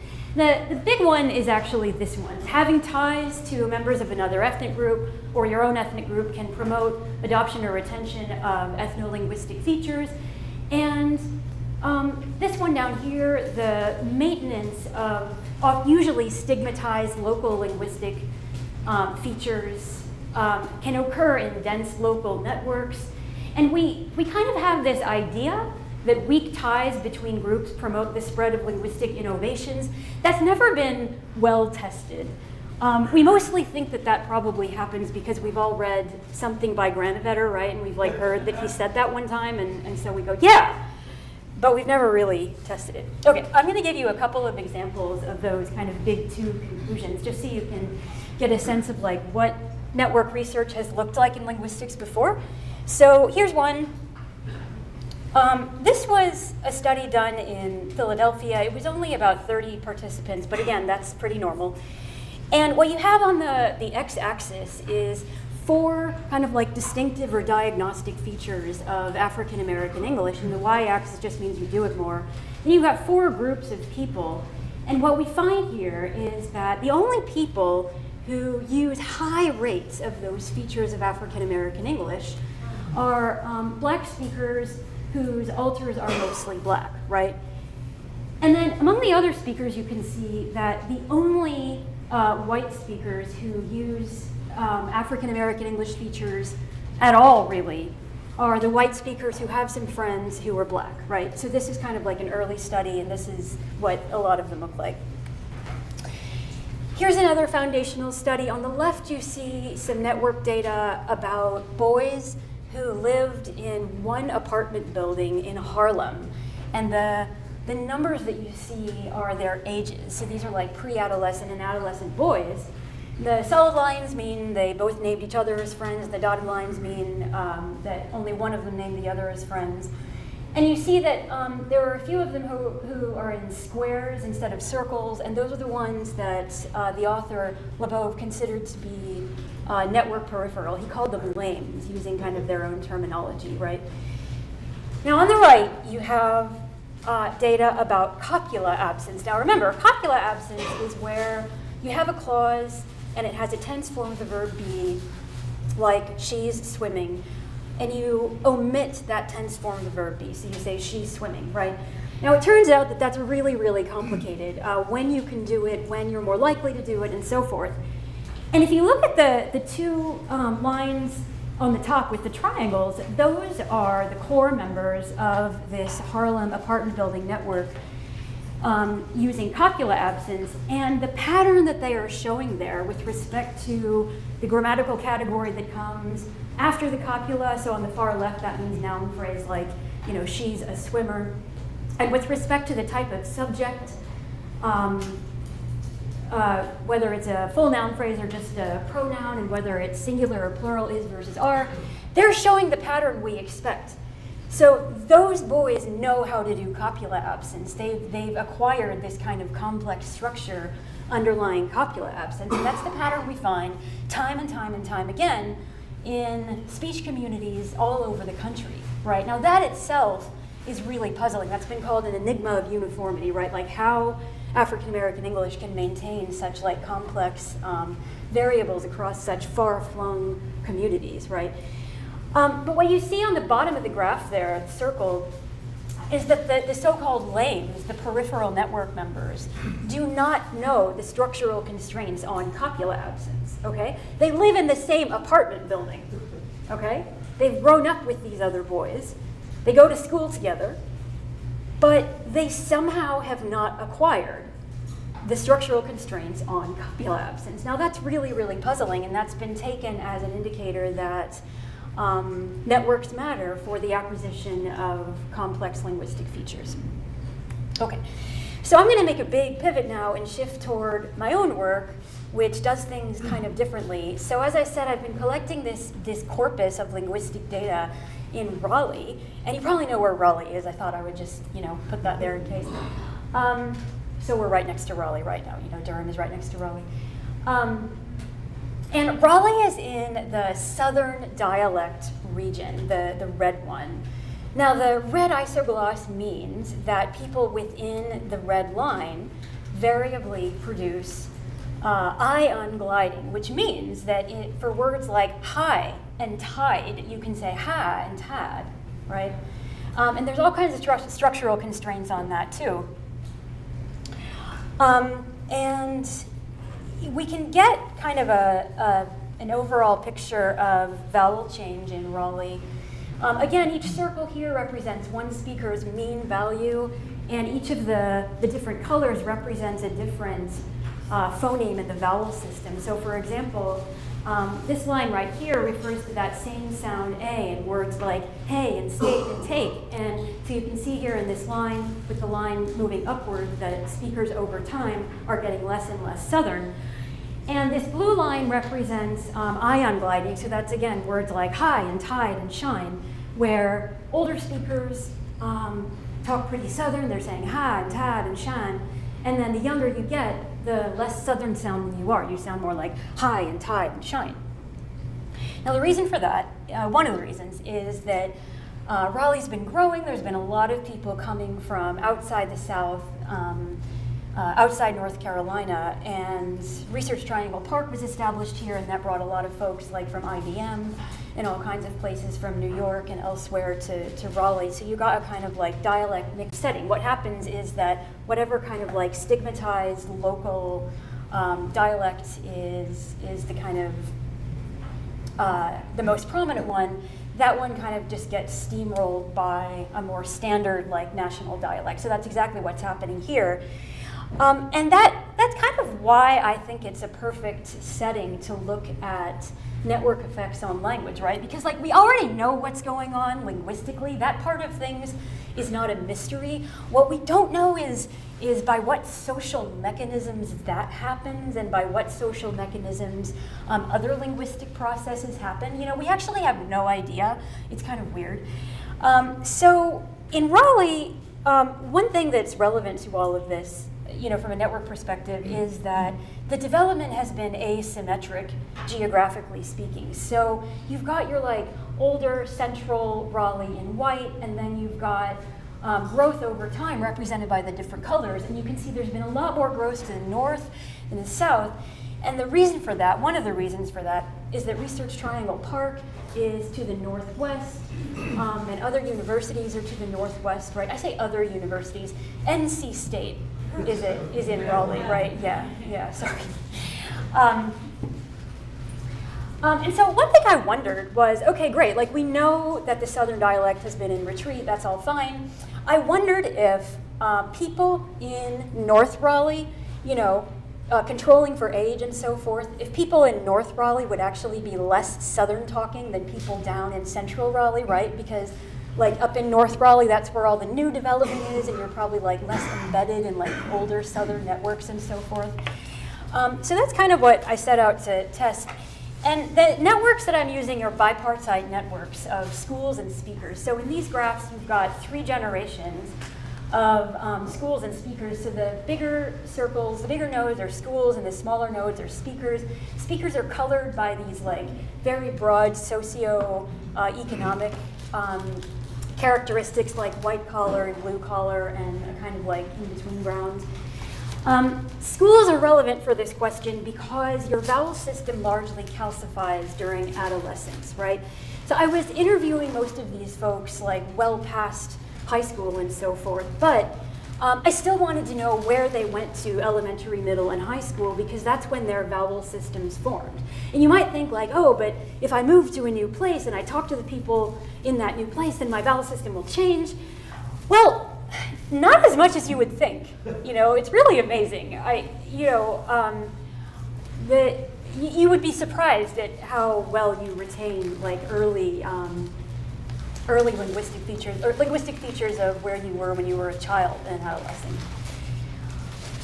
Okay, now so generation 1 here. This is the oldest folks, and what you can see is most of them went to Broughton High School. Which is where you went to high school at that time if you were white for the most part. You know, no one black was allowed to go to Broughton High School at that time. A few of them went to Enloe, which was in the east, but that was a more like working class area. And in fact, you can see the 2 people who went to Enloe in this generation are blue collar and like sort of quasi blue collar.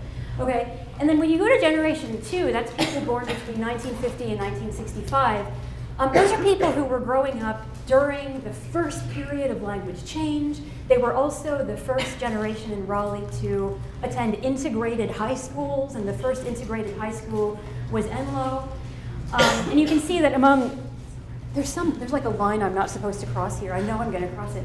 The people who went to Enloe here, you can see there's more of them by this time. That's because a magnet program had started where you didn't have to go to like your base schools anymore, right? You could like go elsewhere in the city.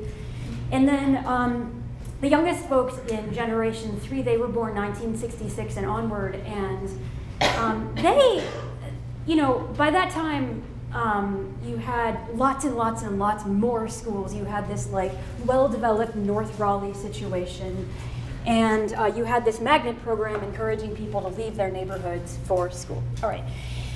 So you can see a few indicators of the changing network topography. So in generation 1, you had more speakers than schools in this sample, and then that changes over time.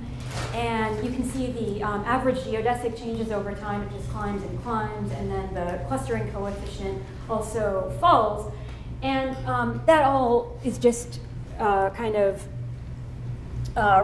stemming from the fact that as we move on in time, we get this well-developed North Raleigh, right, with all of these very new schools and people variously attending magnet schools all over the city. So what I wanted to find out is, first of all, you know, we know that speakers of different ages in Raleigh are going to talk differently, and that's because language change has been happening very fast there. So given that we know linguistic change is happening, are there network differences that kind of like moderate, or I guess I should say mediate, you know, their the linguistic effect of the age difference? And so I did a lot of this work with Richard Benton, as Jim said, and we used 3 big strategies. I want to mention too that my goal here was mostly to take what we know, what things we know about language change already, and see what would happen if we applied some kind of like very familiar network strategies to try to find out if we could, something about the network mechanisms underlying these very familiar linguistic patterns. That was the goal, right? Okay, so the first strategy that we used was cohesive blocking, and this was definitely the best one. For all kinds of reasons.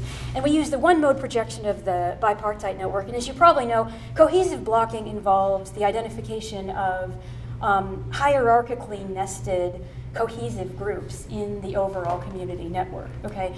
So I'm not gonna go into that more, but I certainly can if you'd like me to. One of the things that was really important in this project was to make some odd-looking graphs that could help us really understand what was going on in the models.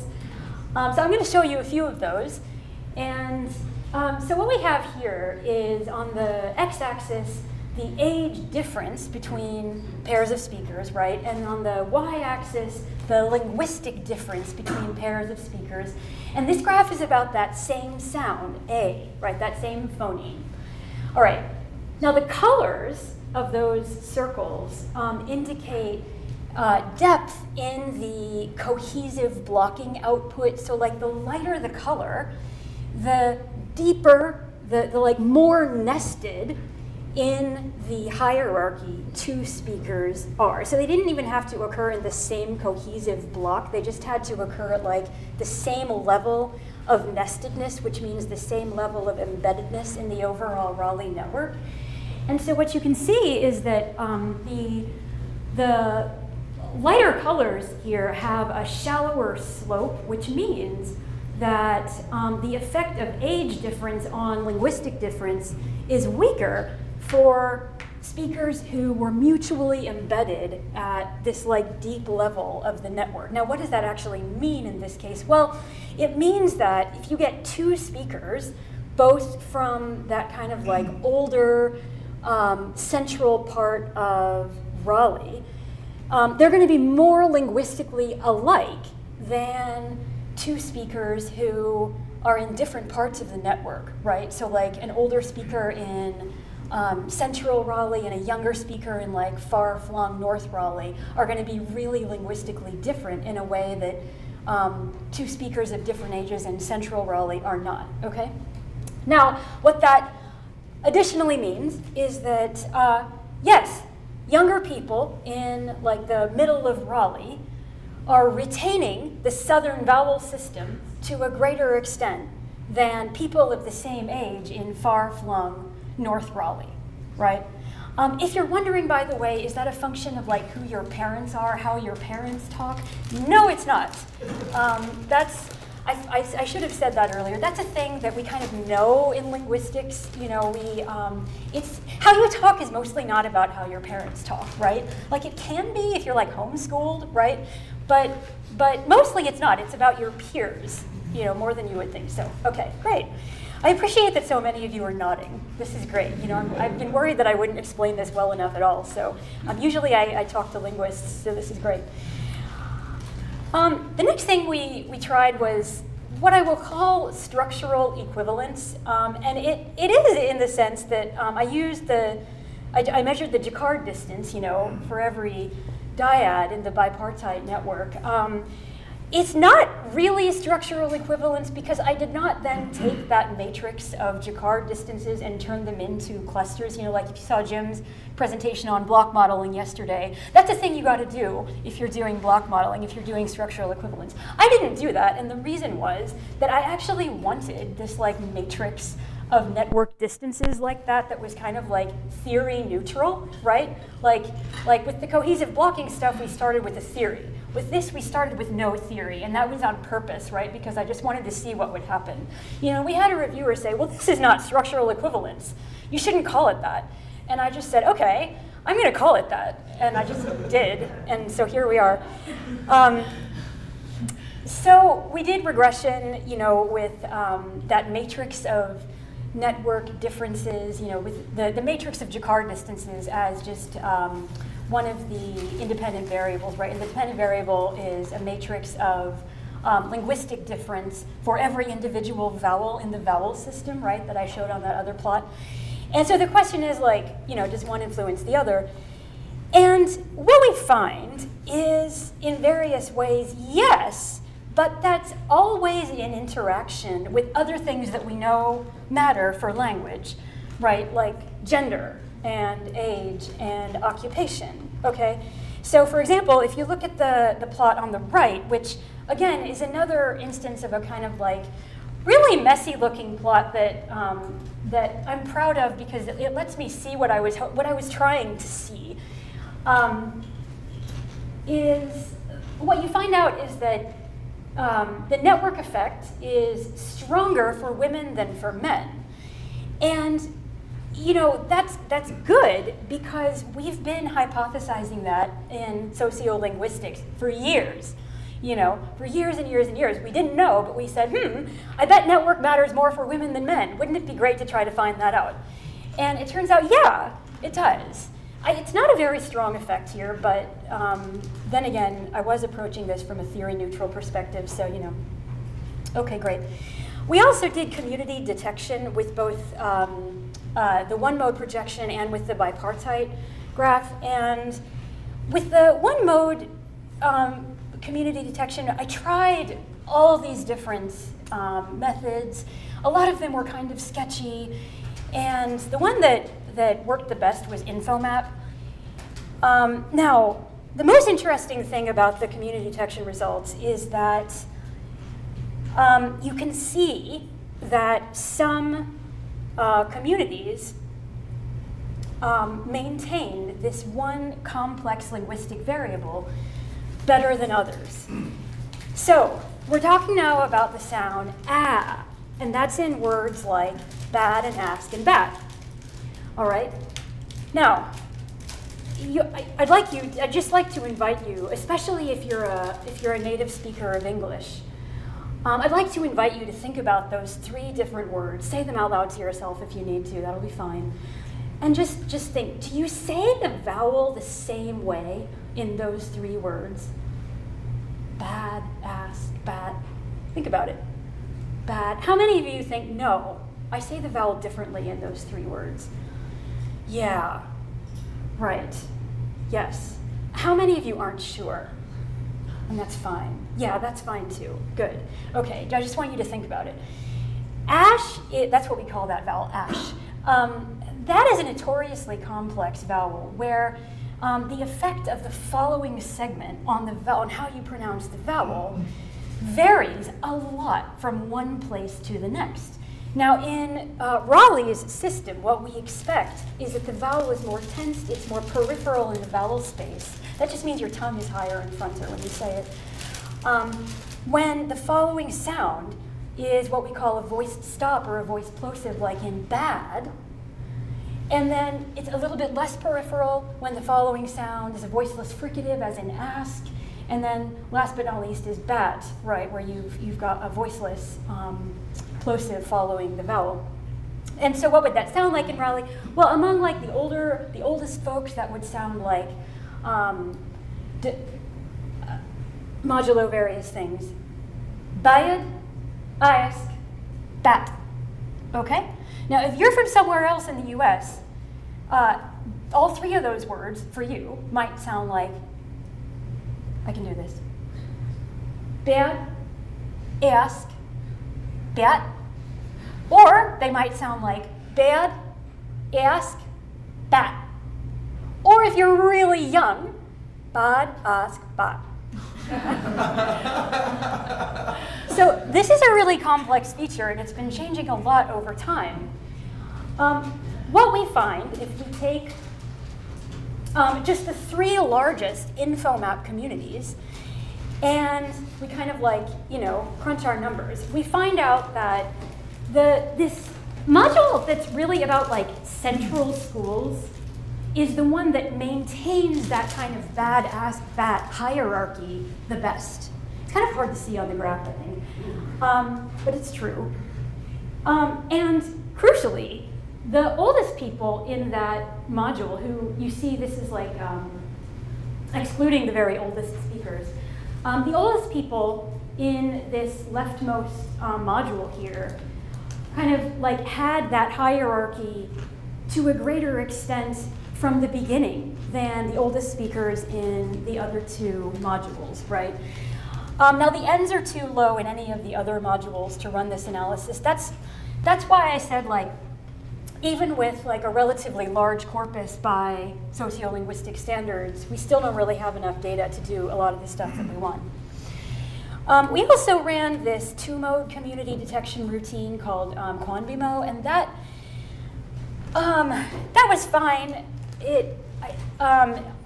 It generated results that surprised me a bit at times, and I did some like recoding on the basis of ethnographic knowledge and so forth, but trying to hold true to what Quanbimo told me. One of the things I found out there is, okay, if you compare speakers in this one module that's like this affluent central Raleigh module, you find out that they were less Southern than speakers in like a working class East Raleigh module. And that working class East Raleigh module was also where white flight was happening at the time. And so there's a lot to talk about there. Okay, so those were just like a few of the results that we got from these various kind of explorations with different network methods. But the bigger question, I think, right now is at what scale do networks matter, right? So we've got simple variables and we've got complex variables, and this is something that we haven't even really started asking very much in linguistics, and I think we really need to. So you've got your structurally simple variables, and that graph on the right is the same thing you saw in the first slide. It's just A changing over time. So that's a relatively simple variable.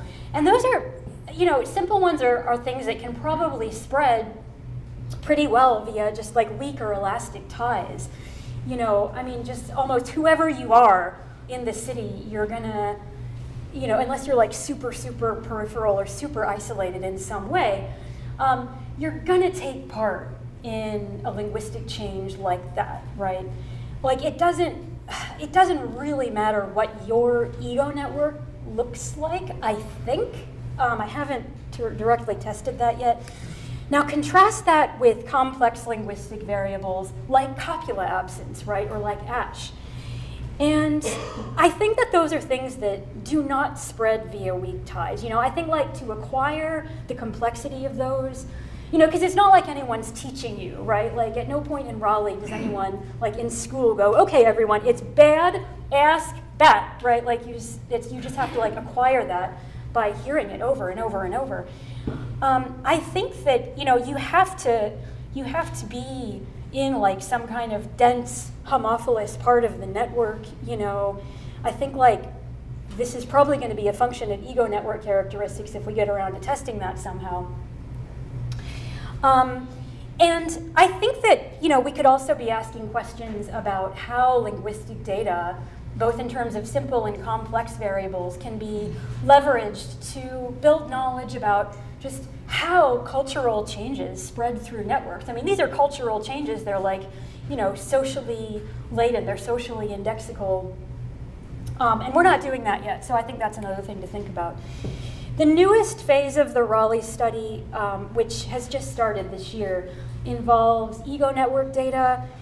And I'm looking especially at urban ethnolects. So there's like Latino English, there's African American English, there's African ethnolects, like people from, like whose parents were from Nigeria or Somalia especially. This graph here is the same, it's the same thing as I've been showing you, this stuff about A changing over time, but now you can see not just the white speakers, which is what I was showing you before, but also the black speakers, and there's not as many of those. But what you can see is that the oldest black speakers over on the left never had Southern A.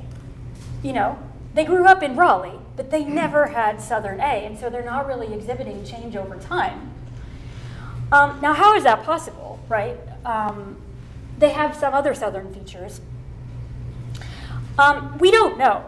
We don't know how it is that copula absence is maintained in African American English so well. We don't know how it is that black speakers and white speakers can exist side by side in a city for centuries and have completely different vowel systems, right?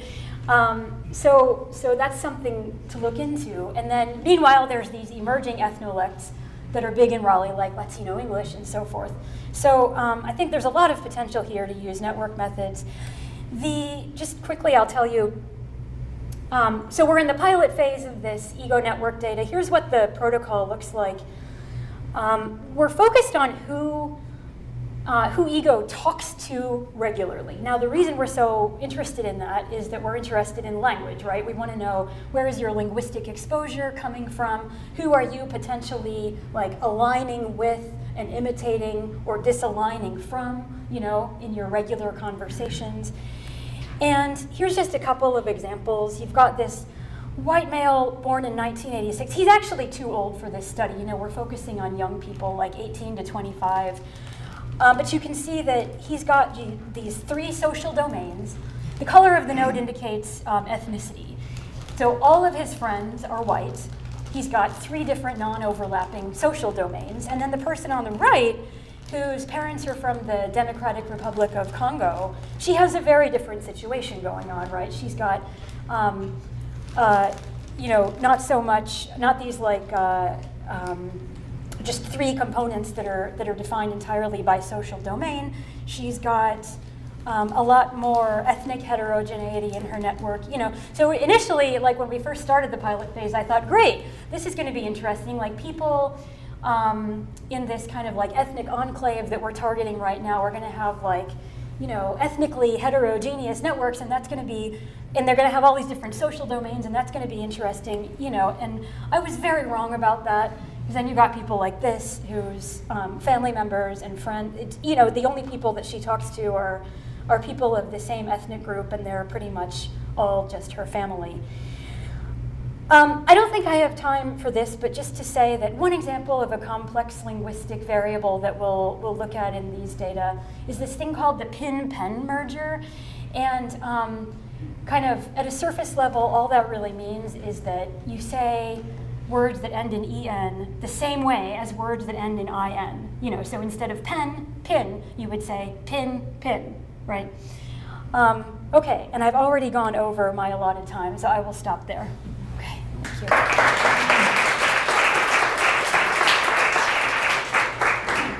Questions or comments for Robin, please? You feel your own comments. Sure, sure. Yeah? How would you get at something like code switching where someone speaks differently depending on the person they're in? Yeah, that's a great question. I think that will be one component of the ego network study.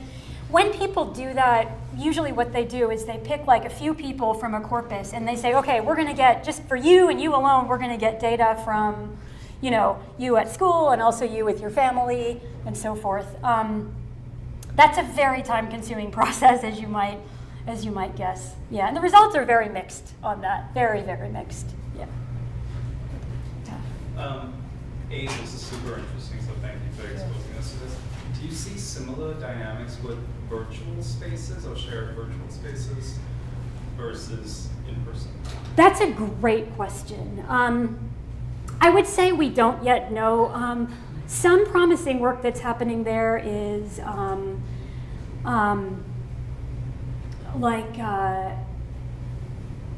let's see.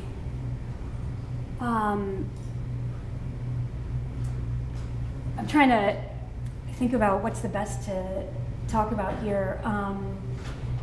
So there's online data that is not really interactive, right? Where like someone will just post a video, right? And they have this idea of who their audience is, and we kind of draw inferences on the basis of who we think they think their audience is. What kind of like social moves they're taking with their language.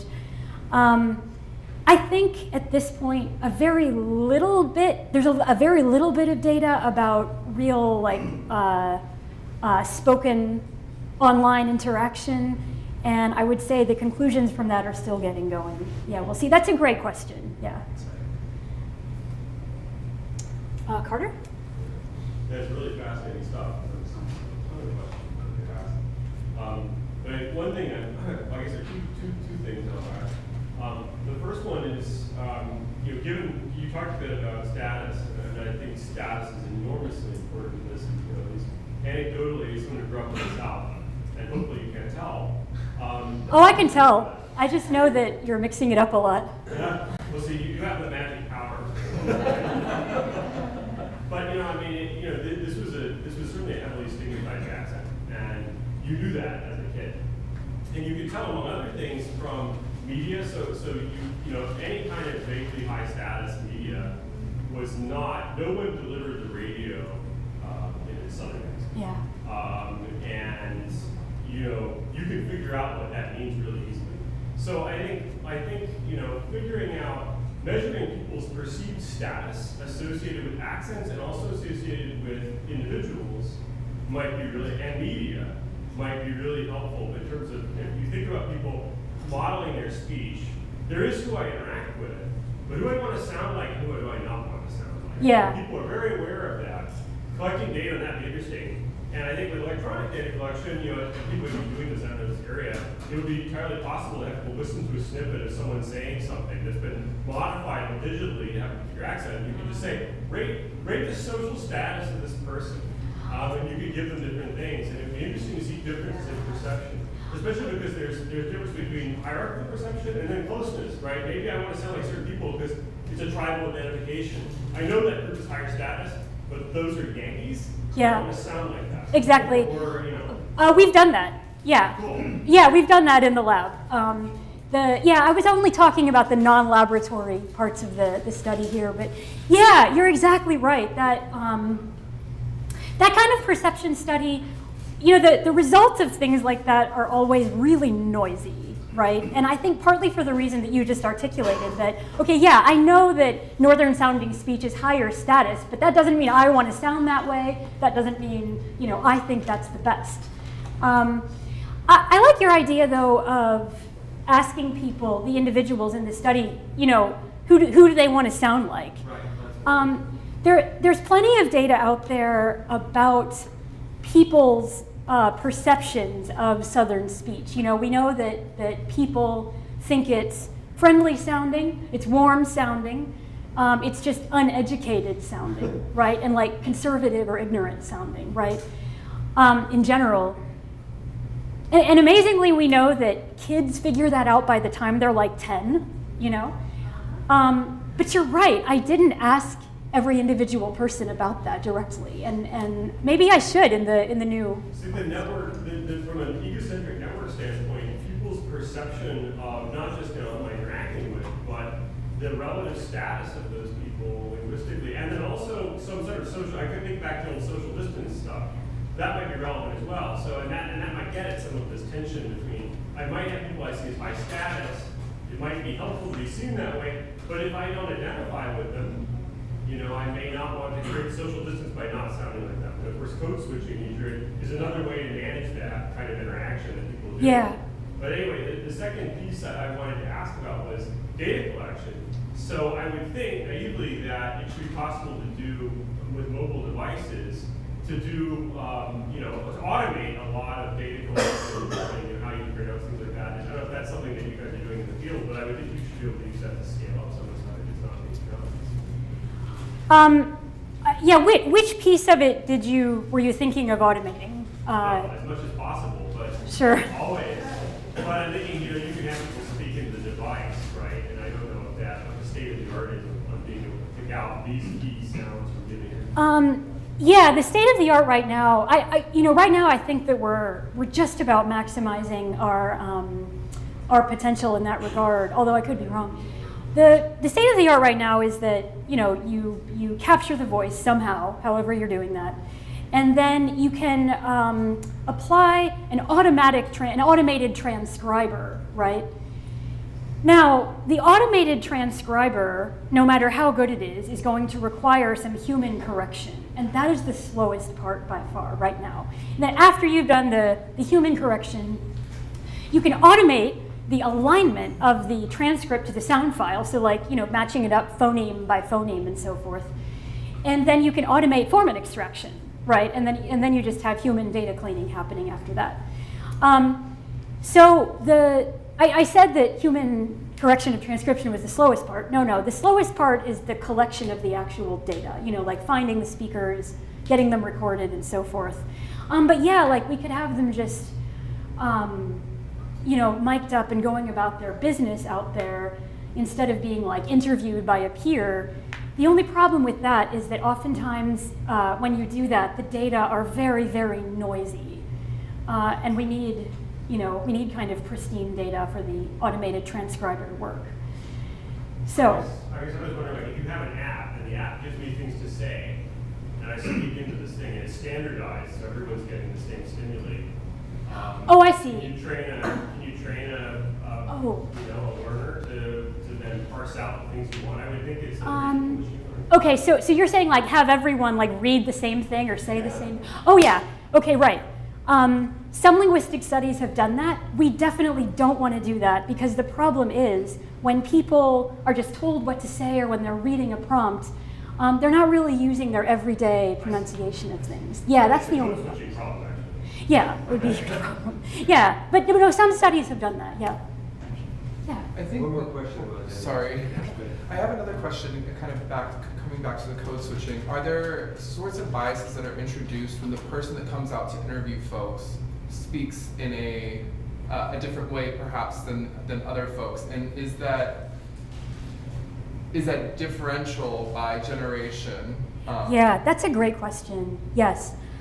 So we've controlled for that as much as possible. So like the field workers that I hired were people who had as close as possible the same dialect as me, right? Like so I'm from southwest Ohio, so are they, and so on and so forth. That doesn't matter for the older folks nearly as much as it matters for the younger speakers, right? Because the older folks are very secure in their dialect. A lot of them, they're like, screw it all, I'm doing this study, I'm gonna talk the way I talk, But you're right, for the newest phase of the study, the interviewers are only peer community members, right? So like I'm looking at the Somalian kind of ethnic enclave. The interviewer is one of those people, right? Yeah. Very cool. Yeah, and that's been a hard part, yes. That's a good point, yeah. Okay, sorry. Thank you so much, Robin.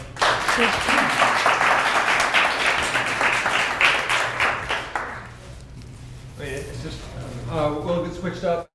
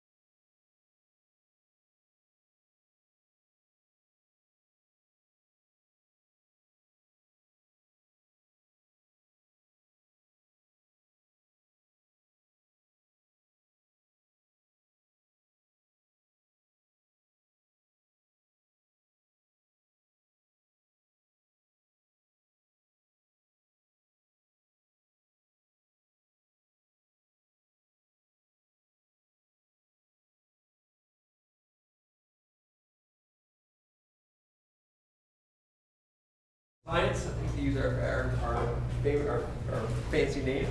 Alex is an expert on network models, building the models of the actual machinery for doing this, and also causal inference on networks. And we're so glad to have you here. So, thanks, Jim.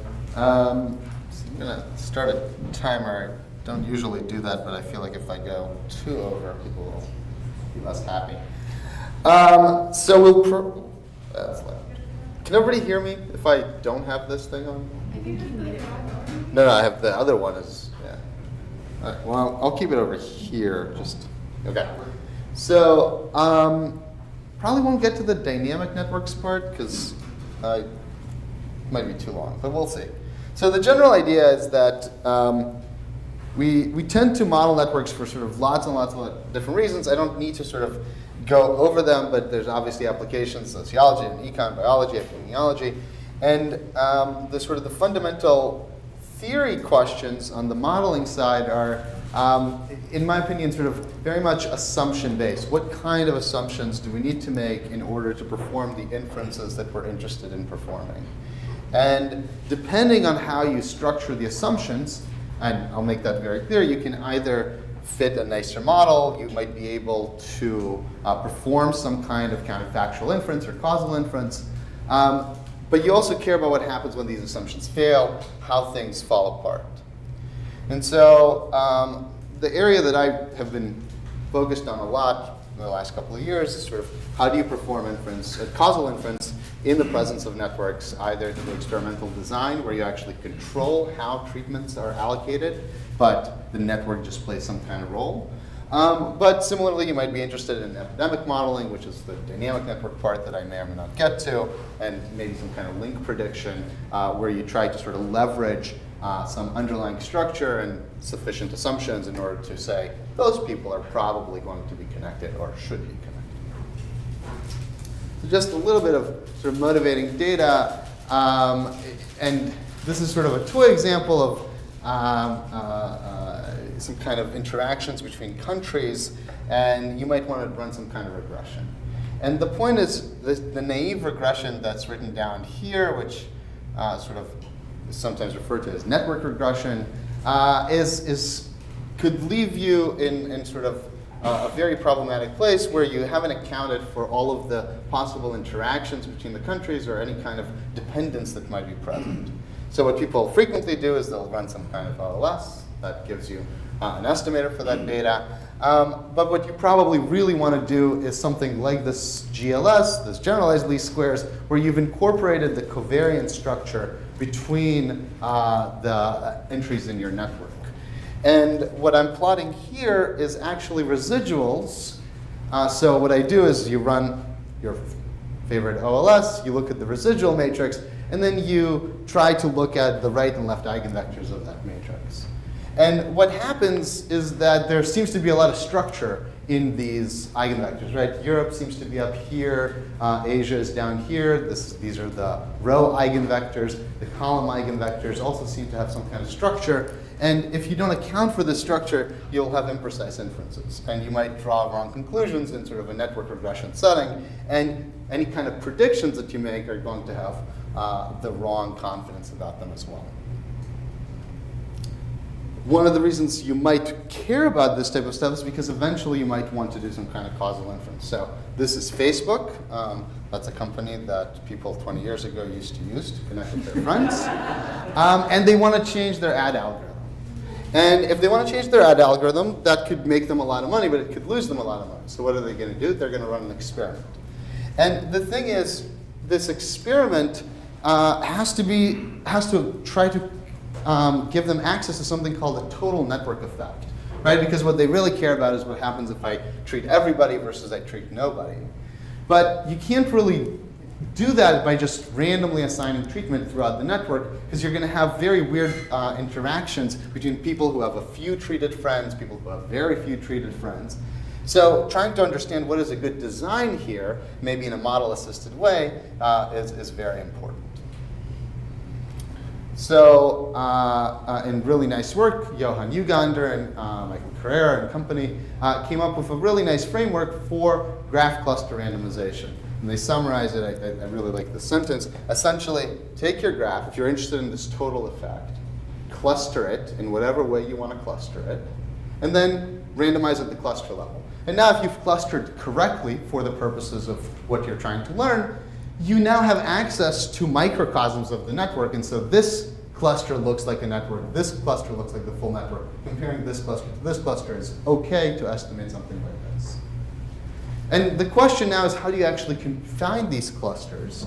And they have sort of a lot of theory suggesting that some clustering methods are better than others. And what we're going to try to do is to think, well, we know all of this network modeling from this network modeling literature that there's a lot of structure in networks on top of the type of clusters that they need to use. Maybe we can leverage this network modeling in order to improve this randomization strategy. So the very high level, probably unachievable goal today is to do sort of this overview of high quality network regression. I'm not going to talk about the implementation, but everything that I talk about is implemented in the AMIN package in R. Then how do you actually leverage latent network structure to improve regression outcomes? So we'll see sort of there's some missing pieces that might be happening in the general setting, and so then you want to improve on those. Then you want to try to do that for experimentation. And this last thing is about flexible dynamic modeling for epidemics, which I'm looking at the clock now, and it's not going to happen. All right, so we need sort of the framework. The setup here is you have n actors or nodes or individuals. There's a sociomatrix Y that captures some kind of dyadic relationships between individual I and individual J and the entry Yij. We can leave the diagonal undefined. We can define the diagonal. For my purposes, it doesn't really matter. If it's not defined, all of the modeling toolkit that I have doesn't care. It imputes them and integrates over my uncertainty over it, so I didn't actually gain or lose anything. And if there is meaning to YII, then obviously you're more than welcome to introduce that. And then you might have some kind of covariate structures. They might be node-specific, they might be dyad-specific, and you might want to know how those X's interact with those Y's. Are they predictive of them? Are they not predictive of them? So, and I don't know, I don't think, there hasn't been like a social relations model. Has this slide been up before in the last 3 days? No. All right. So this is arguably the first, sort of the simplest social relations model that sort of suggests that my interactions with each person are dependent on these two parameters, AI and BJ, which capture something like sociability and popularity. Right? If my A's are big, I make more friends. If my B's are big, I have more friends made to me. Right? So imagining this as a directed network. And this is essentially an ANOVA. And so we have a lot of tools in order to run ANOVA. The reason why it's not exactly an ANOVA is because you probably want a little bit of dependence between AI and BI, because my sociability might be similar to my popularity in some sense. And then you might want some excess dependence between epsilon ij and epsilon ji to capture reciprocity and ties and connections. But what's nice, this is sort of a very complete picture for sort of a baseline network model. It captures a lot of behavior. It captures variability and degree really nicely. It's able to sort of accommodate a lot of information, and everything else sort of falls into these reciprocated epsilon ij's. But obviously this is not enough, and we might want to introduce some kind of covariates. This is what we might be after. We're interested in whether or not smokers have more friends or fewer friends. And so you might introduce this just into a sort of general regression framework. And what's sort of interesting here is that we're able to think about row covariates and column covariates as, again, having some kind of meaning, right? These are covariates that affect sociability or covariates that affect reciprocity. And I'm going to talk about what these dyadic covariates are going to let us do, but what they're going to let us do is try to capture all of this excess stuff that's not captured just by individualized level effects. The reason why we sort of allow for row and column covariates to be different is because some things just might not matter for those. And so the nice thing is that the framework is sufficiently flexible to model everything out. So what's missing though, and I'm alluding to it throughout, is the ability to capture actual network behavior that we know is present, right? Some notions of stochastic equivalence or homophily are not capturable just by additive effects. And so a natural place where that gets buried in a lot of models is in these dyadic effects. So just sort of to remind us what those two things are, homophily is the fact that I have similar friendships, and stochastic equivalence is that the people I am in the group with, we send relations to others in the same way. Those seem to suggest some kind of higher order effect than just the direct effects of sociability and popularity. So these are triadic behaviors. And a natural way to sort of try to capture homophily is by introducing dyadic covariates that capture the similarity between individuals. So imagine that xi is the fact that I play soccer, and so I am more, if you also play soccer, then our xi, xj is going to be equal to 1, and that's going to increase the probability of us having a friend. And by the way, I'm talking about connections here as if they're binary, but in this case, specifically, everything is sort of continuous. Binarizing this is very simple, and I show that in a couple of slides. And so you can do sort of a much more general type of dyadic interaction that can be captured sort of by taking any types of row covariates, any type of column covariates, and interacting them. And there, you can capture sort of these dependencies at whatever order you want.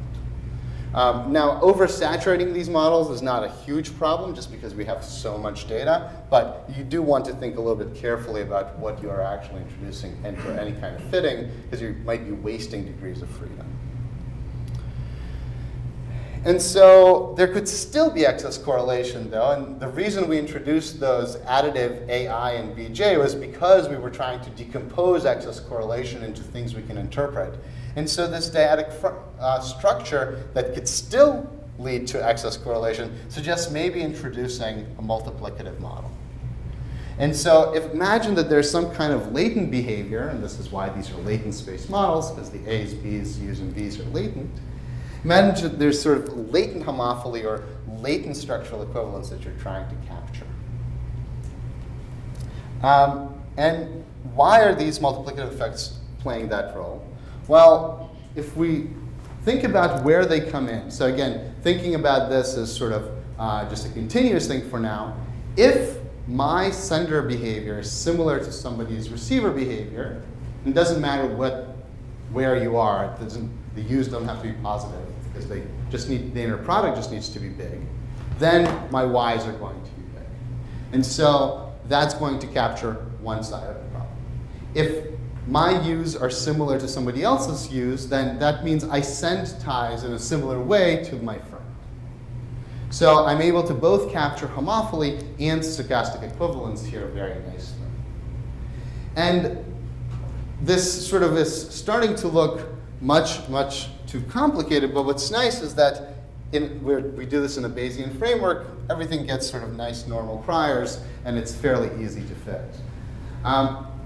I don't actually have all of the math in this slide deck, but if there's interest, I'm happy to sort of pull that up in a little bit. And what's important here is that some of our favorite models are a special case of this class of model. For example, the stochastic block model is exactly in this universe, because you can think about this UI transpose Vj as UI being which class I belong to, Vj is which class somebody else belongs to, and this inner product, you can maybe stick a lambda in here to say how much being in the same class increases our probability of connecting, how much being in different classes leads to us being able to connect. So for binary data, this is fairly sort of straightforward. You introduce a binary indicator, so the Yij's now are the indicator that this Zij is bigger than 0, and you can go on from there. Again, what's nice is that all of the math that's worked out for the continuous case naturally works for this way via this data augmentation machinery. And stop me if there are any questions or if anyone wants me to go into the actual details of how to do this. Yeah. So I know a couple people in here use classroom data, and you might have like within classroom ties and not between classroom ties. Could you use this to, based on the classroom dynamics and the similarity between, say, U and B, could you use that to try and inform whether or not, like, the propensity to develop a tie between classrooms of, like, say, classroom 1U and classroom 2U? Yeah, that's a really good question. So, there's nothing for me to write. So, yes. The answer is yes, as long as you're willing to make enough assumptions. And so if you think about sort of this is my sociomatrix, what you're saying is that, let's imagine there's only 2 classes. So I have observations here, and nothing here, and nothing here, right? And so if you're willing to say that all of these kids are in the same school, they're embedded in the same space, again, because we're very easily equipped in order to accommodate missing data, I can easily construct predictive distributions over this stuff, again, under this possibly restrictive assumption that everybody lives in the same latent space. Now, if this is this 9th grade class and this 9th grade class, probably reasonable. If we're talking about 9th graders and 12th graders, maybe slightly less reasonable. However, they will probably share some features, right? So, both 9th graders and 12th graders can belong to the same football team. And that would come through here. So the short answer is yes, you can do that. And as long as you sort of state your assumptions of what's going on, you are more than welcome to do that.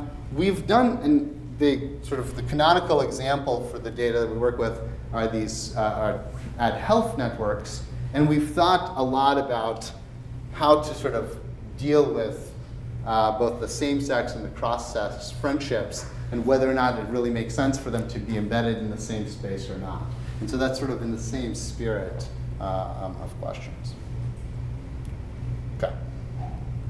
So nicely gets us to the ad health data. There's a ton of data on sort of different sort of sufficiently small networks that we're able to fit with this in a Bayesian setting. And our goal is to relate network characteristics and individual level behavior because we really care about whether or not we need to intervene on smokers and whether or not we should maybe intervene on their friends so that the smokers stop smoking.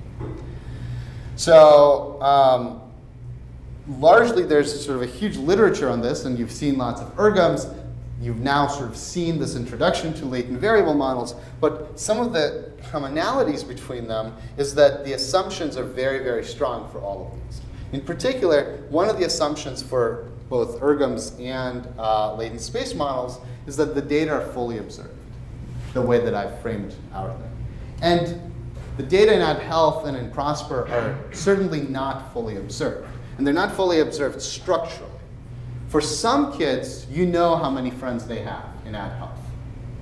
For some kids, you don't know how many friends they have because they've nominated the maximum allowed number of friends. They might have 7 more friends, or they might not have 7 more friends. Yeah? What do you mean by fully observed? Because that's not general truth. So, Missing data can be supported in errors. We have a lot of work on that. yeah, no. So, And support constraints that involve censoring. That's also that's right. So that's so we don't assume fully observed. in baseline ergoms and baseline latent variable models, that is the assumption, right? Well, I mean, by baseline you mean not the ones we use in the real world. Yeah. Sure. Okay, but that's pretty misleading. I mean, Baseline, yeah. baseline these ones as well, right? Baseline for regression models. That's exactly what I'm saying. Yeah. Okay. Yeah. Right. So the assumption that you need to do something to the model that I had written down in order to fit Ad Health data. That's the point. You need. Yeah. You have to assume everything. Yeah. That's true. Right. So And then there's sort of this additional assumption that the effects of covariates on network formation are identical across units. And again, sort of thinking about the structure here, is that those betas don't vary according to some additional unobserved latent features. And that is fairly restrictive in this set. So here's some AdHealth data, and we restrict ourselves to male-male networks because of the way that the data are collected. Those kind of make more sense. The cross-sex networks are, we think that the actual measurement is measuring something different than the same-sex networks is measuring. And so you can fit some model.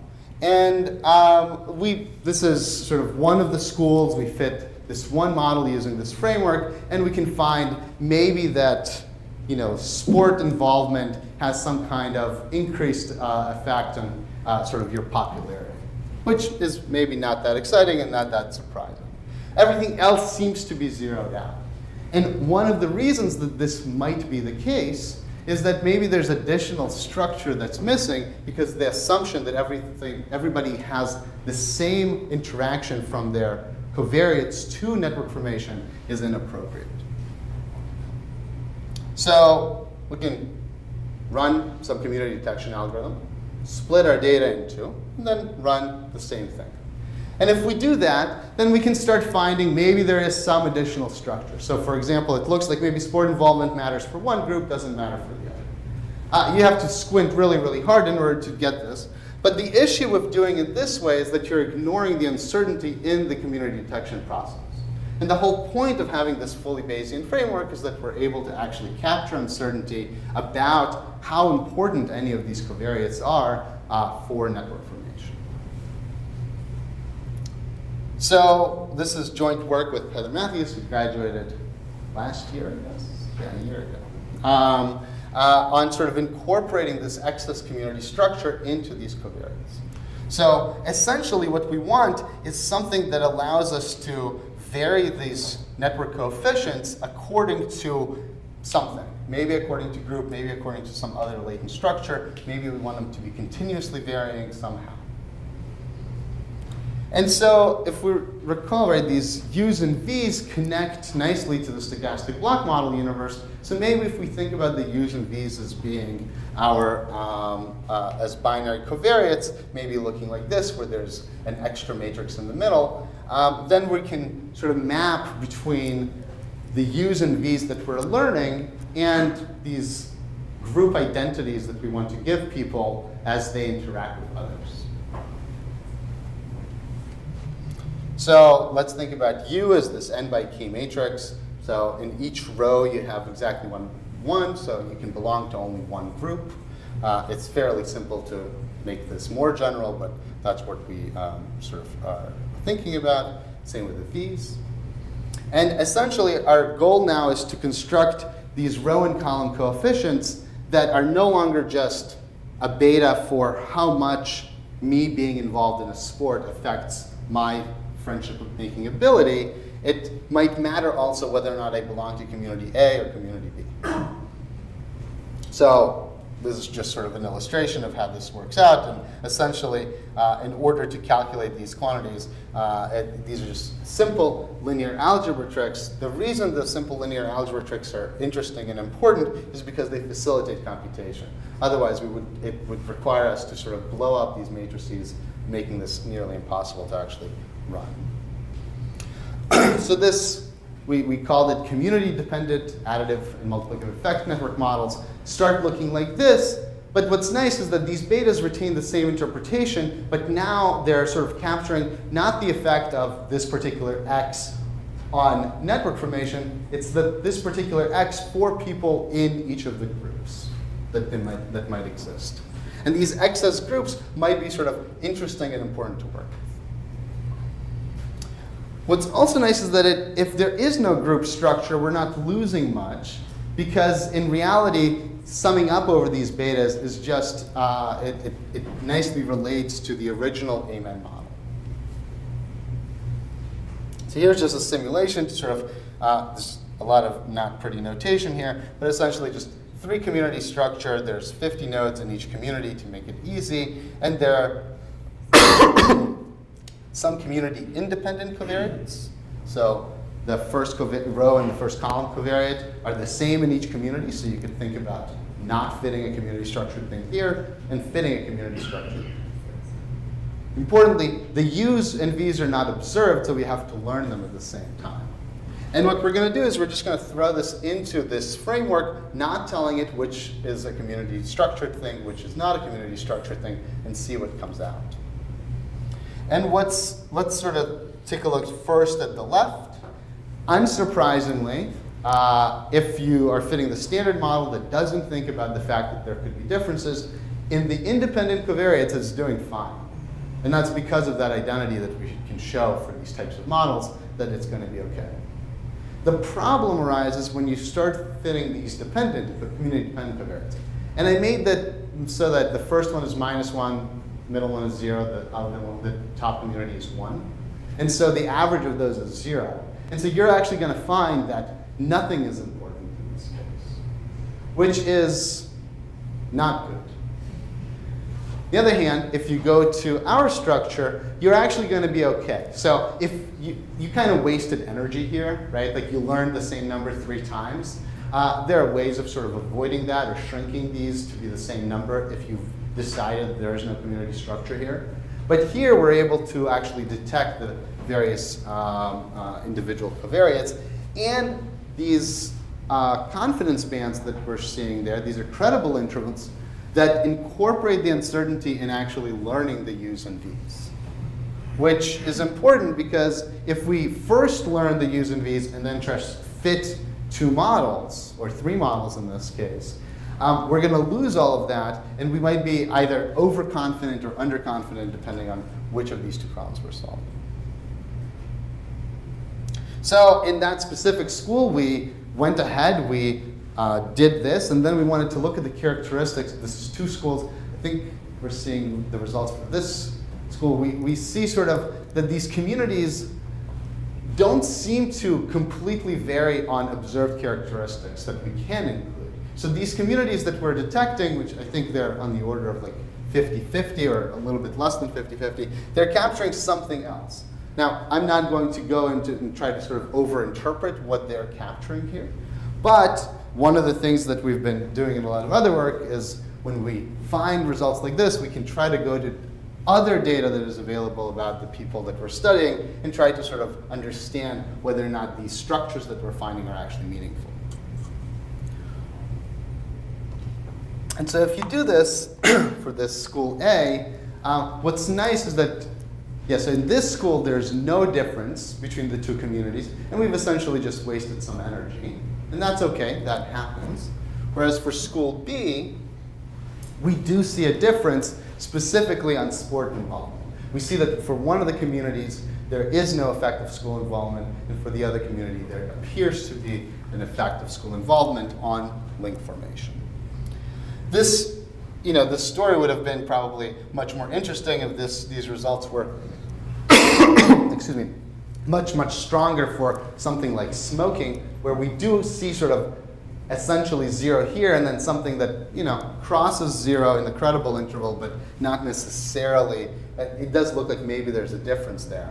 And the reason this is important is if I were to go back and try to intervene in this school, maybe I treat these 2 groups differently if my intervention has something to do with smoking.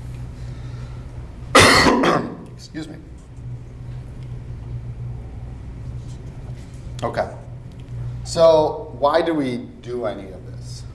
Well, this is essentially learning what covariates might be important. This is an important link prediction problem. It can sort of get us access to what kind of data we might be interested in collecting in the future.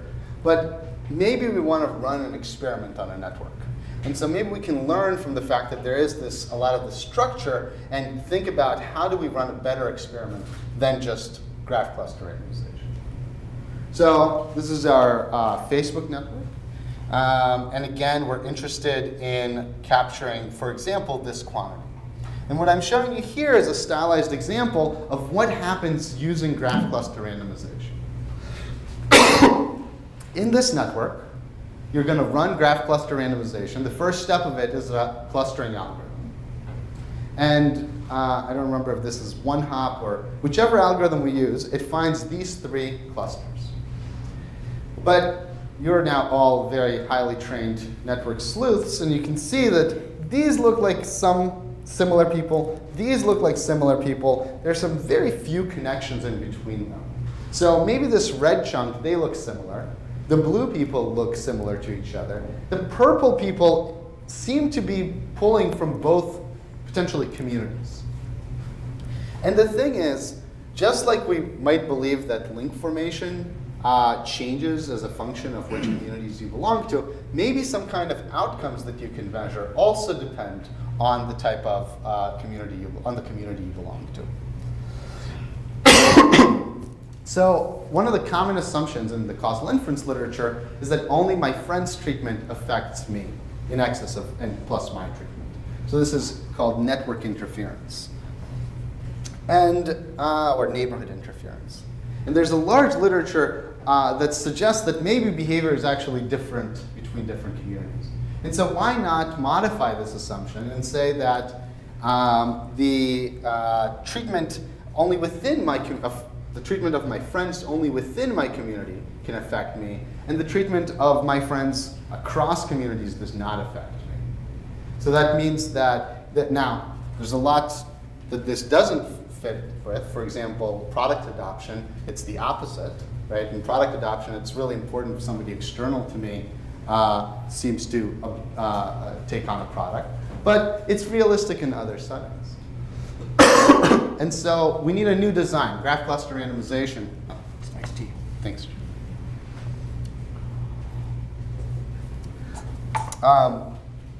So we need a new design because graph cluster randomization does not accommodate that assumption. So what do we do with that? Well, the old design did this. The new design says, let's cluster communities first. Let's get these guys and these guys separate. And then do graph cluster randomization inside each of these communities.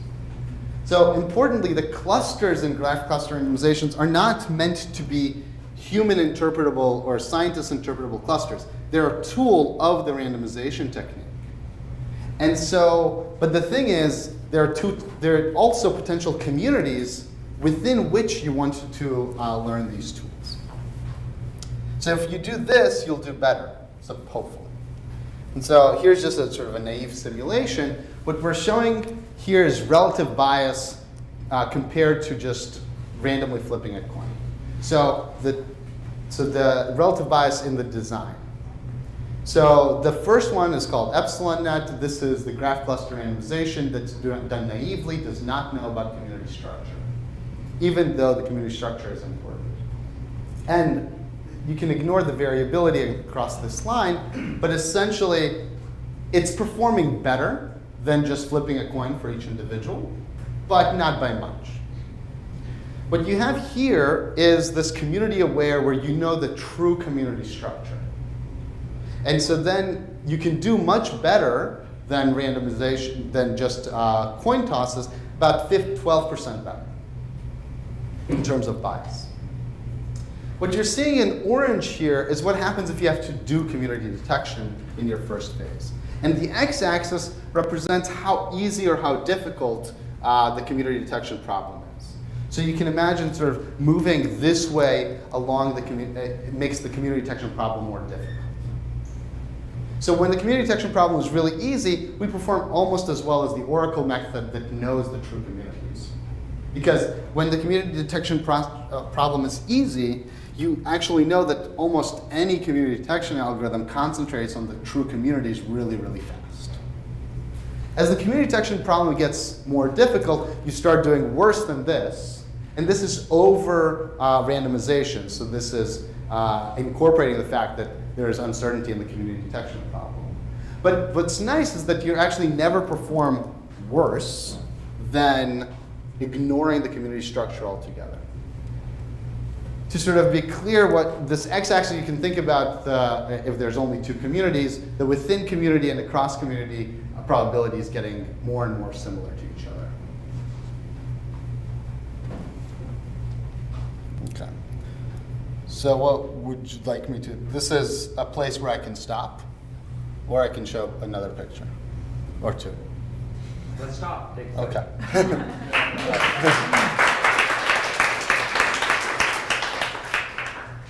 I'm not usually in the driver's seat in that degree. Questions, comments for Alex, please?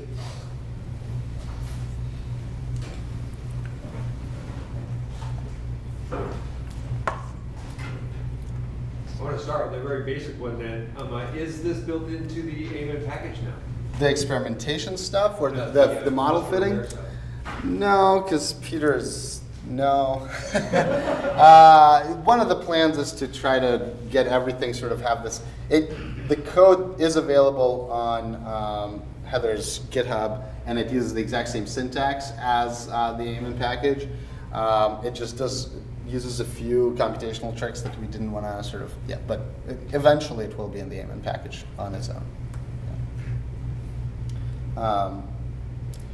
So I really care about sort of this experimentation problems, and one of the things that is important here is that this is sort of a naive model-assisted design, but you could imagine sort of trying to think about what are the things that could influence an experiment, regressing them out essentially before running the experiment, and then trying to design an experiment that, when I say design, sort of decide who to assign to treatment and who to assign to control in such a way as to get you the best chance of estimating the causal quantity that you want.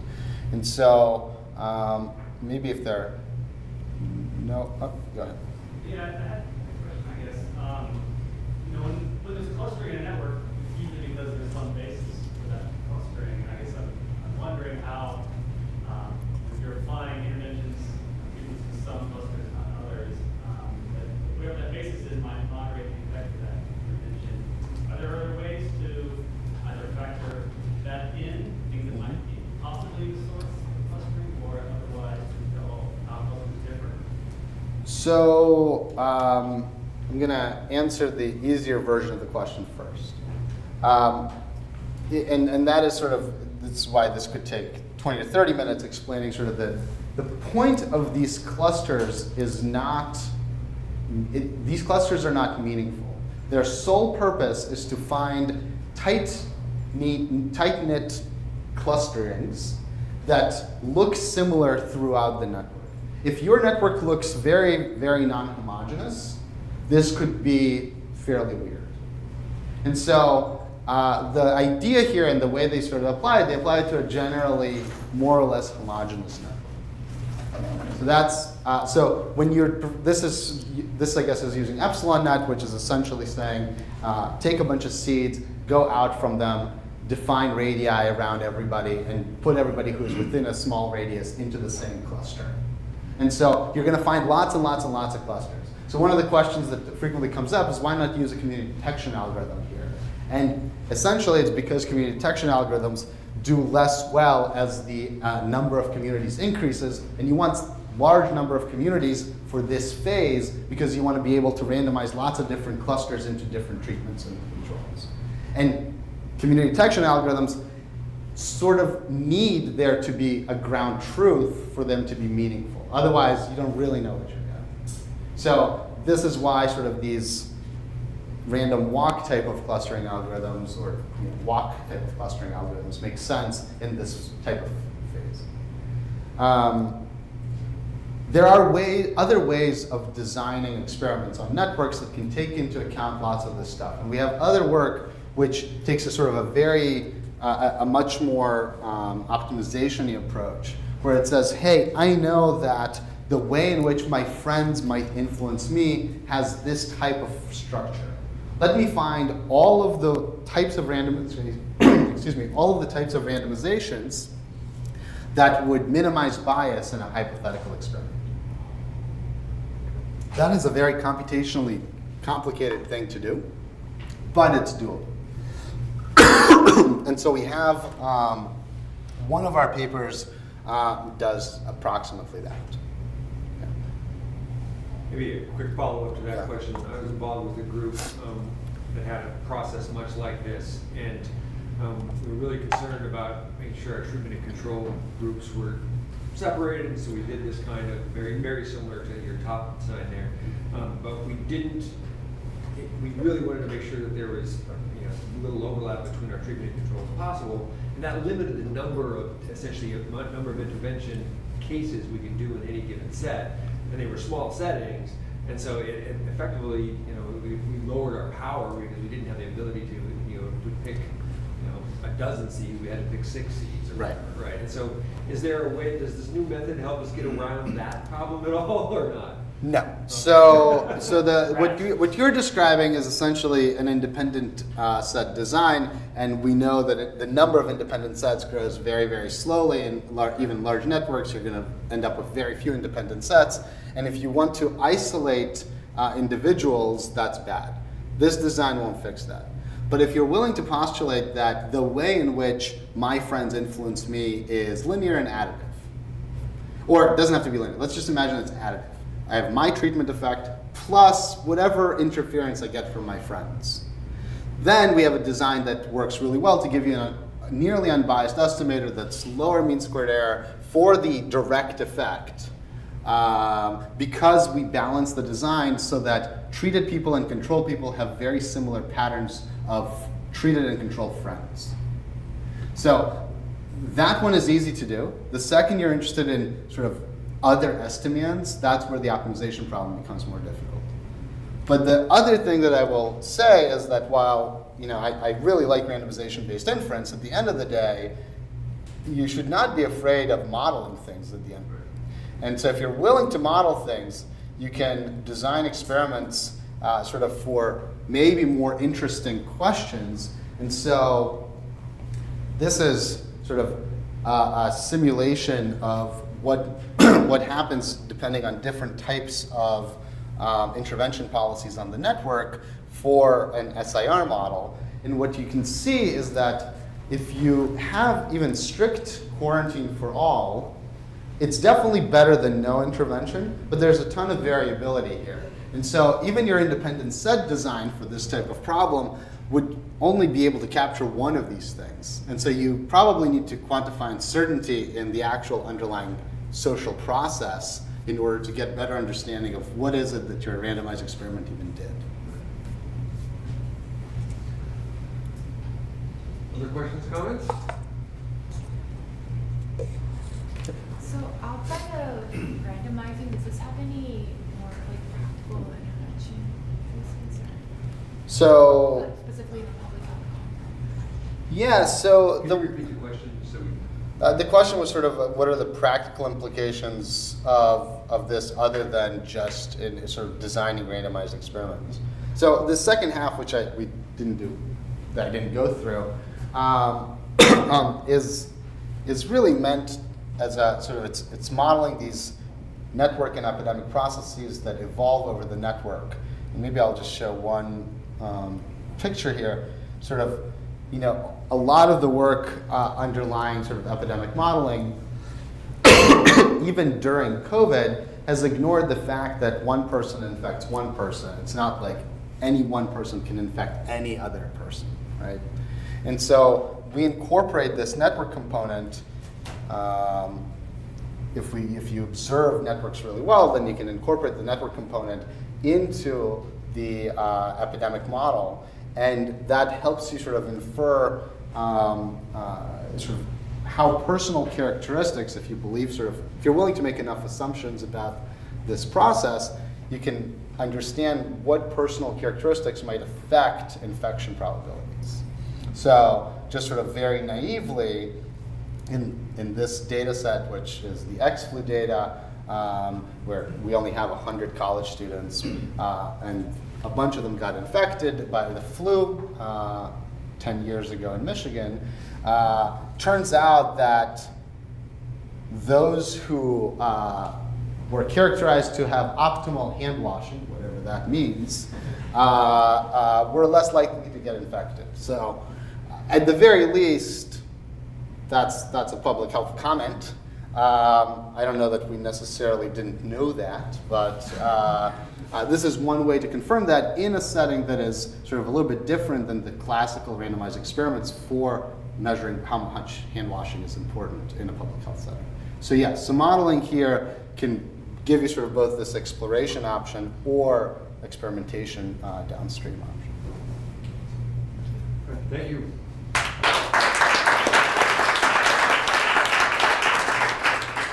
Stand up, shake up the cobwebs, grab some coffee/tea, and we'll come back for late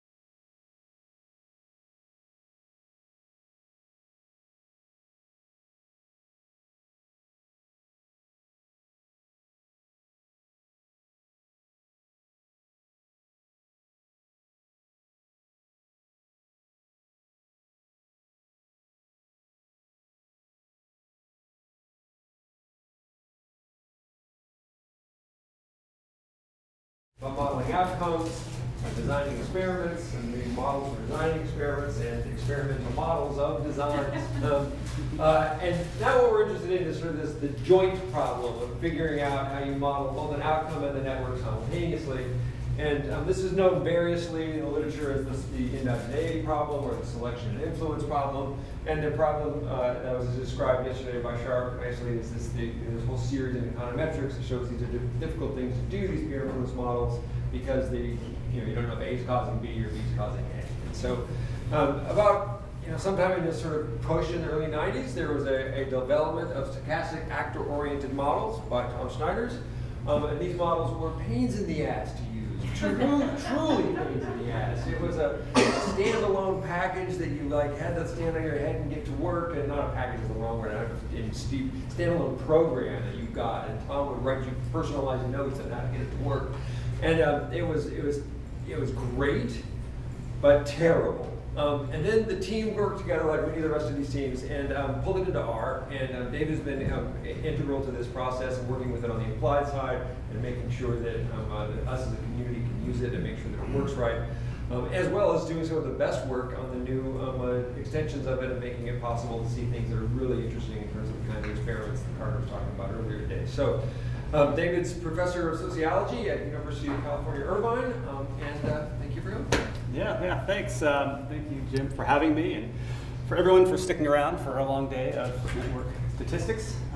This is one of my favorite parts of the year, so I'm glad we're all here. So I'm going to talk about stochastic actor-oriented models. They're also, you'll see them called stochastic actor-based models, or I'll call them Siena models because that's what we were doing in the late 90s, was running Siena models. So I'm going to talk about, I'm not going to talk about how to run a model or how to set up your data. That's a whole multi-hour long workshop. There are some old slides and videos up on the website here that you can look at for that. Instead, I'm going to go into a little more detail on some things that we usually don't have the time to really get into in those kind of workshops, and some conceptual things that are worthwhile to be thinking about that may not be obvious when you're first learning one of these models. Okay, so I hope to get to all four of these. We'll see how that goes, but I want to talk a little bit about different forms that network influence can take, and then talk about how we can think about peer influence on categorical outcomes, which isn't so straightforward within the Siena framework, and then talk about heterogeneity, and if there's time, some open questions related to selection. Okay, but first, what is a Siena model? Right? You've heard mentions of it throughout the workshop. The Siena model is useful when we have network panel data. That's the one common thing. You can think about a Siena model really as a framework. It's a framework for modeling complete network data. And I say complete because what we're really talking about is data on a bounded population, something like a school or an organization where we have a node set and ties within that node set, though there is some room for missing data there. And what we're interested in doing is modeling change across these discrete network observations. Change is modeled from an actor's perspective, hence the actor orientation. So it's each actor in the network making decisions about how to change their network. And we break up these discrete time points. The model assumes there are a number of microsteps between this. So there's actually a continuous time process between these discrete observations when the network is allowed to change, kind of one actor changing a tie at a time. Now I mentioned Siena as a framework because really all you need is, the minimum data requirements are panel network data. Okay? But you can add on all kinds of stuff. You can add on multiple networks, so we could be modeling a friendship network, but we could also have a second network that is status relations or some other kind of advice relations or something like that. So we can have multiplex networks and model those multiple layers. We can bring in behavior, which is why we're talking about this today, because behavior is different kinds of behaviors or attitudes, those kinds of changing actor variables are oftentimes what we're interested in and why we're turning to networks as an explanation for why those behaviors might be changing. We can also bring in two-mode networks. We heard a little bit about that earlier today. Two-mode networks or bipartite networks. We can bring those in and model their change as well. Really, an advantage of the Siena model is that we can bring each of these kinds of data objects in and model them endogenously. So we model their change. We also can model how they affect one another. Right? So a changing friendship network can change individuals' behavior. So my behavior might be isn't just kind of affected by my friend at time one when it was observed, but as my friendships are changing and as their friends are changing, that can change my own behavior. Okay, so that allows us to model peer influence effects, allows us to model selection effects, and as the network is changing, it can affect behavior, and as behavior is changing, it can affect others' behavior through the network. Now, a common reason we're using a Siena model is we want to get at this question of selection versus influence. Okay, so we have a sortativity on an outcome like this, right? A is choosing B, say as a friend, and A and B have the same behavior denoted by the color of the node. We see this and we want to know what led to this, and we are oftentimes interested: is it peer influence, right? Where A and B were friends already, and then B influenced A to change their behavior. Okay, that requires that we model behavior change. Right, we're looking at the behavior change part of it. But it could just as easily be this homophilous selection. We typically call selection, but it's really a homophilous selection, not another type of selection that's leading to this. So A and B might not have been friends, but they're engaged in the same behavior, and that leads them to become friends. And so to get at that, to control for that, what the Siena model does is it's going to model network change as well. Okay. So here is a kind of a typical Siena analysis that models both change in a friendship network and change in a behavior. In this case, we're looking at BMI as the behavior. We've got a host of effects predicting BMI, change in BMI, including down here what's called a total similarity effect, or really my the effect of friends and their BMI on individuals' BMI. So we're modeling, we have a function that models BMI. You can think of this kind of very naively as, I think BMI here was overweight, not overweight, 2 levels. You could think of that as a logistic regression, more or less, where actors are choosing one level over the other. Simultaneously, we're modeling a friendship function, or a network function, more generally. And here we have a bunch of effects. You've seen some of these already that are predicting within each dyad in the network, predicting whether or not ego sends a tie to alter. So one person sends a tie to another. Again, naively, you can think of that kind of like an ergom. It's a lot like an ergom in that we have individual level statistics or attributes that can matter. Dyadic attributes like homophily can drive relationships. Network attributes, reciprocity, transitivity. The important thing for the questions about peer influence, though, is that we can also control for instance, similarity on the attribute. So in this case, the example of BMI, we can control for 2 individuals already being similar on BMI and then becoming friends. Okay, so that's how we're getting at parsing out this selection versus influence part. We can have alter ego effects that also get at our individuals who are overweight, more or less likely to send ties, more or less likely to be named as a friend. Okay. Now this is a typical approach, and we often don't talk a whole lot about how network influence is measured, but that can there's a lot of different ways of measuring that, and it can mean very, very different things. Okay, so I've got an example here of the effect that I just showed you is something called a similarity effect. And there's an equation for it here. You can look at the Siena model to see equations for how all these things are defined. Similarity is really, it's measured as the absolute difference between two individuals and kind of reverse coded so that it's similarity, not difference. But more or less, it's this kind of effect is getting at, if I'm considering changing my behavior, I look at my friends, and am I more likely to make a change that leads me to be further from them on average or closer to them on average? Okay, pretty intuitive idea. When we see a significant peer influence effect like this, it means individuals are moving closer to the mean of their friends. Okay, so here, friends mean is in blue, person A is moving closer, person B is moving closer. That's what this kind of effect is designed to pick up. Okay, we also have these effects called alter effects. Okay, and you can see the equation down here. Alter effects are really a function of what's my alter's behavior. Is it above the population mean? Is it below the population? So my friends, are they higher than average or lower than average?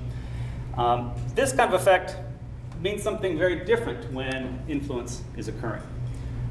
What this does is, if there's peer influence, it means I'm being pulled away from the mean, the overall mean, in the direction of my friends. Okay, so you can see person A here.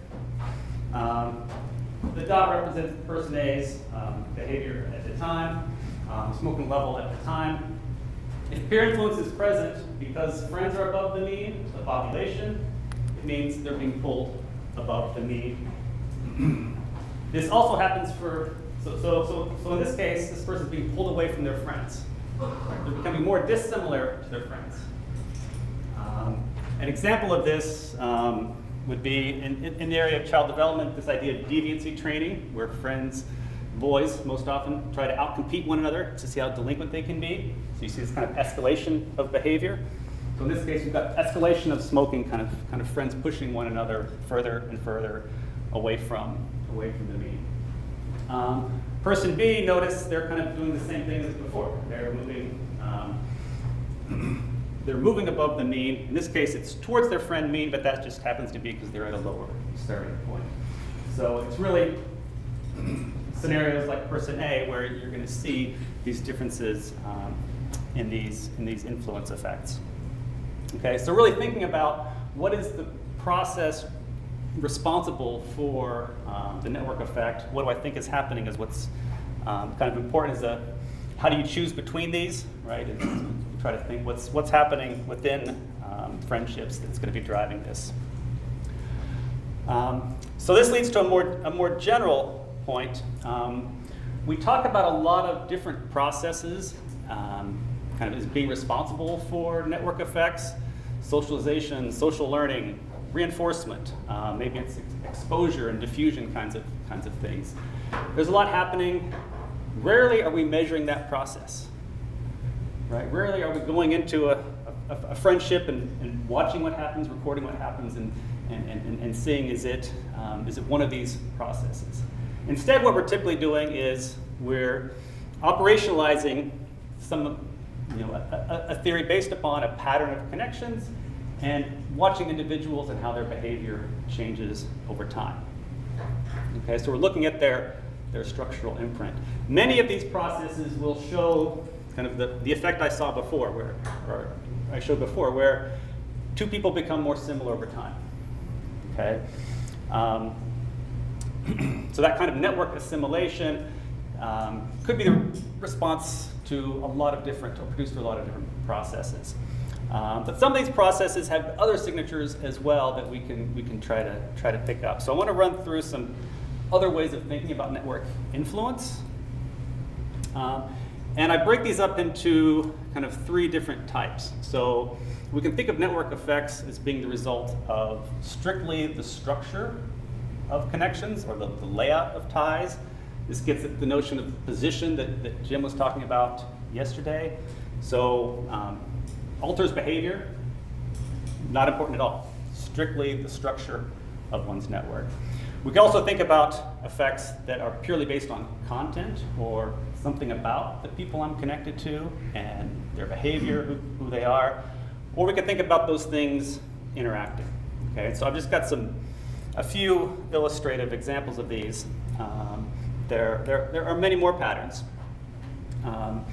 So we can think about a host of degree-related effects, right? So are people with more or fewer ties differentially kind of expected to engage in different kinds of behaviors? So are isolates more likely to smoke? Right, so within Siena, if you haven't worked with Siena, it's kind of like StatNet package in a way. You've got these short names that refer to different kinds of effects and refer to different equations here that kind of specify what is this network structure. So I've put those in here for you to go back and look at later. But I'm going to focus more just on kind of the general pattern. And we can imagine, simply the number of connections, whether it's in degree, out degree, or reciprocated degree, those might have effects on the outcome we're interested in. It's things like drinking, smoking, loneliness. So notice this isn't a contagion effect. We're not talking about contagion of drinking or smoking or loneliness. We're talking about how the structure of ties matters. Okay, we can also think about triadic configurations. Okay, so does being in, so take for instance, Pigo is this node right here, and we're trying to model change in an outcome like depression or loneliness, or does being in an embedded kind of this closed triad with either 5 or 6 of the possible ties there, does being in that kind of closed triad produce more or less of the outcome? So we can measure that as well. Content forms of influence, I think, are closer to what we often think about in terms of behavior change and behavior spreading across a network.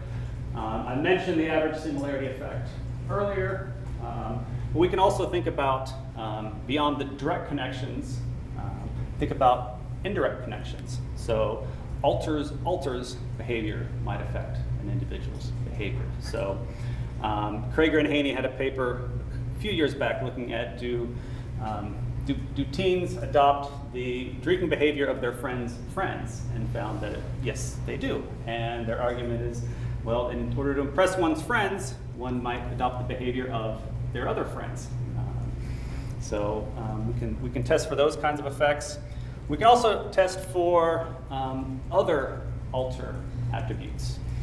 Okay, so in a recent paper with one of my grad students, we looked at does contact with a particular ethno-racial group, particularly other than one's own, does that affect one's level of prejudice?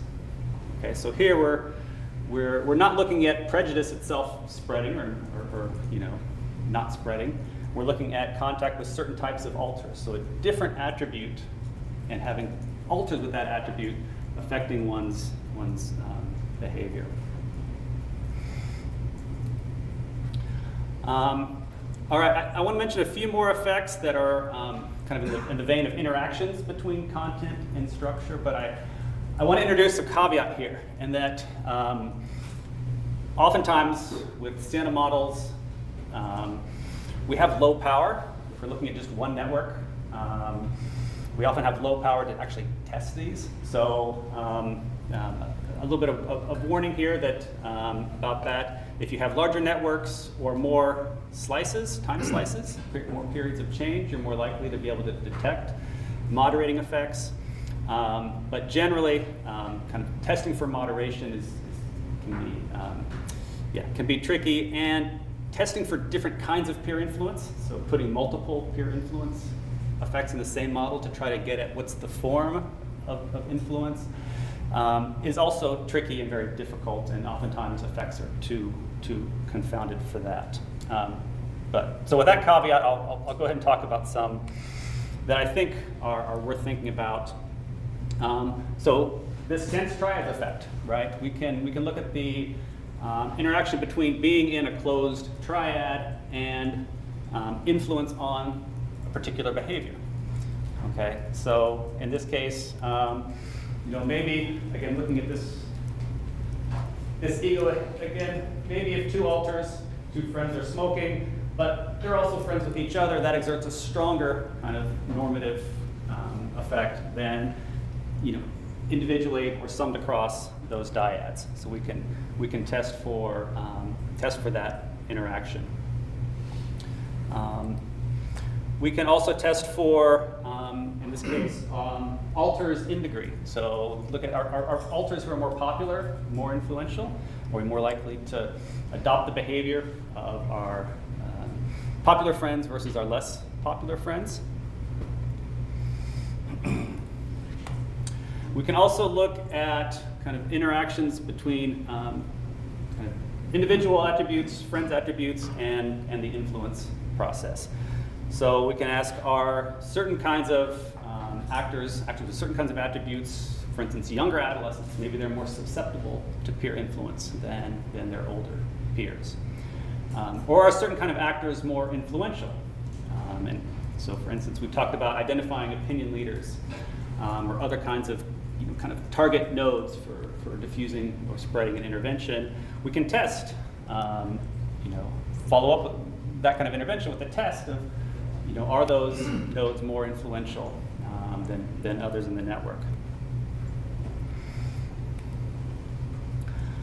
I also want to mention dyadic properties. We're often interested in whether or not certain kinds of dyads are more influential. I think the talk we just had was talking about our within group ties more influential than cross group ties. So that's something we can test. So there's a couple ways to do that I want to point out. The first way is to test. We include an effect like average similarity that gets at are all my alters. Across all my alters, do they influence me? And then have an offset effect, test whether certain kinds of peers differ in their level of influence. Right, so here the question is peer influence from one group stronger or different in magnitude than peer influence from another group? Okay, so we can test that. A similar kind of question would be, do two groups both exert influence? So we might look at two types of dyads, same race dyads here, cross race dyads here, for example. And we might want to test, is there peer influence in each type of dyad? Which is a different question than if the strength of peer influence differs. We can test this. It requires a slightly different, One thing that I've had a lot of trouble with is that, so I work with an organization that wants me to find numerical thresholds to put into a model to determine behavior, but the literature has none for what I want. Could we use our Sienna to use these different components, which resemble Latney's dynamic social impact theory equation, right, which is multiplicative off the strength of the tie, number of alters that have that behavior, and then proximity to those alters? Could we, in theory, use that to create some of those thresholds for when it does switch over time? Yeah. Some of those are easier than others. The threshold in terms of number of alters is very easy. There's an effect for it. I mean, running Sienna models, you've got to get very used to, kind of going through pages of manuals trying to find the effect that matches it. But there is a threshold one that would get at that. Getting at relational qualities can be tricky because oftentimes we only have relational qualities. We only measure those on relationships that exist, not ones that don't exist. And so when relationships are changing endogenously, we can't predict relational qualities for ties that don't exist. We don't have that data. So that one's a little trickier, but there may be some creative ways to work around it. Yeah. I should mention, if there are questions, I'm just going to blow through stuff. So if there are questions along the way, better to just ask me as we go along. All right. Okay, so the last one I want to mention too is we don't get into this a whole lot, but we can actually specify a Siena model as a diffusion model, kind of in the spirit of a proportional hazard model where we're watching something diffuse across a network. And we do that by focusing, okay, so data-wise, we've got some outcome that's 0, 1, present or absent. It only increases across time. The Siena model, if that's your data, the algorithm recognizes that constraint on the data and will ensure that that constraint is upheld within when fitting. But you can actually model kind of diffusion type influence effects in that case. So we can, you can think of kind of total and average effects of exposure or number of adopters that one is connected to. You can also look at, again, certain attributes, making one more susceptible, more influential, similar kinds of ideas as with the regular model. Right, the regular model being, peers can influence me to increase my behavior, but also decrease my behavior. Okay, so we've got this flexibility as well. All right. Now I want to talk about categorical outcomes. Thus far, we've talked about kind of implicitly assumed outcomes were kind of dummy variables or continuous. The way Siena models work is, for most models, you need an ordinal specification. So if it's smoking, you've got ordered categories, 0, 1, 2, 3, something like that. There are Siena models for continuous variables that have been developed. That's very recent and not much work done on those, but it is possible. But then there are some variables that we can only measure categorically, or we lose a lot if we try to put them into these other kinds of specifications. So I'm going to talk a little bit about health lifestyles. Example of that is one. These kinds of things, we can model them as a two-mode network or bipartite network. So I'm going to give an example first of a non-mutually exclusive outcome. So where individuals could choose multiple kind of categories to belong to. So an example being kind of kids in extracurricular activities. Kids can belong to multiple activities. And then we'll move on to a mutually exclusive outcome, which would be something more like, okay, you can pick one of these and that's going to be your outcome. All right, so here's a very, very simple two-mode network. And what we're talking about with a two-mode network, or bipartite network in particular, is we've got two sets of nodes here. Actors, think of these as students. Foci, you can think of these as activities. And there are only ties between the two modes. So students can belong to activities, but in the network, this network representation, students aren't connected to themselves, to one another. Activities aren't connected to one another. We could bring that data in if we wanted to, and we will, but you don't need to. You can model just a two-mode network. So here is some actual data that we're going to see an example from. And so we've got students in red, their activities in blue. Many students belong to many activities, and activities have multiple kinds of students. And what we're going to do is model. We're going to condition on time 1 and model time 2 in the sense that we're going to fit a model that represents the kinds of changes we see that produce a network like time 2.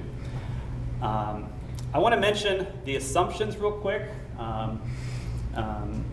These are all shared with the standard one-mode Siena model. So just part of this is just a reminder that we're talking about relationships that are relatively enduring states, things like friendship. Okay, not events like communication, like Carter was talking about earlier. We'd use a REM for that.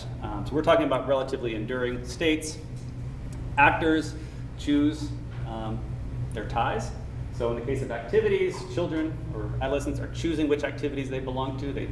They choose whether to join an activity, and then later on they may choose to leave an activity. Okay. Actors can change one tie at a time. So this long period of microsteps between observations, kind of giving one actor at a time a chance to change one of their ties.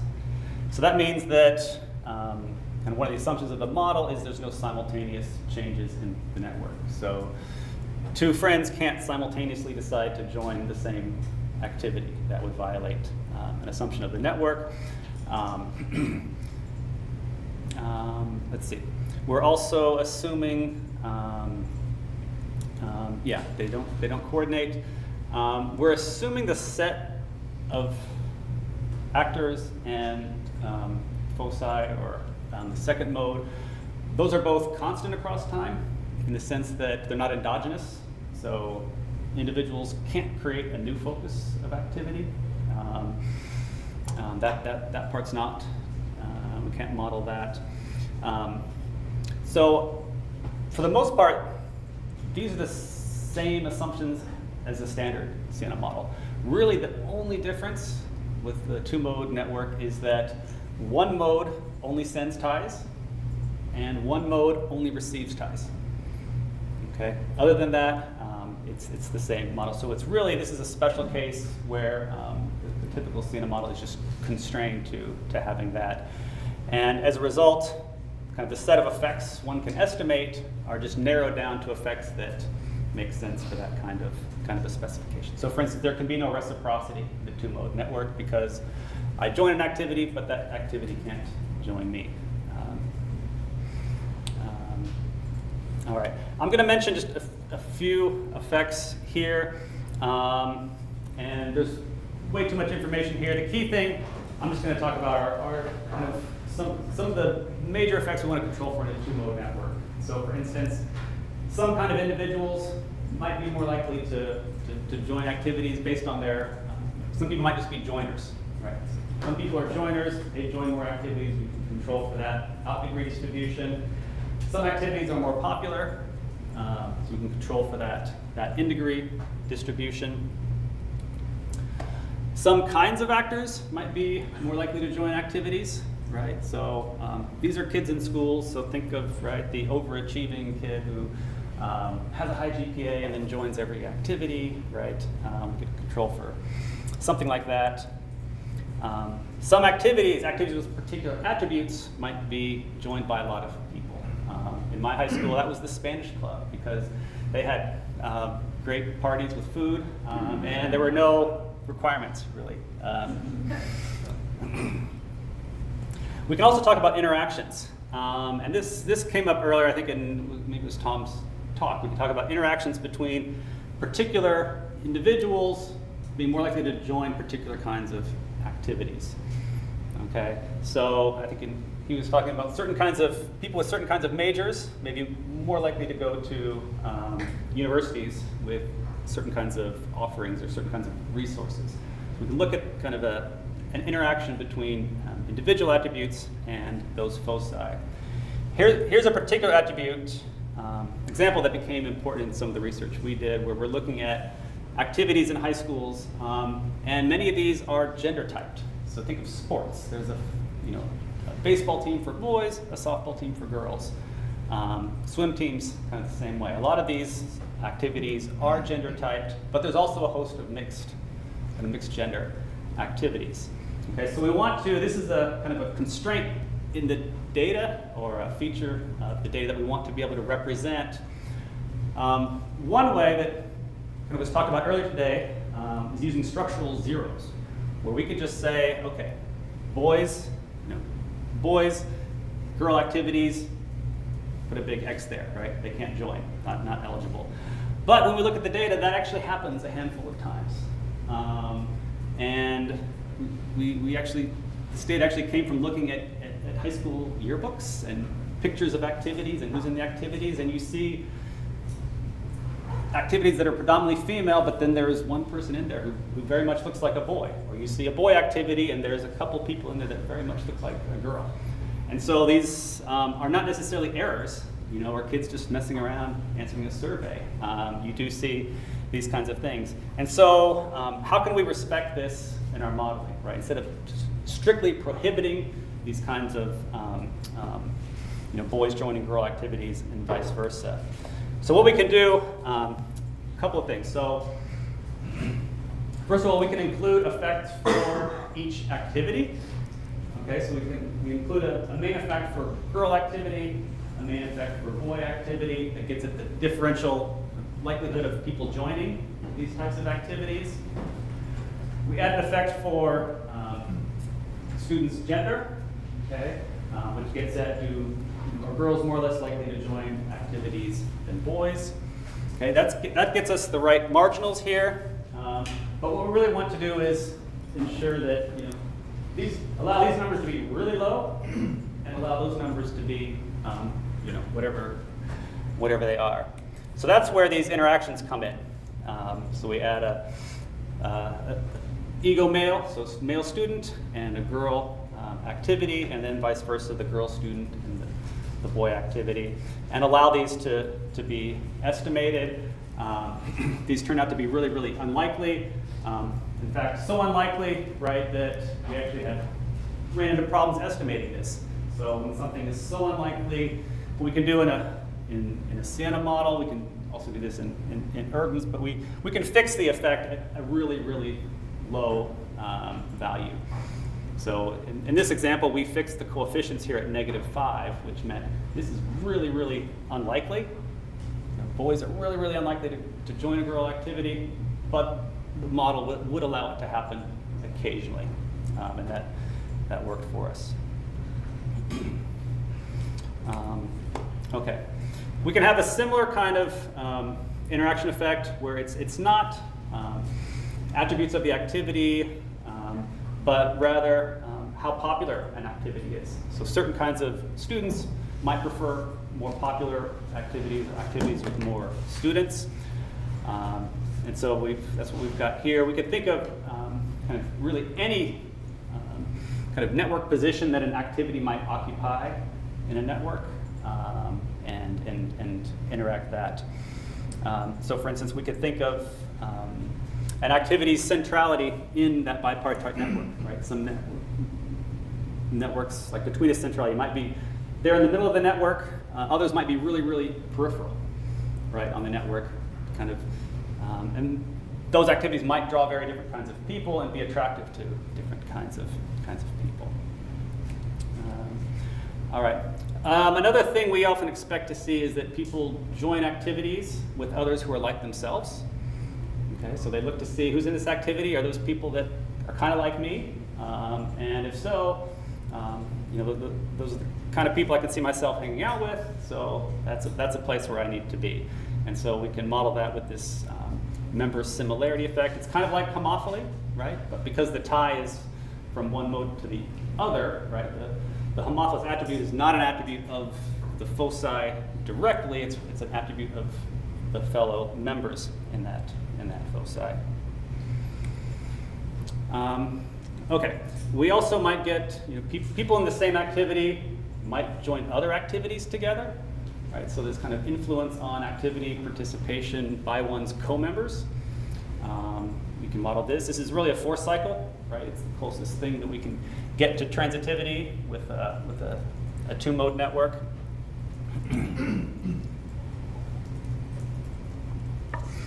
All right, so far all of these effects have been strictly for a two-mode network. Okay, now we might have a corresponding one-mode network. So we're talking about students and schools and their activities. The friendship network is when that becomes salient. And so if we have information on a friendship network and how it's there and changing over time, we can bring in that and use that to help also understand membership in the two-mode network. So here's an example of friend influence on activity participation. Right, so we've got two students who are friends. One's in an activity at time 1. We've got the other friend joining the activity later on. So here's an example of peer influence on this kind of this categorical outcome that we're working up towards. Okay, so we've got peer influence on a categorical outcome here. We can also model the selection part of that. Right here we have two actors who are part of the same activity at time 1, they may become friends with each other, right, as a function of being in the same activity.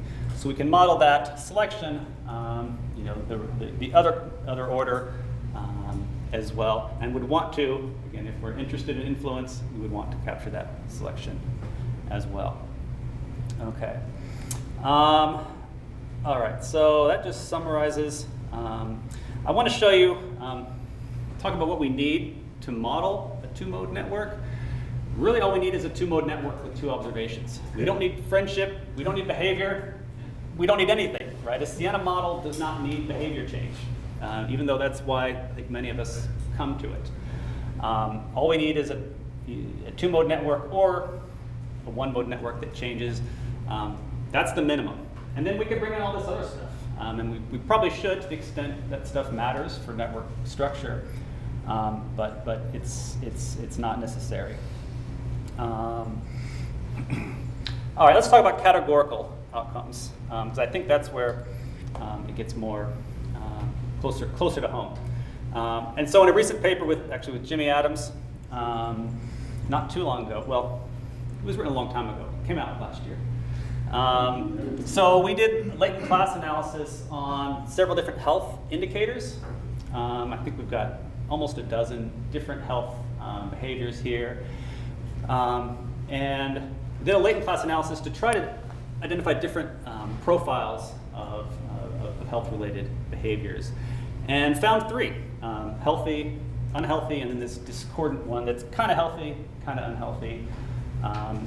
Interestingly enough, these were consistent across time, not necessarily membership in the lifestyle by individual students, but the classes themselves were consistent across time. And so we wanted to model change in membership, and in particular is their peer influence, their adolescents' influence. We know adolescents influence like all these things, right? Drinking, smoking, I think we know tobacco, I haven't studied that personally, but physical activity, right? We know that they influence themselves on all these things, but do they also influence themselves on these things as they hang together in particular kinds of lifestyles? So that was our goal, was to measure that. We also knew we needed a control for selection, right? So here's an example of what our two-mode networks would look like. So at time 1, right, we've got all of our students, and then they would belong to, we assign them to one of the lifestyles based on the lifestyle or the latent class they had the highest probability of membership in. So we assign them to that using the time 1 measures, and then again using the time 2 measures a year later. So that was that's the health lifestyle part, modeling, right? Influence across these 2. We brought in a friendship network because it was friendship, influence in friendships that we were after, and then simultaneously kind of estimated how being in the same health lifestyle drove friendship. And so we actually found significant effects for both. Surprise, and not to give anything away, but usually it's both selection and influence are happening, just in relatively different degrees. We did a decomposition similar to what the paper by Steglich from 2010 kind of walks through how to do this, but we know people, kids are hanging out, they're friends with people with the same health lifestyle. How much of that is selection? How much of that is due to influence? We did a decomposition, which is really, you just learned about knockout experiments. That's what we did. We would knock out each and then measure how much kind of assortativity there was without each of those effects, and attribute it to, I know you can't read this. All right, the light right here is selection. All right, so in one school, half of the assortativity was selection, and the other 2/3 was homophilous selection. These gray bars here are the influence bars. All right, so 20% in one, 11% in the other. And then the other bars are other effects in the model that also contributed to similar people with similar lifestyles being friends with one another. So we can, again, break it down into these different kind kind of relative contributions to assortativity. All right, I also want to mention constraints on categorical outcomes. And I'm sorry, I'm going to have to move away from health here because I just don't have a good health example, but I have a great example from race and thinking about ethno-racial background and how that might change across time. So for monoracial individuals, kind of their identity is pretty much whatever that their monoracial ancestry is. But individuals with mixed race ancestry have a multitude of racial ethnic identities to choose from. Okay, they might choose both, kind of, describe themselves as both. They might describe themselves as multiracial. There are social pressures, though, to pick one race. Right? People say, "What is your race?" No, really, what are you? We want people to mention one group. We want to categorize people like that. So there are these social pressures to do that. So we can model this, and the question is, what monoracial group do multiracial individuals choose? Now, there's some important constraints, though, in this kind of question. One being that in the settings we're looking at, there's schools, and there are a lot of multiracial kids, but they're not all multiracial. There are monoracial kids, and monoracial kids are people's friends, and they exert influence, so you can't ignore them. So they're going to be in the data, but they can't change their race. They're monoracial. Presumably you could. These are teens. They change what they put on surveys all the time. But there are social pressures not to claim a race that is not part of your ancestry. So monoracial individuals don't change, and then multiracial individuals they can change, but we still have this kind of rule that you can only choose groups that are part of your ancestry, right? So they can't choose any group. Mixed race people can't choose any group. So how do we represent that? So here are some examples of some cases, and then how we can specify that as a two-mode network. So a simple case: someone has a monoracial ancestry. That's the group they claim. They're fully constrained in what they claim. So within Siena, 10 is a structural 0. It means that value is fixed at 0. It can't change. Okay? And 11 is a structural 1. So that value is fixed at 1. That's that person's membership, and it can't change.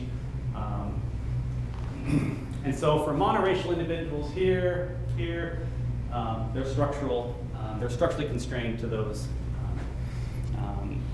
backgrounds. And so the model, when we're estimating a model, the model respects that and doesn't even give them a chance to change their behavior.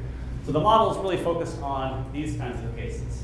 Okay, these are different kinds of multiracial individuals with different kinds of ancestry, and that choose different kinds of outcomes. So notice we've got different races up here, plus a multiracial, because some students do insist on a multiracial identity will not be put into one of these panethnic boxes. So we've got, in these cases, someone who is black and white. They choose black as their primary identity.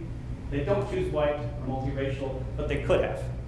Right? So we've got zeros there. The 10s represent backgrounds that they're not kind of at risk of choosing or constraints in that regard.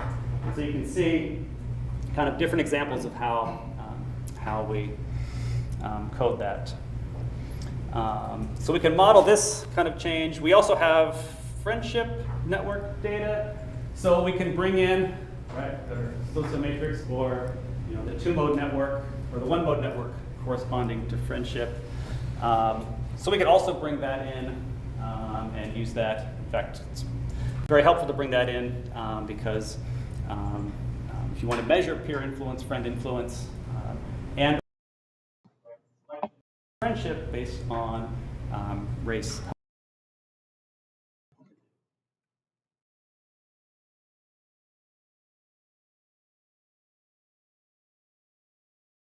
Slides about heterogeneity. I don't know how far, well, I can't get all the way through. So I'm going to mention heterogeneity.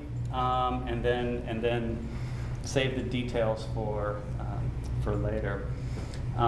So the default kind of specification of the model is that across time, effects have the same strength across every individual and across time.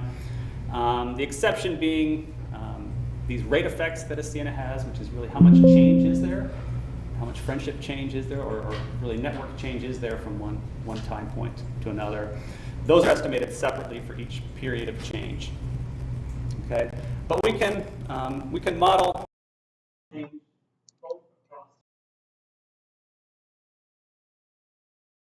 differences at the individual level. So first, talking about temporal heterogeneity, we might find that the rules, or be curious about whether or not the rules of network selection or behavior change are different across different periods of change. And so when might that be? So in this example, this is the network of preschoolers across a year. We find that early in the year, there's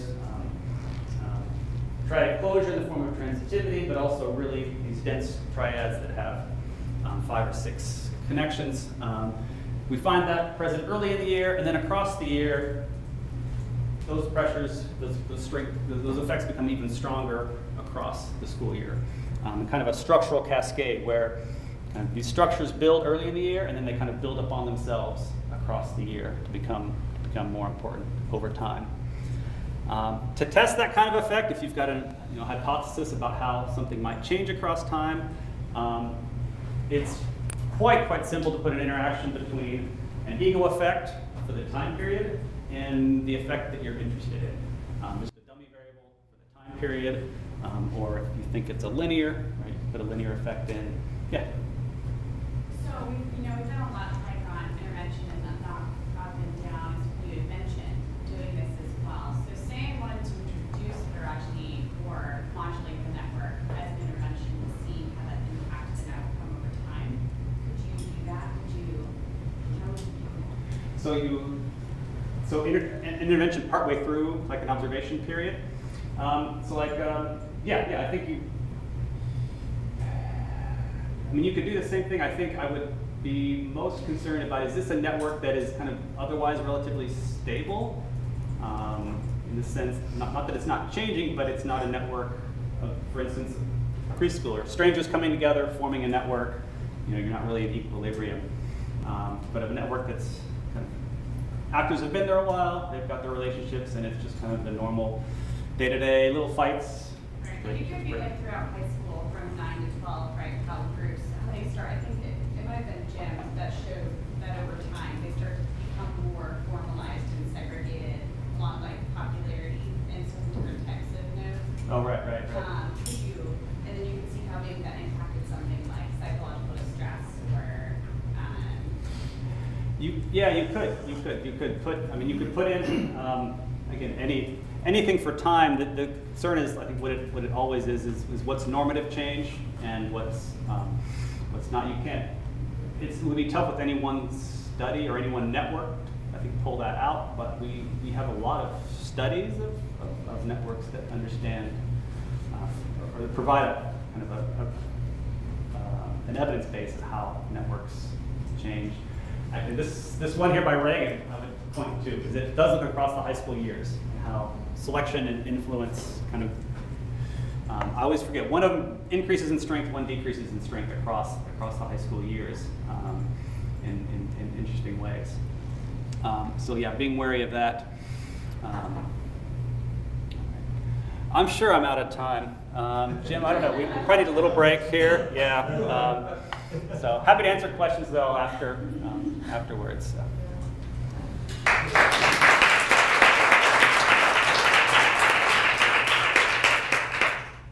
We actually have 5 minutes to get us set up. So Scott, we can set up if there's more questions for David as we go. Madeline's about to send everyone an email that I just got, that many of you may have gotten as well. There's a new notice of awards coming out from NIH on social networks and health. So you should pay attention to that, both an R01 call and an R34 call. So the timing couldn't have been better. But Is your machine? Yeah, there's mine. Yeah, how about you?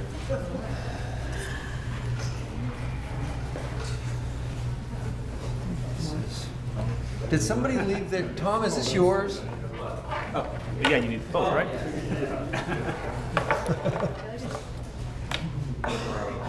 That's my not as good a dad, so it's easily forgotten.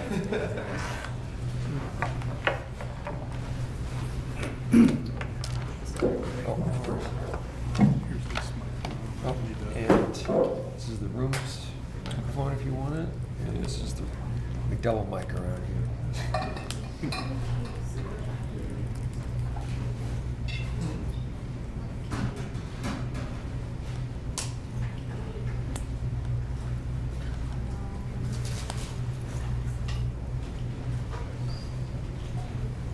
So that's for the rooms.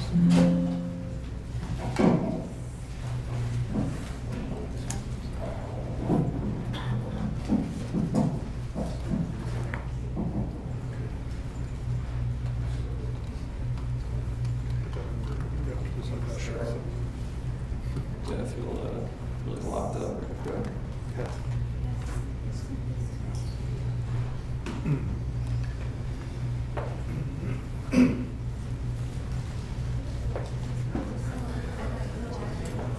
All right. We managed to get 3 minutes ahead. Yeah. All right, well, you'll have an extra 3 minutes. We'll give people a chance to come back. Sure.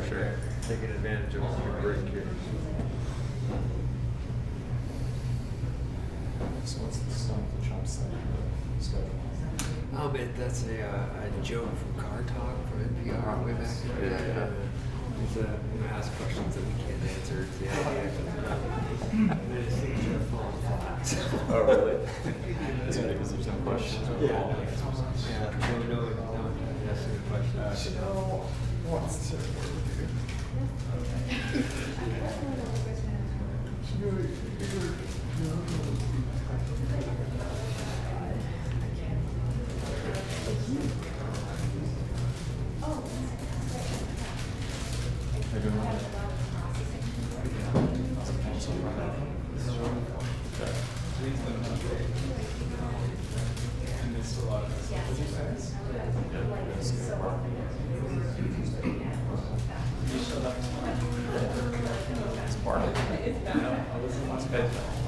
Well, honestly, it's nice because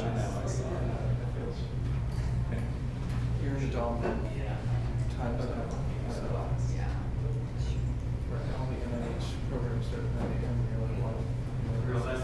See, there's chairs that are about to be reoccupied. But they don't give people a chance to stretch their legs for a second.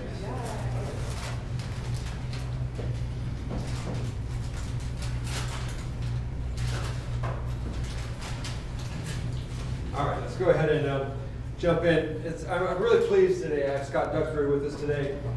Scott is we have sort of multiple connections to each other. He came originally from Ohio and worked with Dana Haney there on some remarkable data on health and crime and network data. And I used to be at Ohio State, so it's always fun to have those kind of double connections through a joint foci. But more recently, Scott has taken over a position at UNC, and he's this is your second year there at UNC now, or third? End of the third, so I guess Third, yeah. maybe the fourth is starting. Has the third year you happened yet? Yes. And? Good. Good. There we go. Dangerous question to ask. Yeah. I didn't have to What if the answer was bad, The you know? answer is bad, then I would buy beer. Yeah, all right.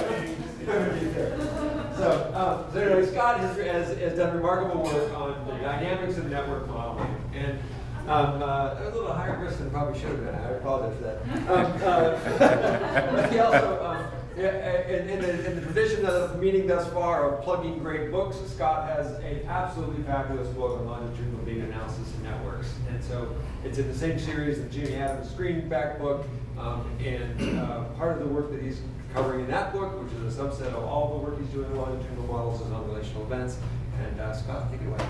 Well, thanks, Jim, for that generous introduction. It's really an honor to be here, and I really need to put the Duke faculty on commission because at this point, Craig and Jim have actually plugged that book more than I have. So it's great. I'm really benefiting. Well, all the money you're going to make from that book. Yeah, right. Dollars. So this is just great. I also am kind of honored to be here, and I think it's a funny situation because I have the honor and the privilege of teaching relational event models to the man who actually invented the model. So Carter is actually responsible for the suite of models that I'm coming up with. So if you have any problems with the models, direct the critiques towards him. And Carter, if you have issues with my teaching, there's plenty of fruit over there. You can check them on stage and correct me. So as the name suggests, what this workshop lecture is about today is relational event modeling. And a lot of the distinctions that we'll be covering with relational event modeling have to do in part with the richness and granularity of relational event data as compared to network panel data. And part of it has to do with the distinct nature of relational events as compared to the types of network ties that we often observe, which are often kind of thought of as stable states. And so one of the main distinctions we'll be talking about is how do we actually handle network data when the ties we're looking at are happening as discrete moments in continuous time, appearing and disappearing in these kind of well-defined, often short-lived time intervals, as opposed to kind of coarse timing data like we encounter with Siena models, turbines, and the various network panel models that we often work with. So the types of questions that we're often looking at with relational event models have to do in part with the types of data we're dealing with. And so we'll talk about a number of kind of very common types of relational event data. A common example is a market exchange. For instance, we can take a market exchange transaction between a seller and buyer, potentially aggregate it up to a cross-sectional representation and see these are the stable patterns of trade that we tend to see when the market is at equilibrium, if we want to go that far. Alternatively, if we want to take a dynamic perspective, what we're really modeling is the occurrence and the frequency of those transactions as they unfold in some type of continuous passage of time. So we can think about these types of relational events as occurring in a range of social settings, whether we're looking at network structures that facilitate co-sponsorship in Congress of specific legislation, whether we're looking at declarations of war, at what times does one nation declare war against another, whether we're looking at communication networks, which is one of the classical examples in the realm of literature when do actual first responders call one another, or kind of other things such as what network structures facilitate efficient communication in specific hazard settings or something like this. So we can think about a lot of different types of network data as fundamentally representing a relational event. At its core, relational event data is dyadic. Again, it tends to be ephemeral occurrence, an event implicating more than one person, or node if it's not necessarily a person who's represented in the network. Most frequently, we're looking at dyadic events, but one of the interesting things that comes from REM, which really adds to its incredible flexibility, is that you can do polyadic relationships as well. So these can be events that implicate multiple people, and the general formulation of REM allows you to specify it in that kind of flexible way. Now, I'm going to be focusing primarily on dyadic events. This is the applications that we usually encounter in the literature, the data we usually have, but polyadic events are possible as well. So here's some key characteristics of relational event data that really is what's making it distinct. So if we're working with the network panel data, such as changes in friendships over distinct intervals, what we're usually saying is that the timing of change is coarse. So for instance, if you interview me today and ask me whether Avi and I get along, the answer is yes. Now, 2 years down the road, after Avi has defended his dissertation, done all this great work, eventually graduated, my guess is he might not like me so much, right? So something might change. Now, we're not looking at a discrete time. Maybe it actually is a dissertation defense. Maybe this isn't the best example. But gradually, over the processes of iterative feedback, right, this isn't picking, I mean, it is picking on Avi, but it's not like that's work. But over the time of iterative feedback, it's not like an exact moment where that change occurred. It unfolded gradually. The second key component of network panel data is that there's often a risk of unobserved tie changes. So if we're thinking about the process of a Siena model, we have two discrete network states, but we often want to be aware of the possibility that some ties change off and then back on in between our observation periods. And so we have to deal with those unobserved tie changes in particular ways. And either way, we have to do it by assumption. If we're doing it in a temporal ergod framework, then we're essentially saying, okay, those unobserved changes don't matter that much. Maybe they're not systematically different from the changes we do observe, but we're not going to address them. If we're doing a Siena framework, we're actually imputing those unobserved changes and fitting the model to those imputations. The last thing that we're seeing, again, has to do with the nature of the relationship. Usually when we're talking about network panel data, these are ties that we say tend to persist across time.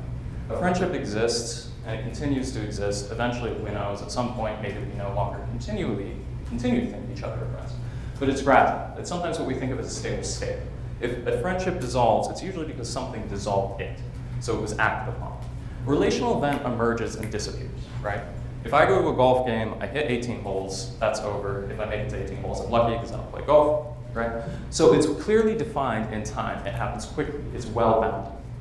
Usually, we don't have unobserved tie changes with relational event data. Now, we can. This can be a case of missing data. But usually what we have is either time-stamped data or exact information on the sequencing of events. So we know the exact order. If we're thinking about things like transaction records with an accounting firm or something, we have the dates, minutes, the hours of meetings, right? We have that time-stamped information. We can recreate the order of interactions. And so usually we have exact or near exact information on time. And so these are the assumptions in the data that really go into the model. So again, this is just kind of looking or providing a visual representation of the types of issues we encounter with network panel data. We have these two coarse measurements. We see that the network changed between two observations, but we don't know exactly what happened in the in-between state. So we know the change happened. We don't know the order of change, but with relational event data, we usually know this exact sequencing. And so what we're analyzing is the time and the frequency of event occurrence. So I want to direct attention to one kind of subtle thing that often emerges when we mistreat relational event data. So let's say that we're modeling the change between these two kind of idealized networks.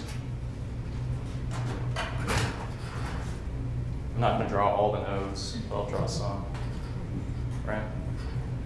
So let's say we get from this network at t equals 1 to a different type of network with the same actors. This way it even looks like the iGraph plotting algorithms because the orientation changed, right? In the second time period.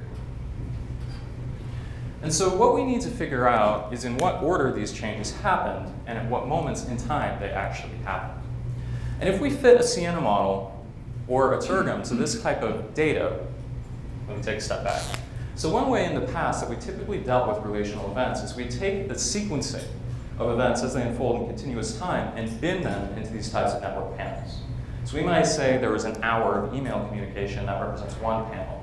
There was another hour of email communication that represents a second panel. And then we'd model the change between the two network states. Now, if we fit a Turgum or a Siena model, say we get a coefficient of 2 or something like this, or odds ratio of 2, what that essentially is telling us is that there are higher odds that somebody actually forms or maintains those ties between these 2 hours of communication. So the interpretation here in a Siena model or a Turgum would actually be an assumption that the email communication persisted across 2 hours, rather than having to be reactivated. And so this is one of these kind of key distinctions about some of the potential errors we can encounter by aggregating relational event data using the classical panel models. Is the coefficients or the model itself is usually assuming persistence of the tie across time unless it's acted upon. And so the coefficients or parameters are going to be interpreting that as well. Relational event model, if this tie exists at 2 successive time periods, it's because it happened again. Somebody activated it, etc.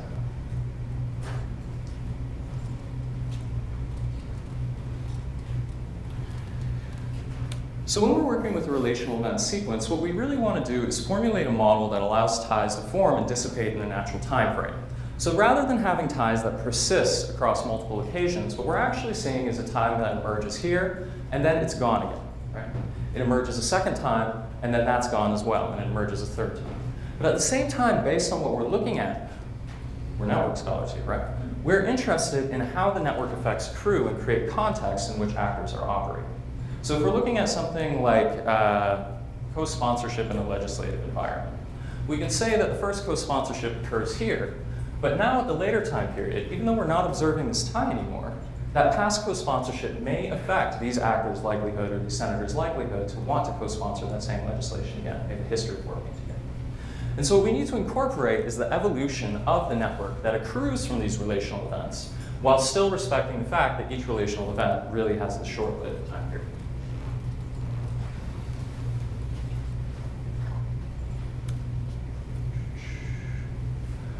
So again, basic thing, network data violates IAD assumptions. So if we use the classical kind of event history analysis, we can encounter some issue players.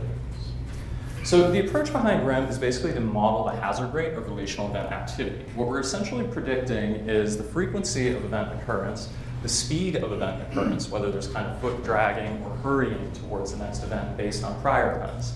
And sometimes we're also incorporating things like turn taking. For instance, in some types of research settings, it may make sense to specify a model where two actors communicate and then wait before communicating again as they wait for a third or fourth actor to jump in and respond. The model can handle continuous or ordinal time. So in the classical REM framework, what we usually have is something like time stamped down to the minute, second, the hour, something like this. But we can get away with some coarseness as long as we are sensitive to that within our estimation framework and how we're interpreting the model. Again, in some settings, coarseness might be more problematic. It really depends on how that process unfolds in substantive settings. So some basic nomenclature and assumptions for the REM approach here. Again, it's a dyadic REM is the one I'm introducing, and we're treating the dyad time period as the unit of analysis. So we're letting I and J indicate the dyadic occurrence where the outcome is equal to 1 if two nodes interact in a given time period, is equal to 0 otherwise. And we're assuming a non-homogeneous Poisson process for the count of ties at each observation. So what this is essentially saying is if we take a particular time window where people can interact, we're assuming that it's a Poisson distribution for the number of interactions that occur in that time period. But the inhomogeneity is telling us that that Poisson process can go up or down depending on the network structure and the various actors involved. So this gives us, at large, a Poisson probability model for the frequency of events at each given time period. Fundamentally, the number of events that we're observing here between two actors is a function of time, as well as whatever parameterized sufficient statistics, actor attributes, dyad characteristics, whatever else we want to pack into the model. The key thing that we're modeling here is lambda, which is our hazard rate. And this is what's dictating whether the number of events occurring in a given time window is increased or decreased by whatever we specify to the model. So the denominator, if we're familiar with event history analysis more broadly, the denominator is where we're actually specifying the number of events that could occur at any given time. So in the language of event history analysis, this is actually where we determine what the risk set is. Who all is included at a given time window and who possibly could be engaged in a particular relational event. And again, lambda is just the hazard. So in practice, what we're usually looking at here is what is actually acting on the hazard rate or making a number of events more or less likely to happen within a given time period. And at this stage, we can recapitulate the hazard rate function as essentially a generalized linear model. What we have is the time-varying hazard rate that may differ between senders, receivers, time periods. Then we have a baseline hazard rate that we can specify in a number of ways, as well as whatever exogenous and endogenous types of statistics we want to include in the model. And so the distinction here, again, is the exogenous statistics could be actor-level attributes. Am I somebody who engages in a lot of market transactions? Am I a rich person with a lot of money to throw around? It could be dyadic attributes. Are you selling something that I'm seeking? Do we live in similar areas? How similar are we in social characteristics? Or it could be something endogenous of the network state. How many triangles would this particular exchange actually close if I were to make this fund transaction?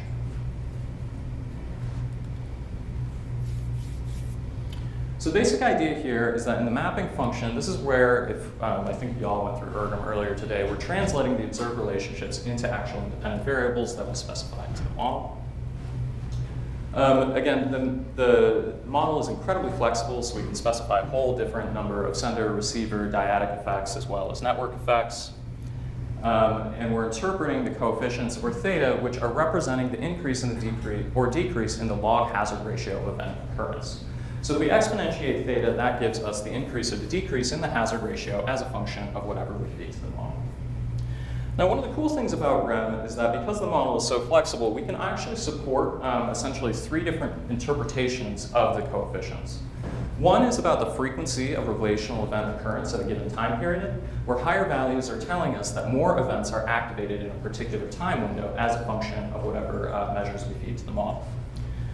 A second interpretation is actually at the unit level. So rather than necessarily being about the frequency, we can get the probability of a particular event at a particular time point occurring because of particular attributes of the actors, receivers, dyad involved in that particular event.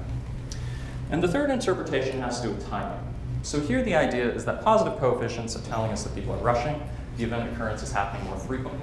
people are kind of, or the duration between successive events is actually lower. Negative coefficients are telling us the opposite. It's longer durations between successive events. And so if we're interested in the timing of a relational event occurrence, for instance, in forecasting applications or something like this, where you want to know how long to the next event happens, this is an interpretation can be provided as well. So if we write out the broad strokes of the model, we have the probability mass function, which here is essentially represented in the Poisson framework. And then at the bottom end, we actually have a generalized linear model for the hazard rate, which is often how we end up fitting the model in practice. So this is the mathematics behind it, but what I want to turn to now is a way to think about this a bit more procedurally, or what might be a little more intuitive. So let's say we have a minimal event sequence. So these are our data, and basically what we're seeing is that there's some interaction here, some interaction here, some interaction here, some interaction here, some interaction here. And on the bottom hand, what we have is the implied network that is building from those prior transactions. And so by the time we get to the 5th time point, we actually have a triadic structure with multiple interactions between a particular pair of nodes.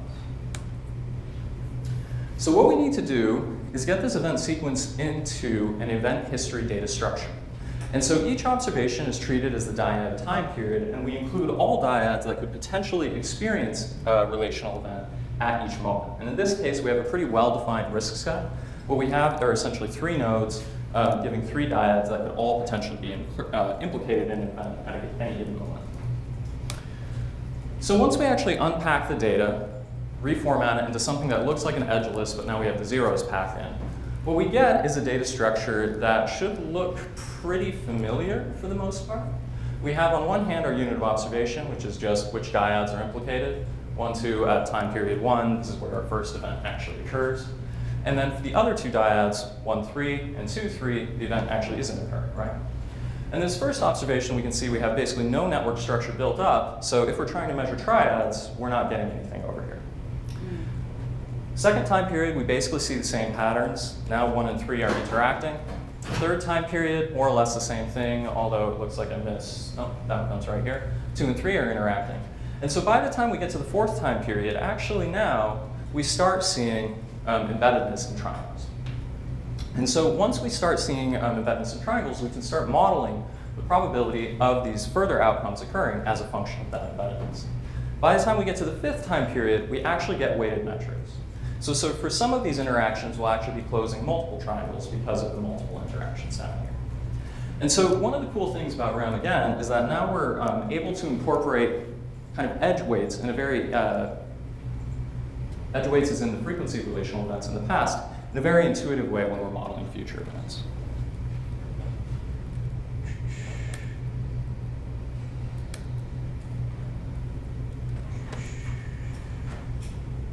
So we're accounting for a number of events. Sorry, I got a little ahead of myself here.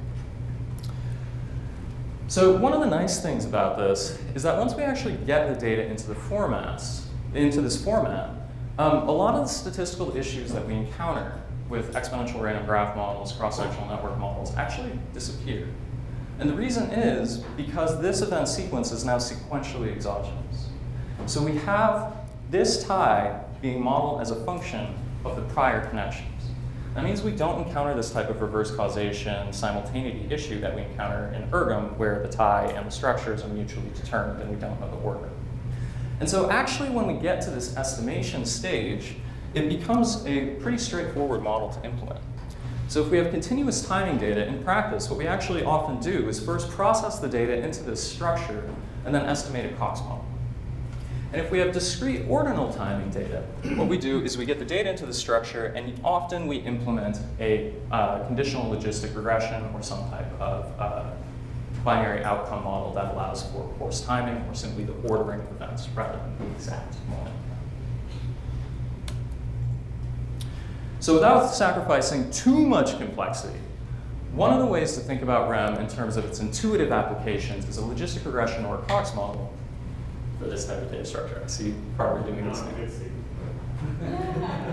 You underline that too much. I tried to italicize it. I don't think You it's. italicize it. Yeah, maybe I should bold it as well. They're coursing is the idea. Yeah. So once we have the data into this structure, we can include statistics that allow Y to be independent of the prior interaction. And this gives us a lot of flexibility in terms of how we think about these statistics we want to calculate on the network and include in the model. So we can specify two types of statistics. They pretty much always tell you the same thing, but they suggest slightly different interpretations. So one way is thinking about lag statistics, as in how many triangles is this event actually occurring within. And the nice thing about this kind of specification is it allows us to think about constraints acting on actors, what are actors' choice sets, what types of assurances are they being provided by the network itself. The second way to specify these statistics is in terms of change statistics, or what network would be yielded if a tie were to be formed. And so in the context of, like, for instance, the Siena model, as y'all were just exposed to, this can be interpreted more in the sense of what network states are actors actually pursuing, rather than necessarily constraints acting on them from the prior network. Again, when we specify these values, they often, almost always provide the same fundamental measures, but they allow slightly different interpretations. So I want to pause here momentarily before I get into more kind of advanced issues in terms of specifying the REM and thinking about routine problems that emerge for any types of clarification, questions, or anything like that.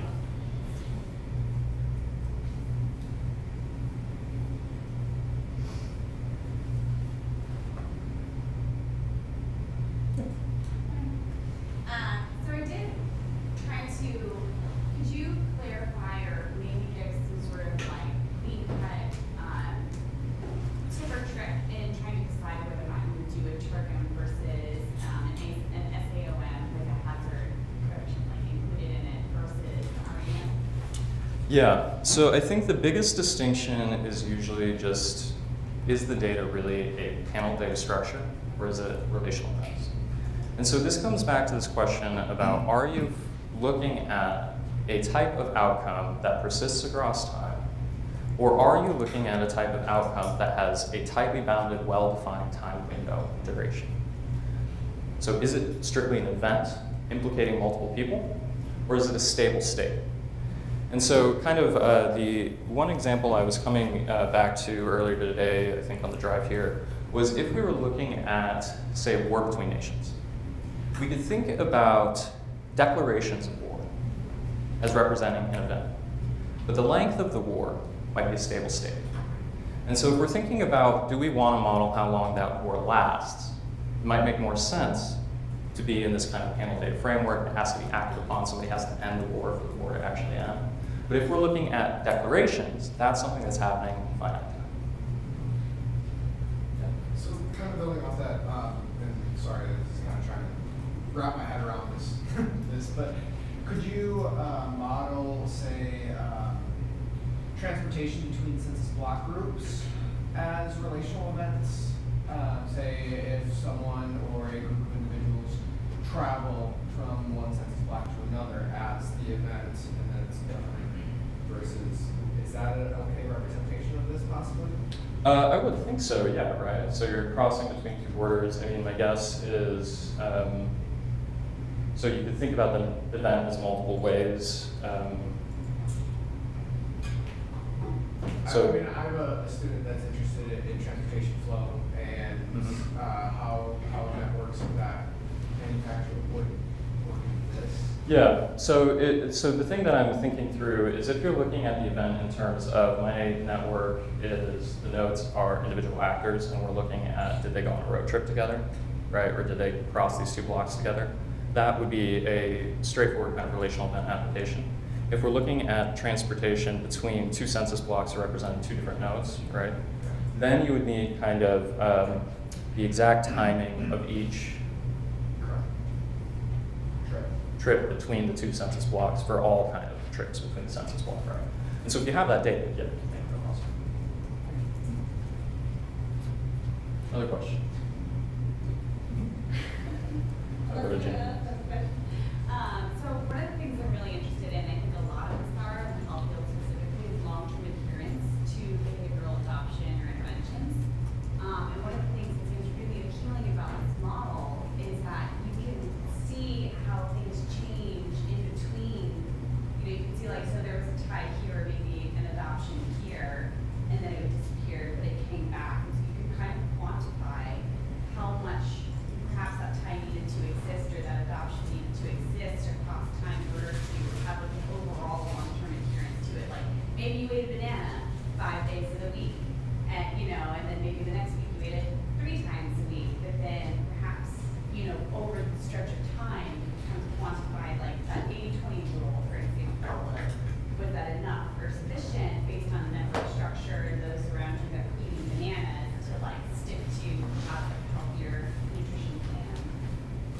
So if I'm interpreting this question right, the kind of question, is this kind of about the ability of REM to actually support individual level outcomes in the estimation? So I think, so in this example of banana eating between peers,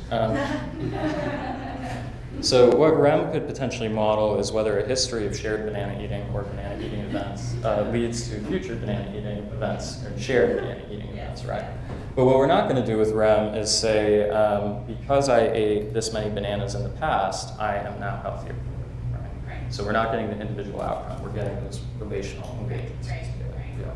We know, we have a lot of knowledge about how to get people to do something or adopt a behavior, what leads to that, like with complex contagion, but it's the long-term adherence that really matters for like sticking to eating the banana. Yeah. Jim, a second? I was just going to make the point that I think Carter made earlier and someone else made it at times before, that you might use an email data network to study a network process. It might be that you have a theory where aggregating that up, that the email exchange is just an indicator of a relationship.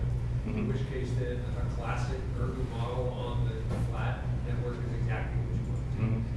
But the point is, it's a theory problem, not a method problem. It's two methods that mean something different. Yeah, no, that's a really good point, Jim. Thank you for bringing that up. So this is a really important illustration of how we're thinking about the underlying process, right? So depending on what we're actually trying to do when we're aggregating data, there might be really, really good reasons to aggregate it to specific thresholds. There's a long history in the social sciences, especially with relational event data, of treating it cross-sectionally, potentially modeling it as a count outcome or something like this. And sometimes it might be reasonable to think about an overtime sequence as a relatively stable state, the network at equilibrium that people are interacting within or something like that, right? However, what the utility of REM and what it gives us is much more information about the timing of that or how that eventual state eventually emerges.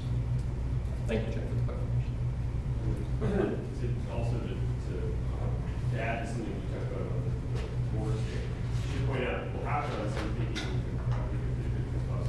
but you can, another connection between the enduring pi view of the world, the network view of the world, and the REM view of the world, is that in some cases it's useful to think about ties as spells, so periods of time where things are present. So your war example is really an excellent one.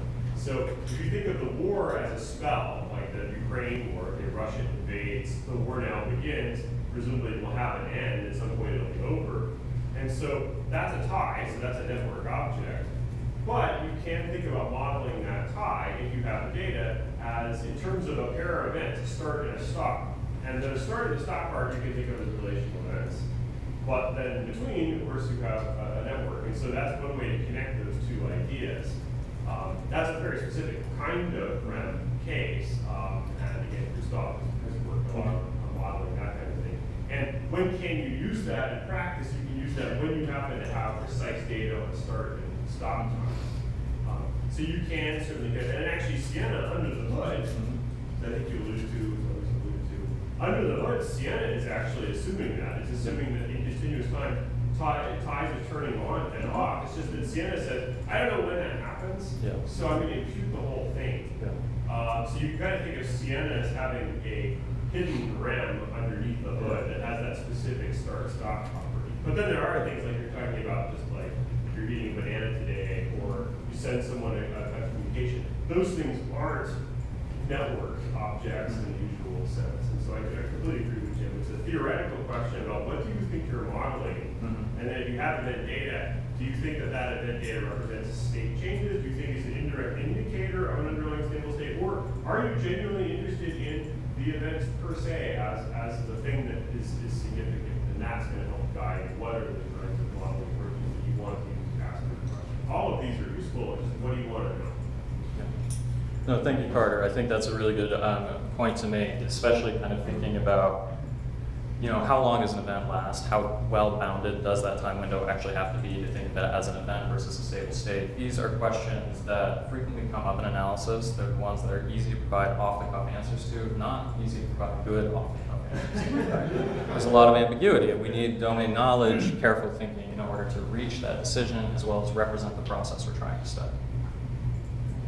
If anybody's interested in that relationship between Siena under the hood and RAM and things like this, there's actually a written exchange between Stradfeld, Snyders, and Carter in Sociological Methodology in 2017 that outlines some of these relationships. Do we have other questions?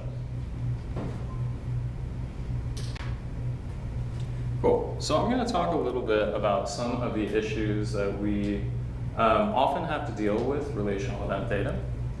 So one of the problems that we can encounter when working with relational event data is thinking through what the onset of risk looks like and how we know when, or making sure that we actually have good measures of prior events in our models.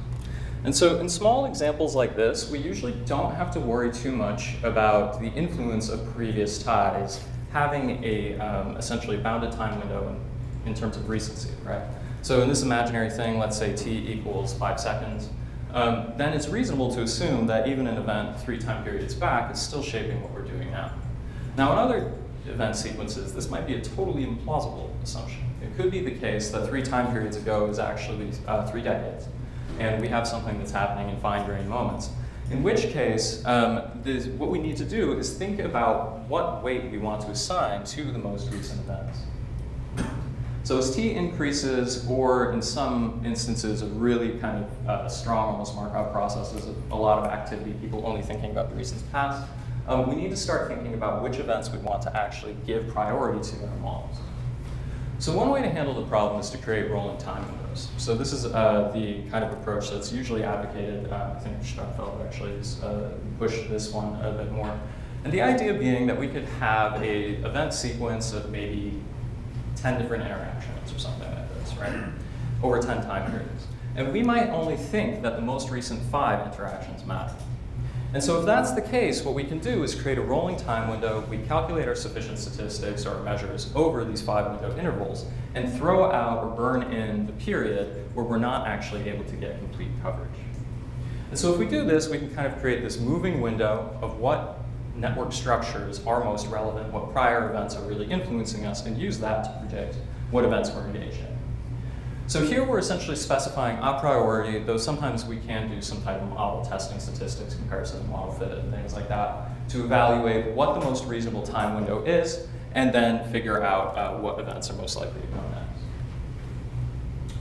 So the time windows provide a flexible specification in instances where we have good information on how long the window of influence is. But in some cases, we might have issues where actors are kind of heterogeneous in the prior events that they're considering. We might have issues of actually not having good theoretical priors to figure out what type of window we should specify. And sometimes it's not necessarily a discrete process. So if we're specifying a time window, it's always kind of moving in chunks. And it might be a more gradual attenuation. And so if that's the case, another way to handle the problem is with temporal weighting procedures. And so these were measures introduced by Lerner and later evaluated or elaborated on by Lawrence Brandenburger. And basically the idea here is that we can specify a nonlinear weighting function to account for the relative influence of more recent events. And what we have here is essentially a geometric decay function where the core parameter that we have to specify to use these weights is alpha. And what alpha is the half-life. How many time periods have to pass for the effect or the influence of a recent event to cut in half.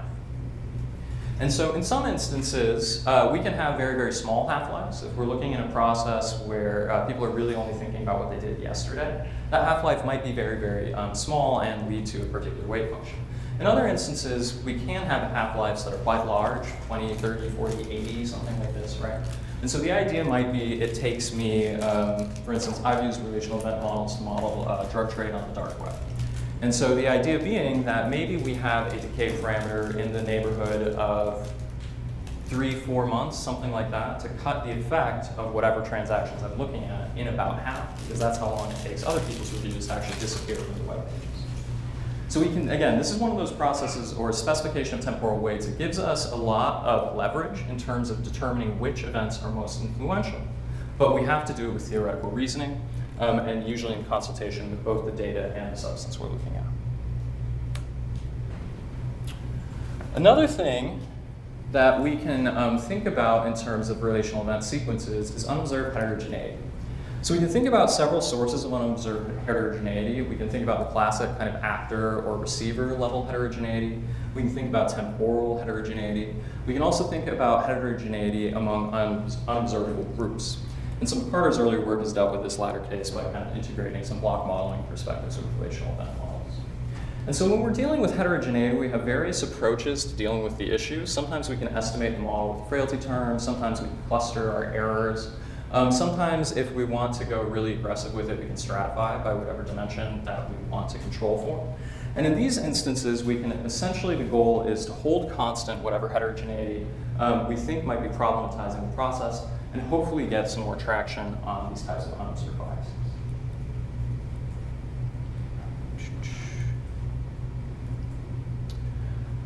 So again, these are just a number of corrections we can potentially use. So the last thing I'll talk about, and I forgot to put slides together for this, is that recent extensions in REM have allowed us to extend it into a range of other applications beyond the kind of original instances. And so far what I've been looking at is kind of a classical one-mode unipartite REM where the event sequence is really actors who occupy the same nodes or same positions in the network. But what we've seen more developments in recently are things like bipartite REMs for non-repeatable event sequences as well. And in these instances, what we're really modeling is not necessarily the activation and reactivation of ties, but the timing to initial tie occurrence. And so we can essentially model how long it takes an actor to get to that very first interaction before that outcome or that dyad leaves the RISC center. So we've had a lot of advances. There's been a recent issue in network science that came out that dealt with advances in relational event models and various applications as well. I think it came out like literally 2 weeks ago. And so the current state of the art is evolving very quickly as there's been a lot more activity around REM. I think it's really exploded in the past 5 or 6 years. And so for some introductions to the literature, here's my book that Jim already plugged. Here's some applied reading, including some of my own, again, the network science special issues coming out. And then for technical reading, here are some really good introductory pieces on developments as REM as well. So I will stop here for questions. I think I went quick.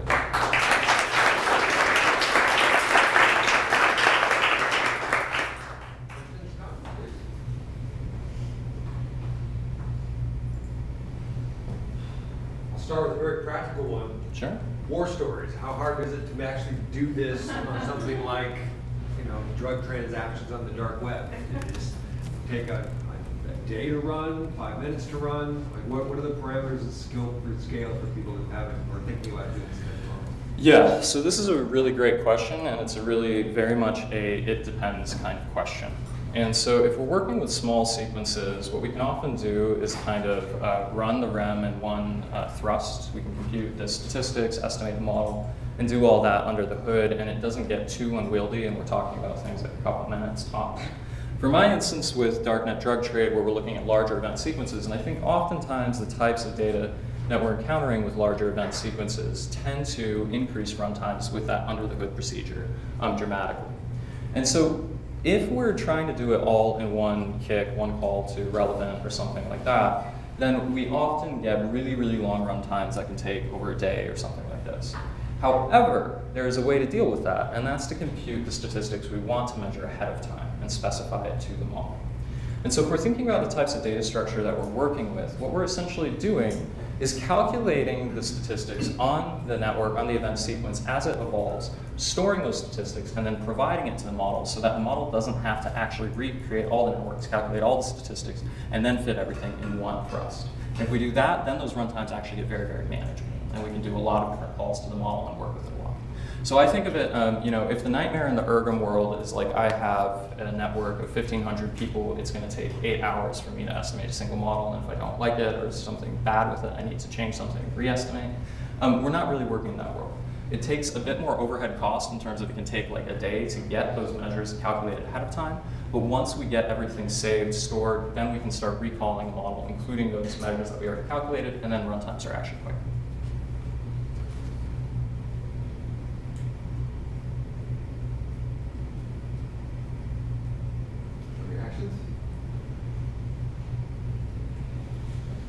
Awesome, thank you.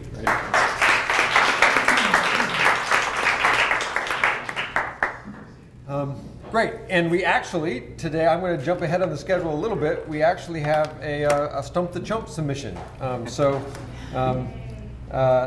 I can get that to pull up here. Why is this not working? Go back to the name page.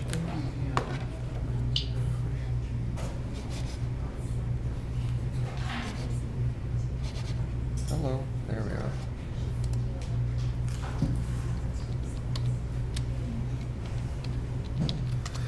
So, let's see if I can get to this really quickly.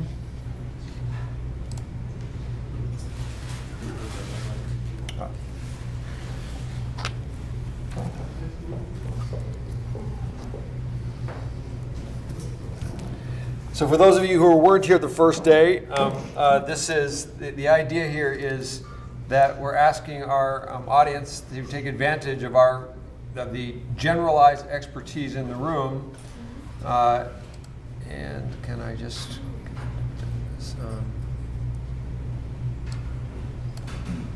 slideshow, there we go. And see if we can answer some questions. And so is this your question?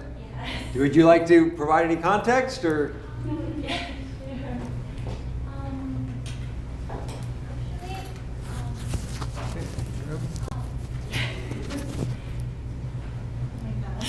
Yeah, I'm not prepared to introduce my question. So actually my data set is a friendship data and how there are, oh my God, there are 21 classes and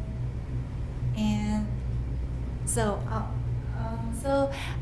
my research question is, it's my very first step of my thesis paper, so I want to see that how that friendship network is constructed. So I want to see their structures. So I'm trying to see that how mutual reciprocity and or transitivities are exist in my friendship network. But my question is, I want to see, I expected some gender difference maybe exist in there, but I have no idea to create a interaction term with gender and specific network characteristics like transitivity with males or transitivity under girls.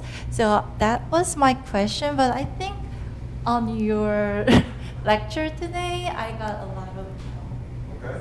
Well, that's usually a plus. So the general question is it possible to fix, for example, a GWESP term that would have an interaction term by male or female, or some of the other integrated out-term question terms?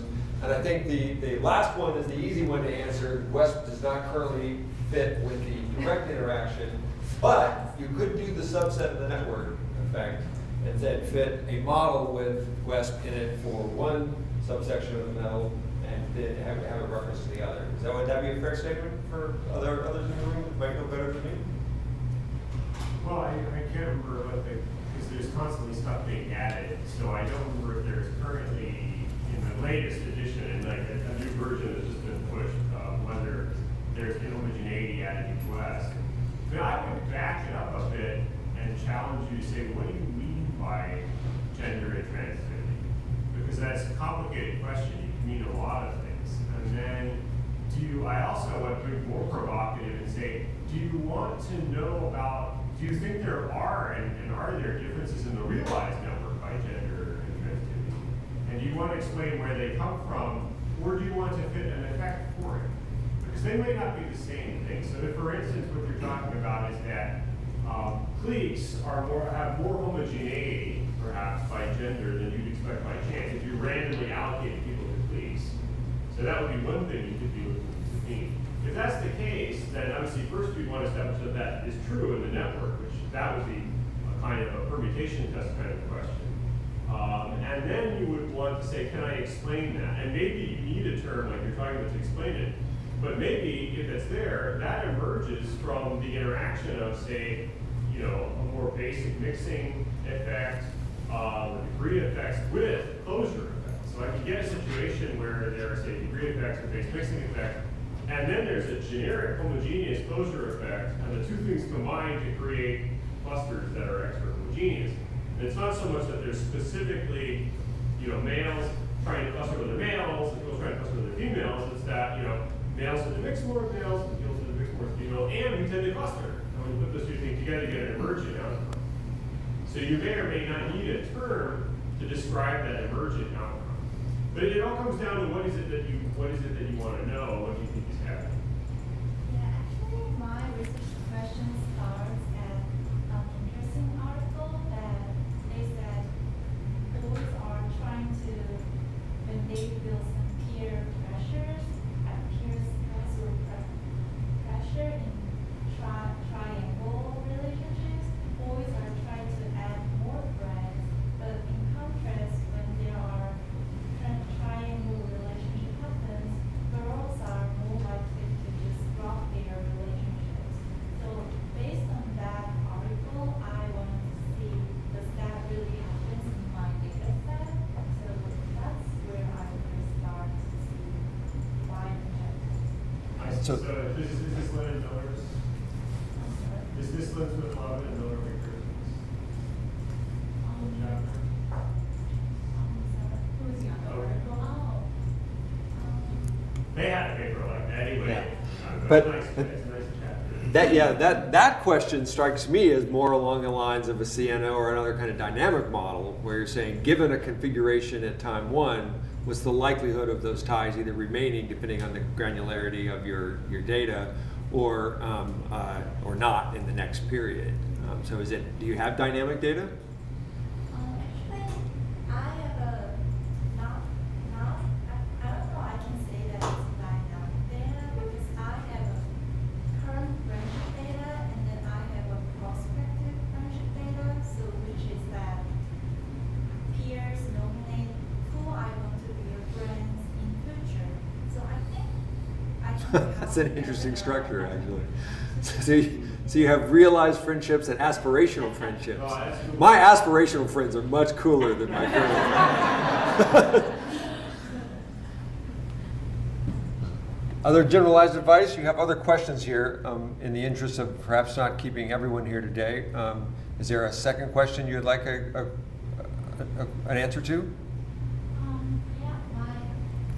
My second question is just general question about ergon term, and I saw that usually ergon term, for specifically for that ergon term, that O degree term, there are 4 nodes are existing, and then I have a question about how can I interpret that one, because does that exactly mean when there are 3 people existing and then it predict the 4th people's relationship, or is it just generally represent that if they are existing, real ties are existing, and then it just predicts the another next tie, not exactly the 4th person's tie. Yeah, so the O degree and N degree terms, as I understand them, are effectively row and column effects. So these are volume effects, not as opposed to target effects. So you're not saying that this dyad is going to happen more or less. It's this person is going to give more or less ties. Fair? It's O degree or N degree, right? And you're talking about, and those are actually, they're neither of those things. They're actually count effects. So they're propensities to have, K ties. So you have, say, and in fact, let's forget the directed O, but let's just talk about degree. So the undirected, you have a degree 3 effect. That you can think of that as representing a social force. So you can think about ergon terms as representing a force in the network, and the force is pushing the network to have or not to have something. So a positive O degree 3 says there's some force in the network that is tending to encourage people to have exactly 3 ties. And so, if we're going to think in a conjectural dynamic way, it'd be sort of like if I had 2 and I could add 1 to get a third, that would become favorable. But if I had 3, dropping 1 would be unfavorable, and adding 1 would be unfavorable, if that was the only thing in the network is that. So that it doesn't say who it is who's doing it. It's not specific to the individual, and it doesn't about anything else. It's literally to have 3 ties. And that sounds a little weird if you just have like 3 per se, although there are some networks where having special numbers might matter. But it doesn't sound as weird if it's 0, or if it's an isolate, or 1, 10 might matter. But usually, O degree terms appear in not one of them alone. We have a whole suite of them, and that's where things like the geometrically weighted degrees. The idea is that you have a whole distribution of parameters on those things that represent differential propensities to have higher or lower degree. But they're implemented by a whole series of those things that represents how favorable it is to have k ties. So that's what that particular term is. One of many ways to parameterize degree. And the thing I was describing is the node cove questions, so I apologize for that. So if my question here asks the participants that you can nominate your friends up to 2, and then am I violate the assumption for this using this whole degree? So if you capped if I understand it right, if you capped your survey at out degree 2, an out degree 3 term would be really hard to fit. Yeah. Well, it says it's 3. Jeff, you have to there are ways to constrain the sample area estimation is not considered above area 2. So it's possible to put that constraint in the estimation, probably specify that. You talked about that earlier. Right. So that would be, well, the survey question says name the most 3 people, is that the one? Yeah, my question here was you can nominate up to 3 people, but Yeah. I just think if my question here was up to 2 people, then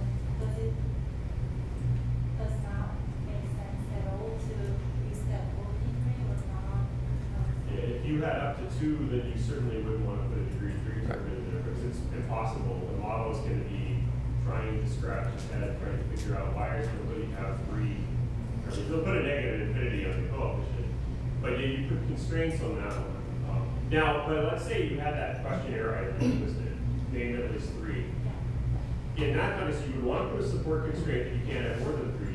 But that might be an example where you might want to have a no degree 3 because you have, this is part of why I criticize these survey items, you have really put a demand effect to, why don't you name 3 people? Right? That's what you kind of told me. 3 people is what I'm looking for, give me 3 people. So you might expect that there's going to be an intrinsic tendency for people to name 3 people because you made that very salient to them. And so putting that effect in the model, that might make sense, right? Because if you think it'll be a very attractive number per se, because, and that's a great example of why that can pop up, because sometimes the survey will prompt people to give that number. And if the poor model is trying to figure out why all these people have 3 ties, if you don't include that term in there, right, you may have a hard time. Awesome. All right.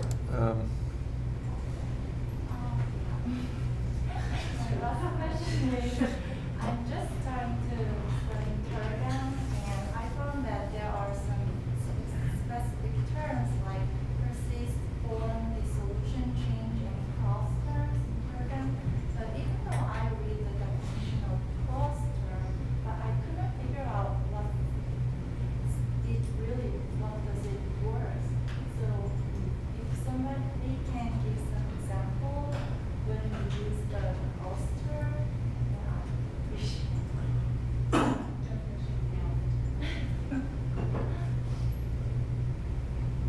Well, you just I never used the cross term. I've never used it either. I can only play Pablo, and he's stuck it in there, you know. But I mean, you know, I can read it in real time and tell you what you can already tell by reading it. But so it's just treating the networks as if they're simultaneous, and it's just putting in effect it's just a general tendency. Well, why would you do that? Well, what if you think you have something that is sometimes there are things that occur at different points in time, but the fact that they occurred over a time series is not relevant, right? They really do represent independent replications. Just one happened to be before the other. If you have a bunch of people who go to an amusement park and they go on the rides and then they check some box about how happy they are, right? And some of them go at one time and some of them go at another time. But if they don't interact with each other, you're analyzing their survey reports, you'd probably just treat them as a sample. You wouldn't think, well, I have to have a time series of when they went to the amusement park. this is like that for networks, right? So if networks going to the amusement park, so to speak, and the fact that one is earlier and one is later is not relevant to what's going on. They're really just a sample of networks. That's what that's doing. Whether you believe that's relevant in your case or not is All right.